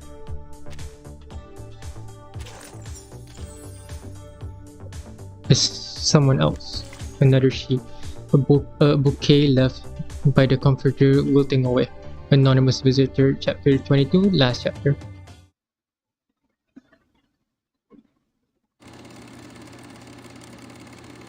This is different.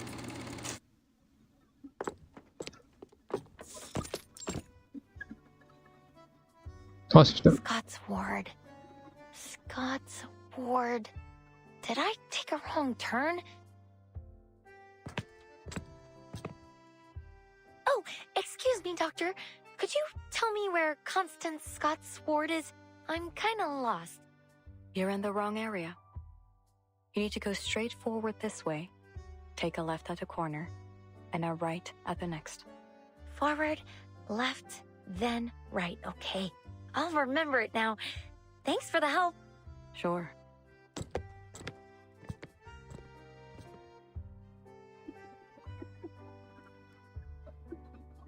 Loggerhead makes her way down the hallway, muttering the direction to herself as she goes. But then she stops and turns back in confusion. That's odd. Why do I feel like I talked to that doctor a few days ago? Must just be my bad memory. The lady last time was more friendly.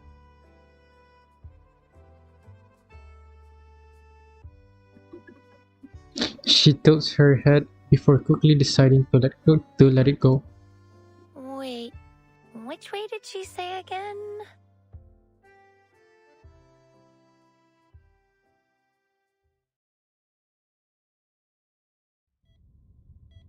Sorry, Doctor. It isn't time for the routine checkup yet.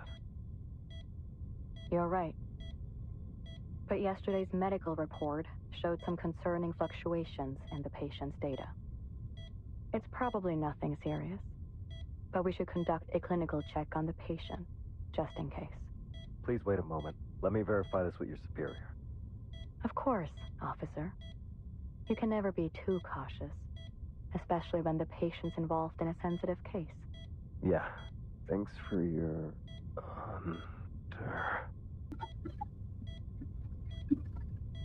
Yeah, that's not a doctor. Not a normal one, at least. The patient inside the ward hears the conversation outside the door come to an abrupt halt.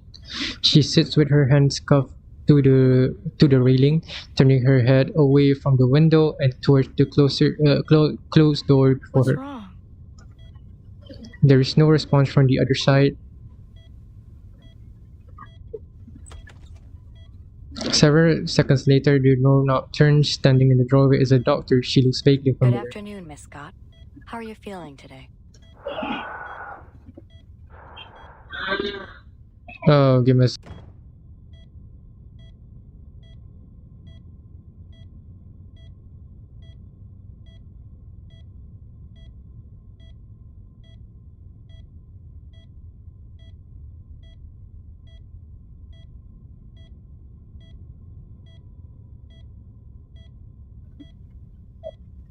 Before the door is closed again, Scott catches a glimpse of the Arcane Affairs officer staring straight ahead. He doesn't so much as glance in her direction. Something's wrong, Scott shouts up straight. This is totally the person that's using the mind control thing, right? Who are you? Someone brought you these flowers. Flowers?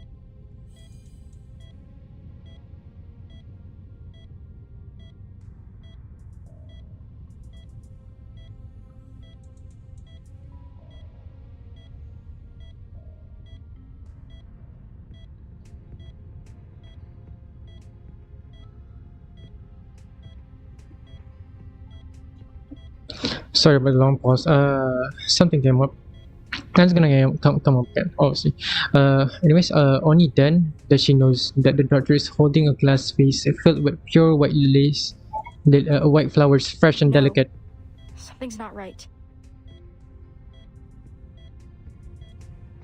I heard what you said to the officer.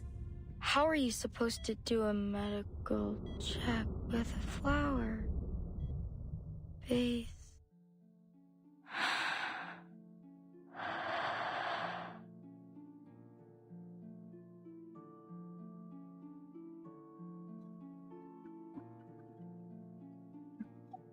Scott vaguely hears her own voice being swallowed, but somehow she doesn't care.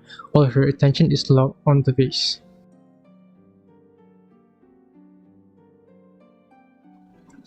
Not the flowers, but the vase itself. At first glance, it looked like any other glass item, but now it's under the sunlight.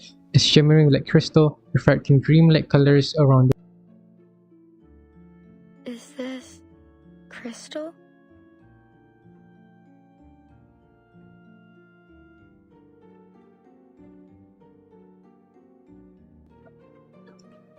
A barrier blocking off her memory suddenly.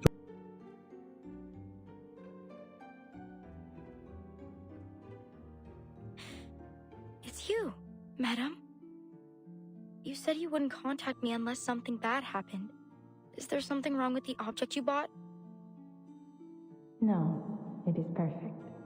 You have been of superb help. It was my honor to serve you, madam. And I must say, you have incredible foresight. The vigils caught me, but they couldn't get any useful information because I can't remember any. But you still seem to be in a rather precarious situation. It's actually an interesting power. I kind of wonder if this is Moth or someone with the same power or something. It's very interesting though. Yes, but you needn't worry. I can handle this myself. That is good to hear.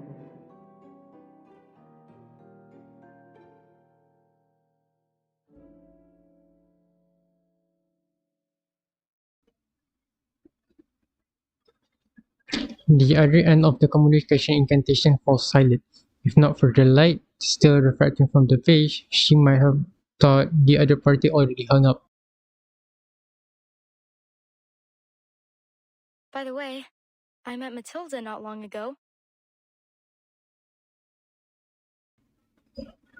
There's no way this is Matilda's mother, right? There's no way this is Matilda's mother. No shot. No shot. She was worried about you. Have you not contacted her? It is her mother.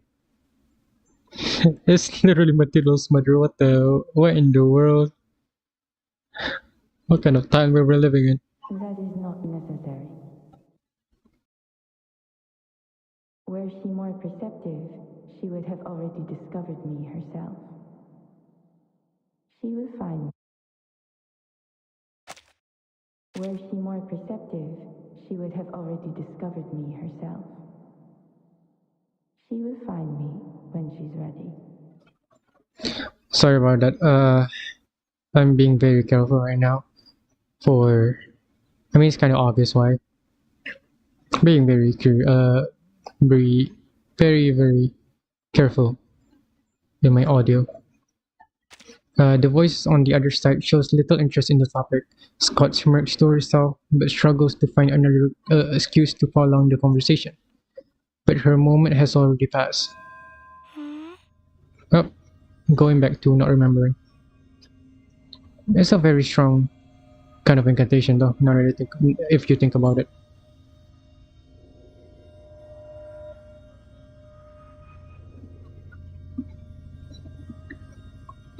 The colors twist and her conscience begins to spiral. What was I doing again? I am contacting you to express my gratitude. Merci beaucoup, Miss Scott. And please believe me, you are far more gifted than you think. Merci beaucoup. Scott is totally going to be playable, right? Totally going to be playable. I mean, at least I think it is. I think she is going to be playable in some way, one way or another. The woman's voice rings out from the...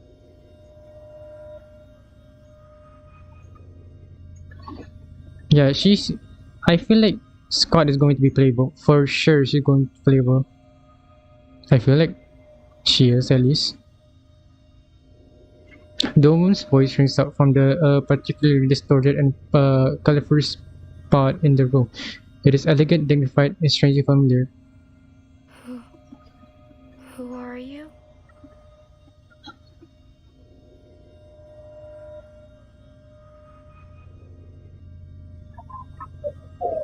The voice does not answer. Those black dogs have a keener sense of smell than I thought. I am afraid our relationship That's it? has come to an end. That's it? Adieu, Miss Scott. Huh? Wait. Oh no.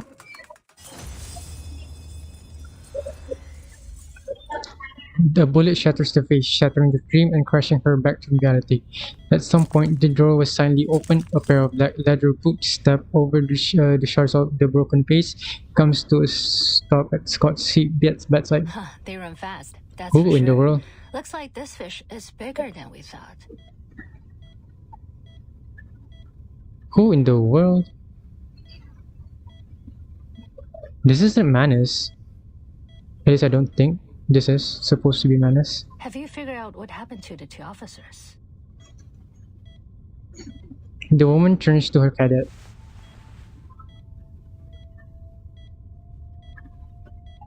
A man also dressed in the same black uniform is dragging the unconscious body of the doctor who visited earlier beside that of the DAA officer who had been keeping guard They're outside. under some kind of hypnosis.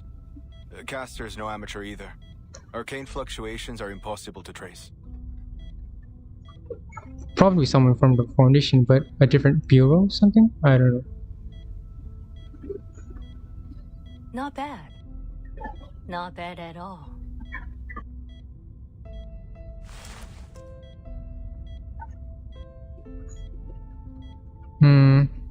She crouches down to pick up a shard of glass. As she examines it, her mouth curls into a smile.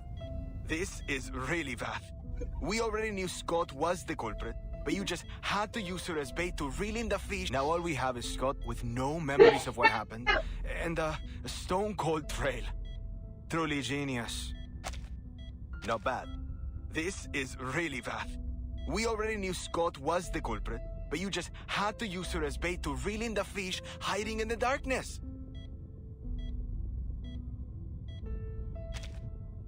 And I still don't get why you're keeping all this from Liang. She's your cadet and right here in the city. We should have had her join the investigation. Oh, they're all from the bureau. What was it? Vigil Bureau.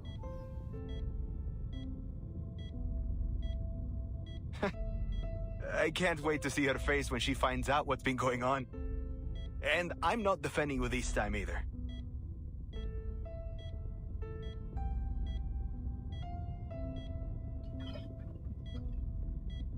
Faced with her cadet's accusations, the woman feigns innocence. Defending me? There's nothing to defend. If we told her about our plan, she would have started acting differently and spooked our fish. Besides, the whole point of her field training program in the LAPD was to see if she could handle things on her own. And she's proven that she can. The Division of Arcane Affairs seems to adore her, so I'm sure the Deputy Chief will give her an excellent write-up. Everything's turned out great, hasn't it? See how considerate I am. How I always do things in my cadet's best interests. How could you make me out to be such a heartless, irresponsible monster?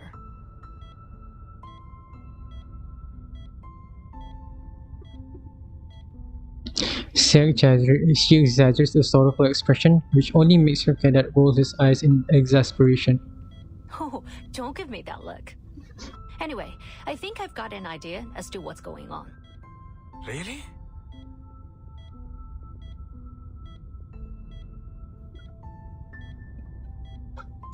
The woman drops her egg and smells unknowingly. Our big fish got away, yes.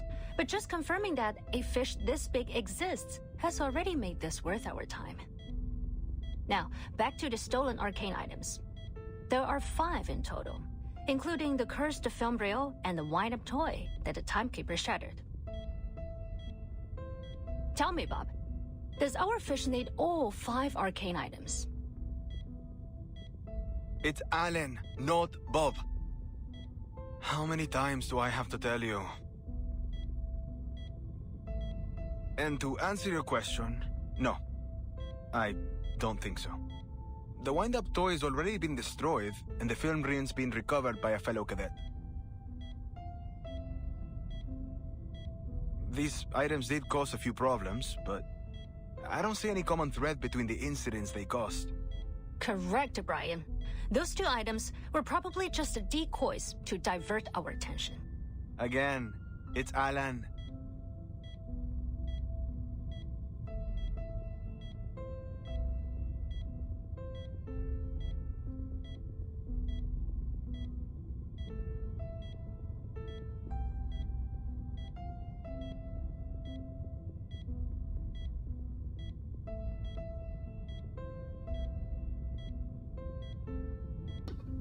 Give me a sec.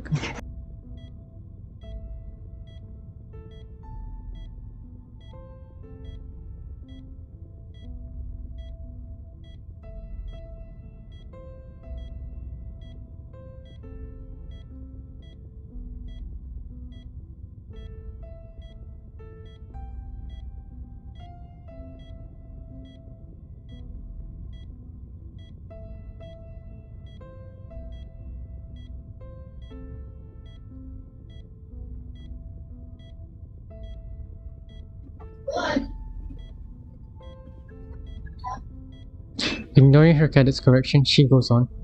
Also, I'm back. Ignoring her cadet's correction, she goes on. 夫藏木于林，人皆视而不见. Of the 5 objects, they probably only need 1. Take a guess, Buck. Which one do they need? It's Alan. A-L-A-N. There isn't even a single B in it.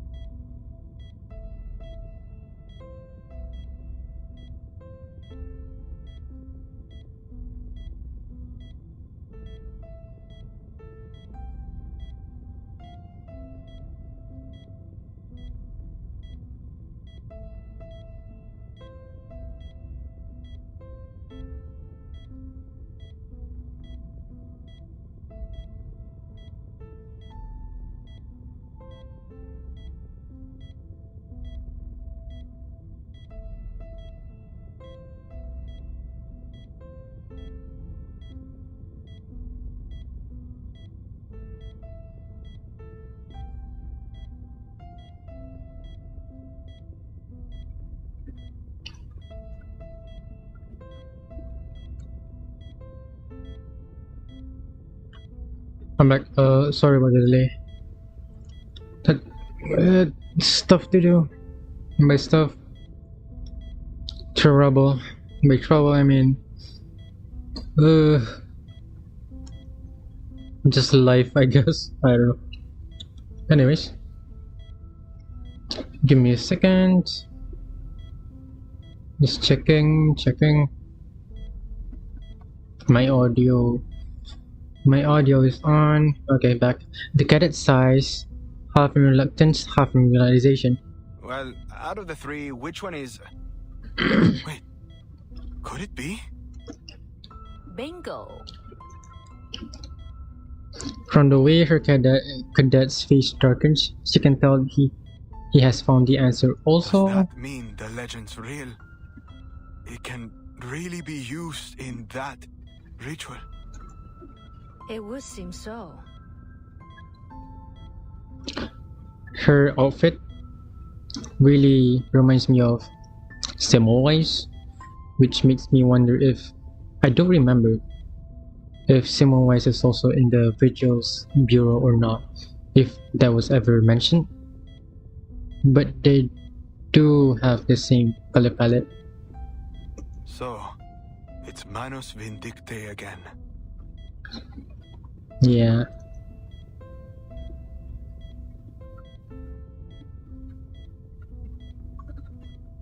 He speaks the name, his expression They must have planted a mole somewhere among the Foundation's elites.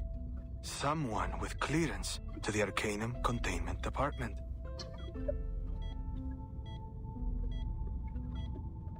Give me a sec. It seems our fish doesn't wear the black robe.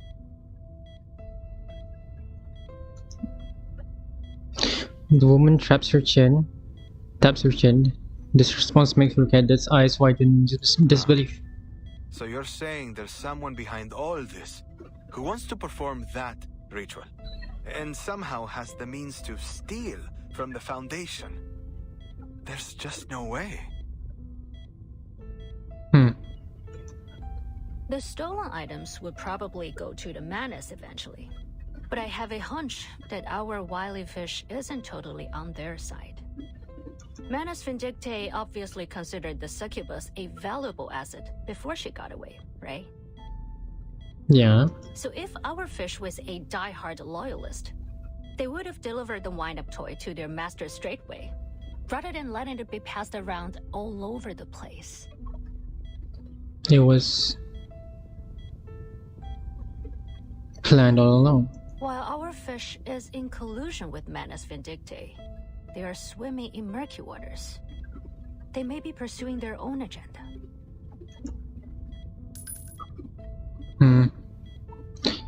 She curls her lips into a smile and flicks the shard of glass from between her fingers.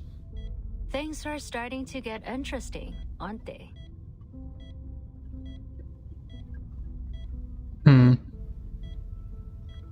It is interesting how Matilda's mother literally just uses like a vase. Like, is it possible to do it in any glass surfaces or something? Like I said earlier, not bad at all. With that, the two figures in the black vanish out the door. Scott okay?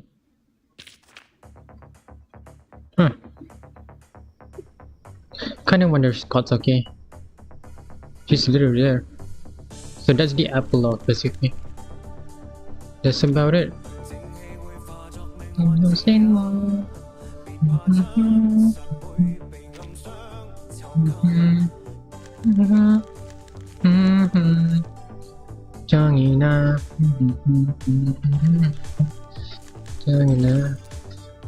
Yeah, it was interesting though.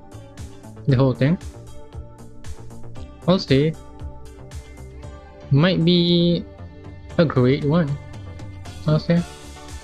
My favorite is still 1.2, but still, this is very good. It's very good. I like the story, how it goes, how it's always a tragedy. Swear, there's always gonna be a tragedy, but it's well written. as far as my consume media double go, I guess. This is nice. It's very nice. I like how it goes. The cliffhanger. Scott is very playable character coded at this very moment. Kind of wonder if at some point we will ever see her again or something like that. That'd be interesting. You know what? Might as well. I'll do this. Funky. Let me finish this.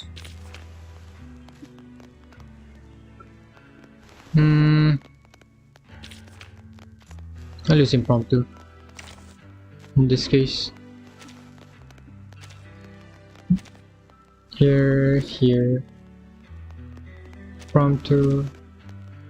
We'll use. Think for a second. Where's Barcarola? Here. Other page and potato.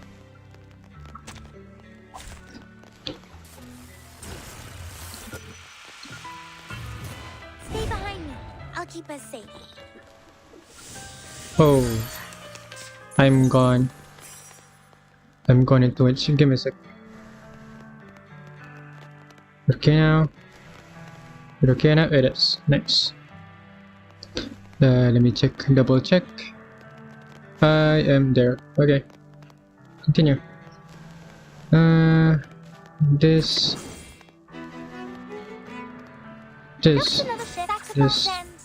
Aventura? What's it has this one? This. Stars.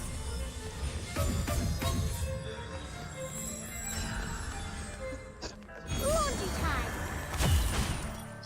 Listen to the melodies of winds and waves. Fading.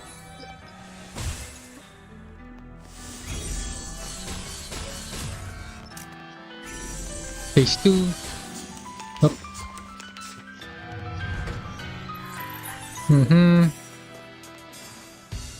This one. This one. Two phases, right? If I'm not mistaken. If I remember correctly, there's only 2 phases.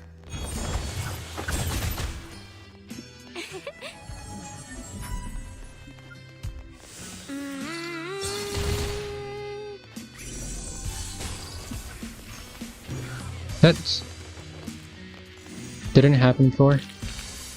Oh, I forgot. Yes. Great. Yeah, fun fact, if I'm not wrong, Voyager's VA is the same as Kakanya. So both low-key my favorite characters. Kakanya being the main one at the time being. Koken. Stay behind me. I'll keep us safe. It's cool, Loki. This one. Just another shift. Stars. But yeah, this is gonna be the last stream for the version 9 2.5 update. Main event story. So basically, ShowDown Chinatown. This will be the last one. So I'm gonna put a final. I should actually edit it right now.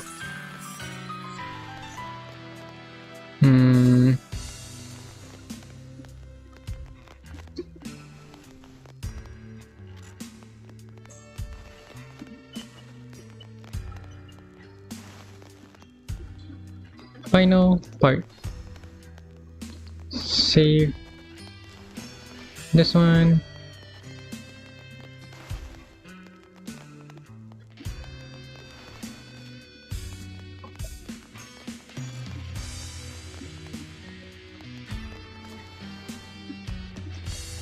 Finale. Done.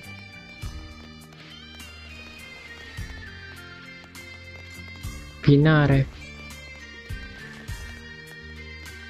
Wait, let's finish this off. Saxophones and... Oh look, here's another one. This conch should do. What I'm good at. That's what I'm good at. Listen up. Oh, I didn't. No, that's fine. For everyone. We stand together. Oh, be careful. Up and at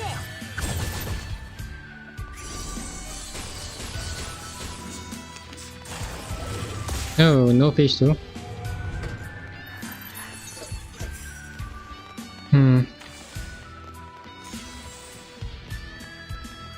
What? Okay, it's there. This one. I got this. This one. This Do one. you have any requests? This one. Just another shift. Higher than a bell tower. And even the clouds.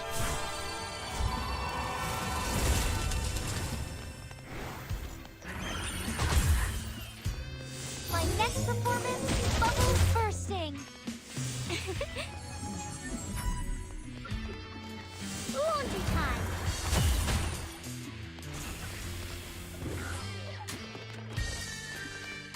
Oh, that's it. Yes. Great. Nope. Wrong one.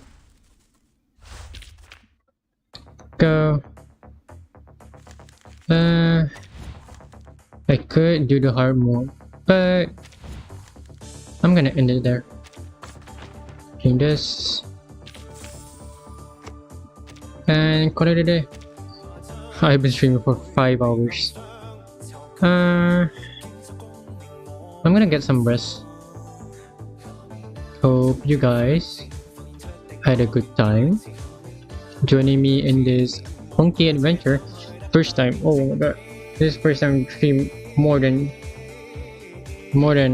well 2 hours technically.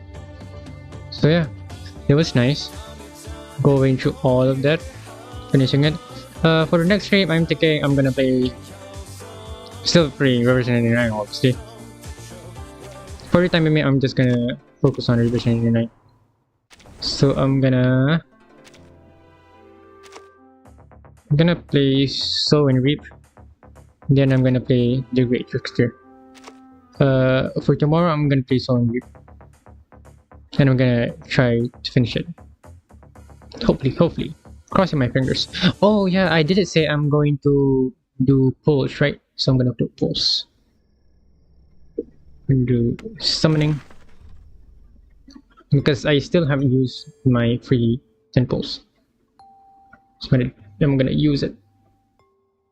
Let me write it down.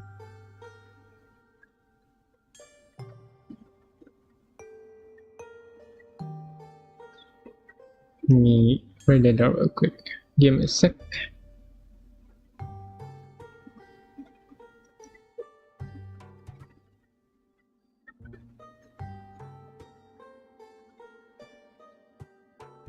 If I'm not mistaken, I can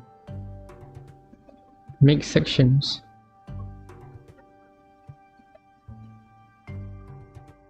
I guess I'm wrong. Wish I could do edit stream info.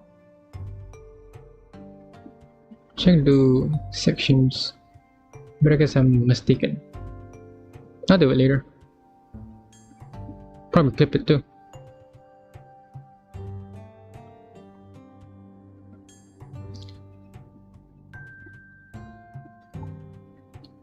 Let me check. Both are running well. At least I think so. Nice, let's do some pulls. I will pull for Liang Yue at all, for Noir. I'm gonna do. I did pull. Wait, did I? No, I didn't pull for dispatch. I didn't pull at all. But I'm gonna pull now. Let's go. First 10 pull. It's a 5-star, I think. It. Kanjira. Oh, new one. Oh, this is Loggerhead. So this is the suitcase. I always wanted to see it for myself. Oh, Timekeeper, do you think you could swing me a bigger room? Somewhere dark and dry, too. I have a lot of memory films to store, because I can't keep them in the Foundation's warehouse anymore. What a funky character. Like her. Give me a sec. Give me a sec. I'm gonna do...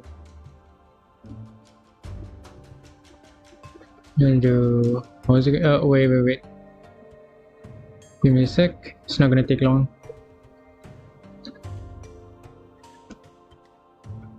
It's not gonna take. I swear, it's not gonna take long. Give me a sec.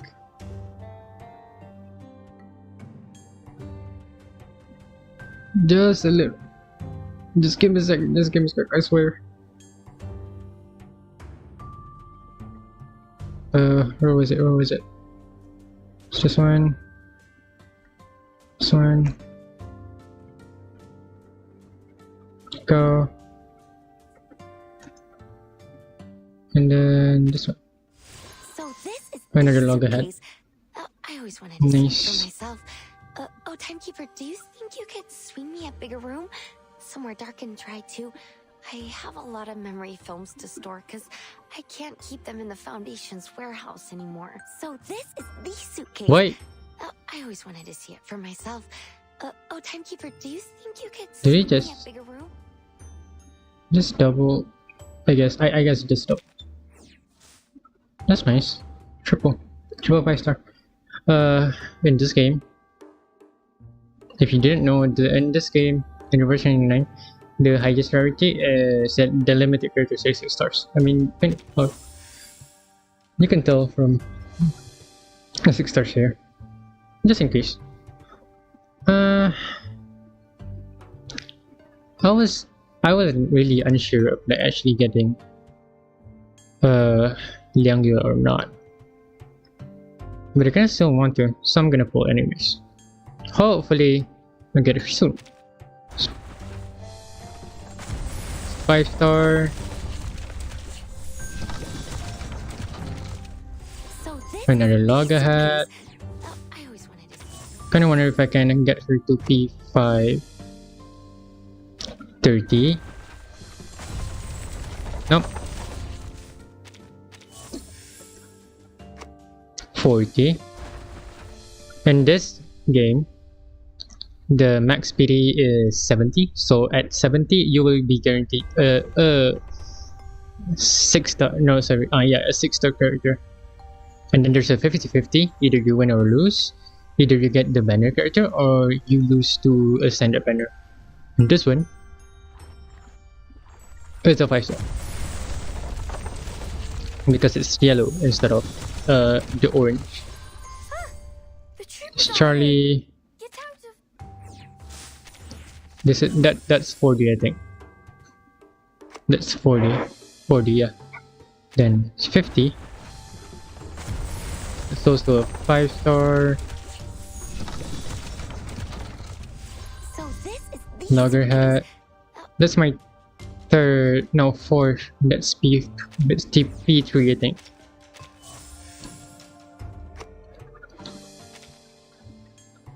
Okay. That's 60. Then this is a guaranteed.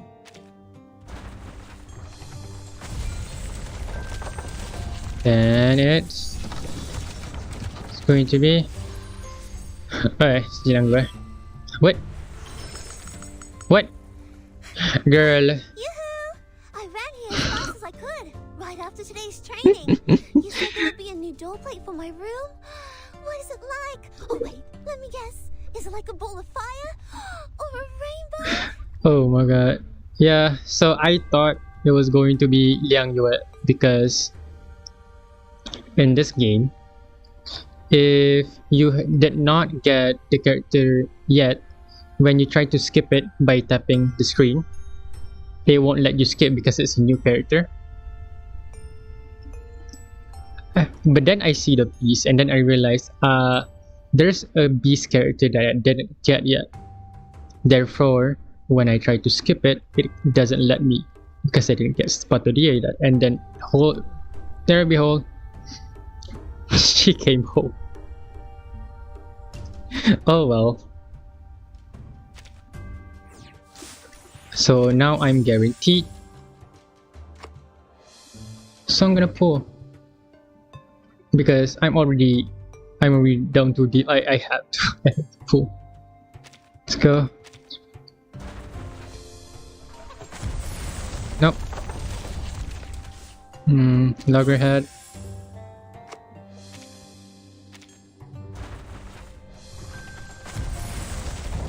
$20.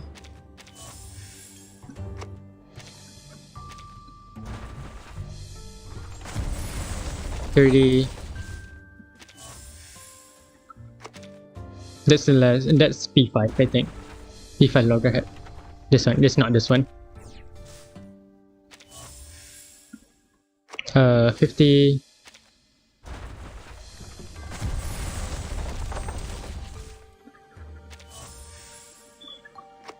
$60. Oh.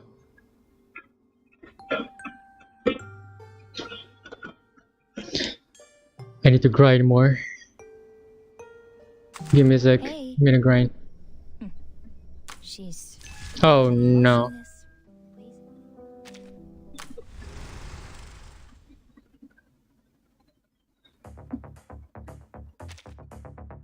I'm gonna grind. I'm gonna get her. I'm gonna get her. I don't care. I'm gonna get her in this stream. I'm gonna finish this game today and get her, no matter what. I don't care. I'm gonna get her. Stars.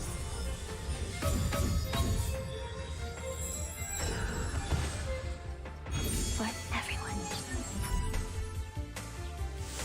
Feeding.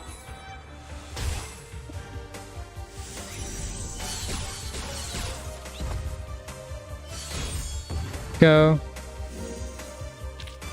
That one, even as tough as waking up.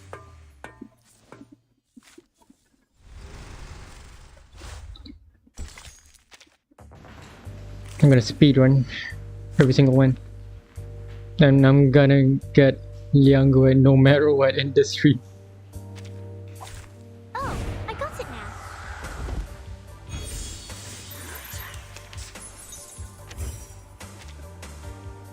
Saxophone. Do you have any requests? Stars.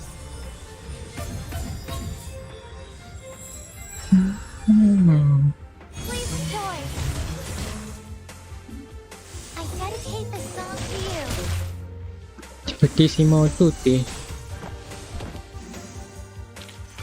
That one, even as tough as waking up an old. I'm gonna finish it. I'm gonna finish all of it.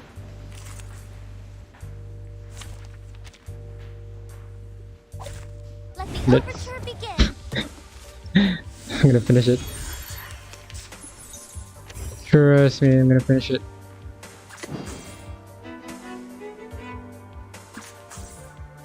Just another shift. Just another shift. Stars.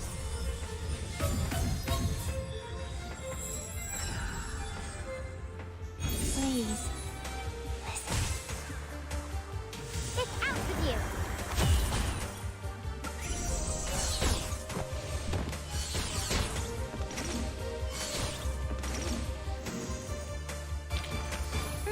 Alright.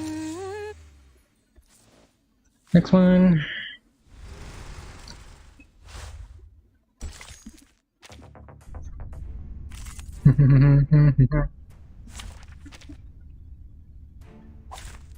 I'm gonna get it now for sure. Oh, loggerhead. Saxophone's ends. Saxophone Abendura? ends. As you wish.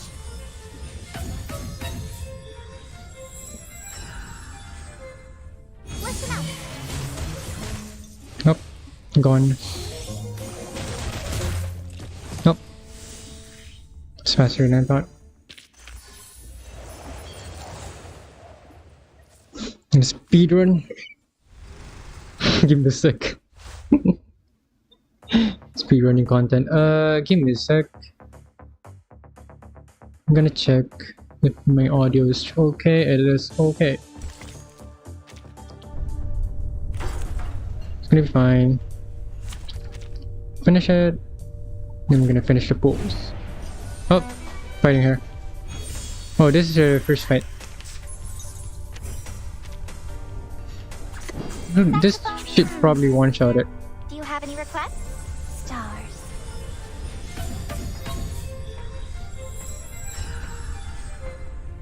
No, never mind. First cycle though. Zero cycle. Yep.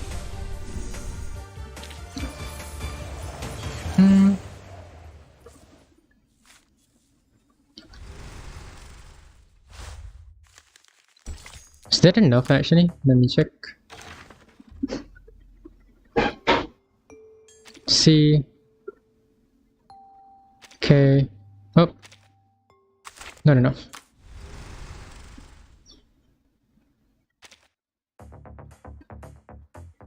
Nope. This one. Just. I'm just gonna finish it by this point. Just gonna finish it. Let the overture begin.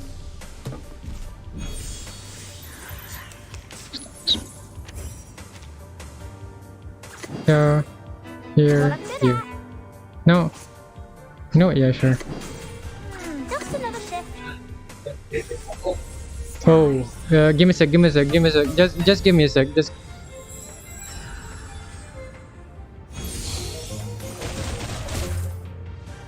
Laundry time.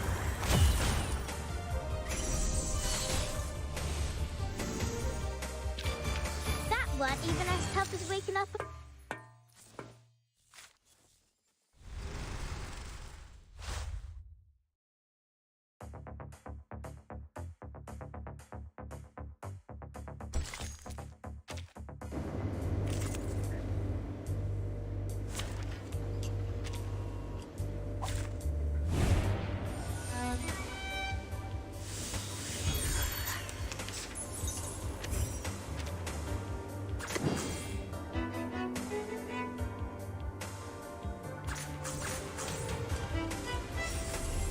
Stars.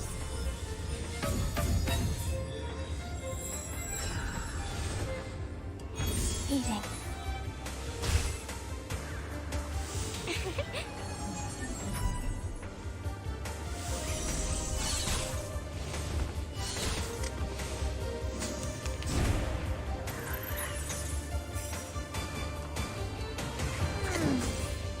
Do you have any requests? What I'm good at. Just another shift. Eating.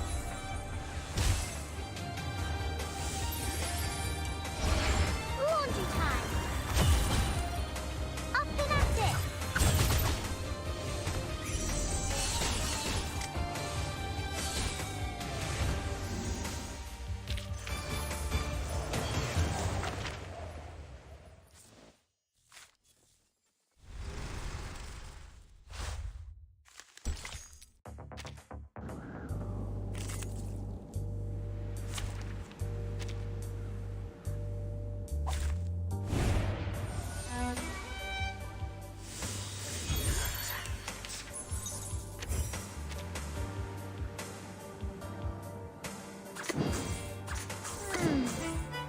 Do you have any requests?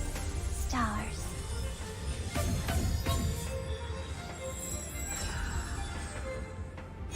Eating. Listen up.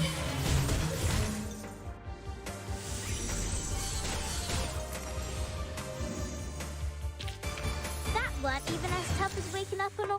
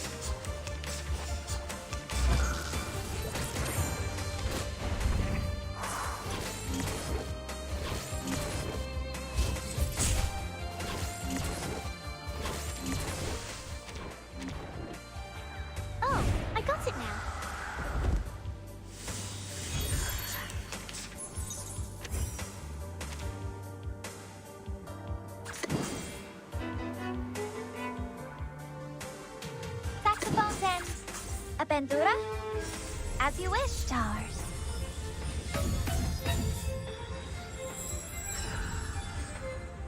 Listen to the melodies of wind and waves. Goodbye.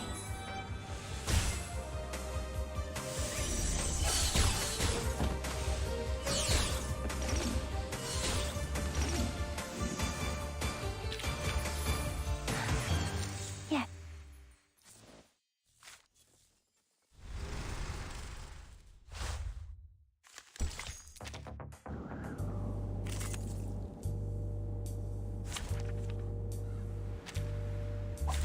Let the overture begin.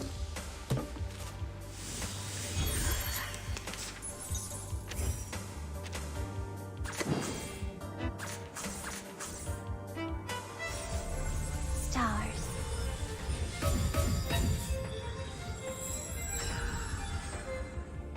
Goodbye. For everyone.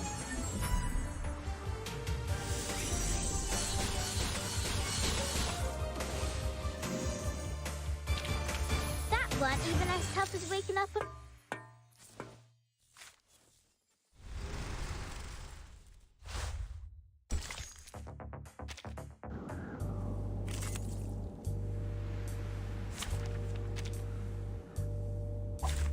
Let the overture begin.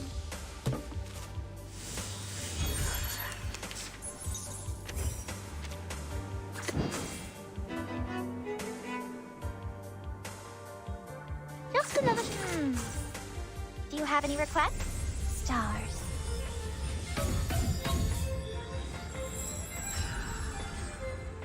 Laundry time.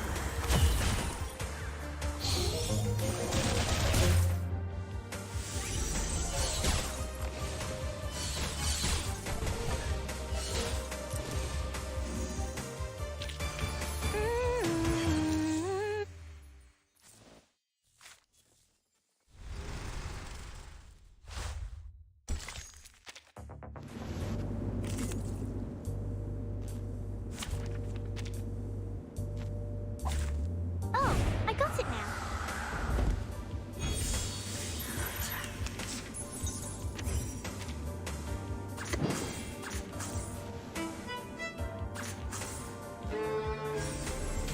Stars.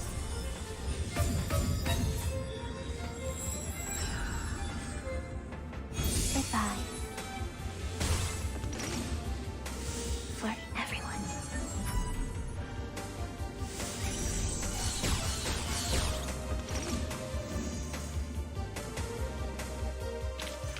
That one even as tough as waking up an old...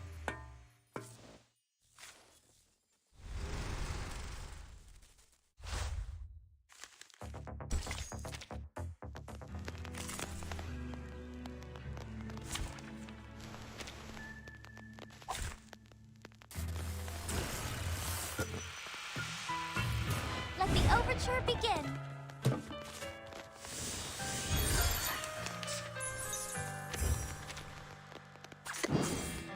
What up to saxophone? Do you have any requests? Stars.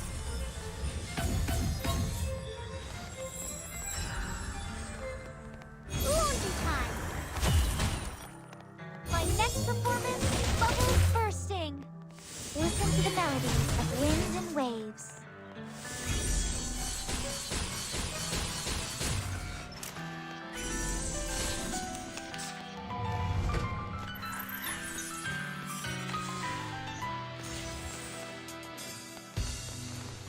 Just another what I'm good at saxophone. Do you have any requests? Rise and shine. It's out with you. Please enjoy. I dedicate this song to you. Goodbye.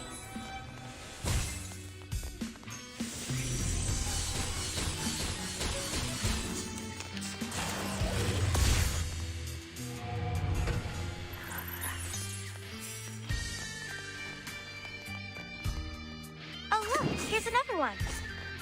This crunch should do. Saxophones and... Oh, look, here's...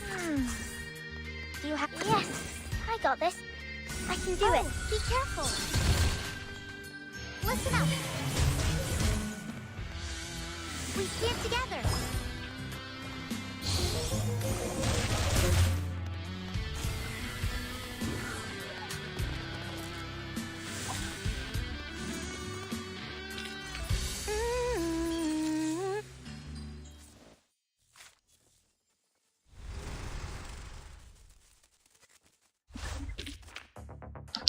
I am back, and then I have done it.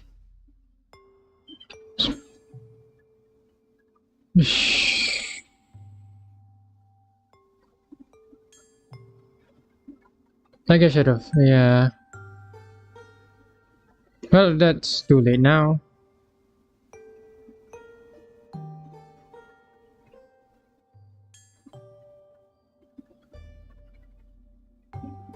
I'm gonna pull it.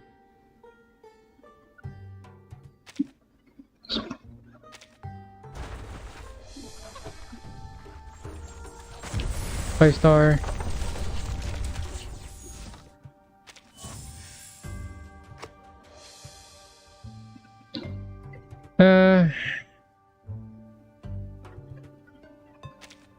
One. Nope. It's a 5-star, right? Yeah, it is. Sluggerhead. This is the suitcase.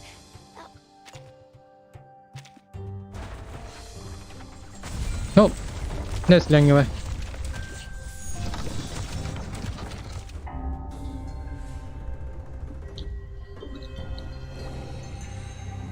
Huh.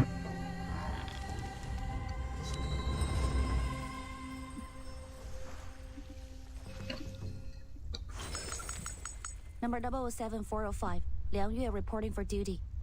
Ma'am, please allow me to handle any investigations, from surveying crime scenes to hunting down perpetrators. Oh, you want to be friends? I see. Then I will adjust my mindset. Very professional as always. I like that.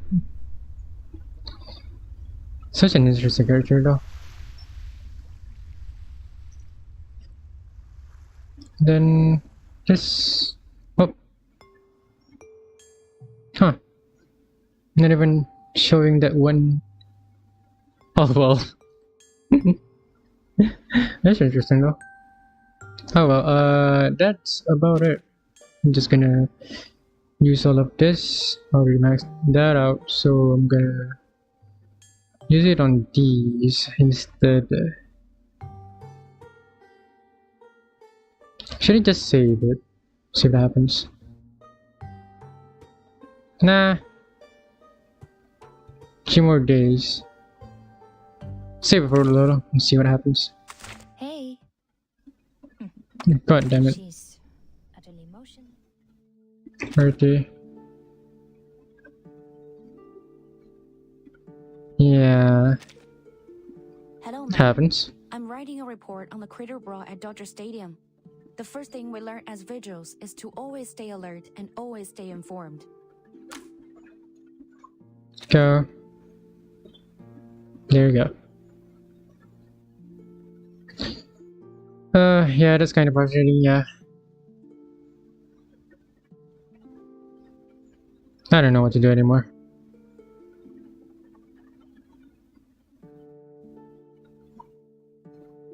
But hey, did it anyways. That should be the end of it. I've done pretty much all that I want to do today, and this is pretty much it. Thank you for joining me today. Had a lot of fun, honestly. The story is nice, the characters are nice, and overall, this update is pretty solid. Thank you very much for watching, and I'll see you guys next time.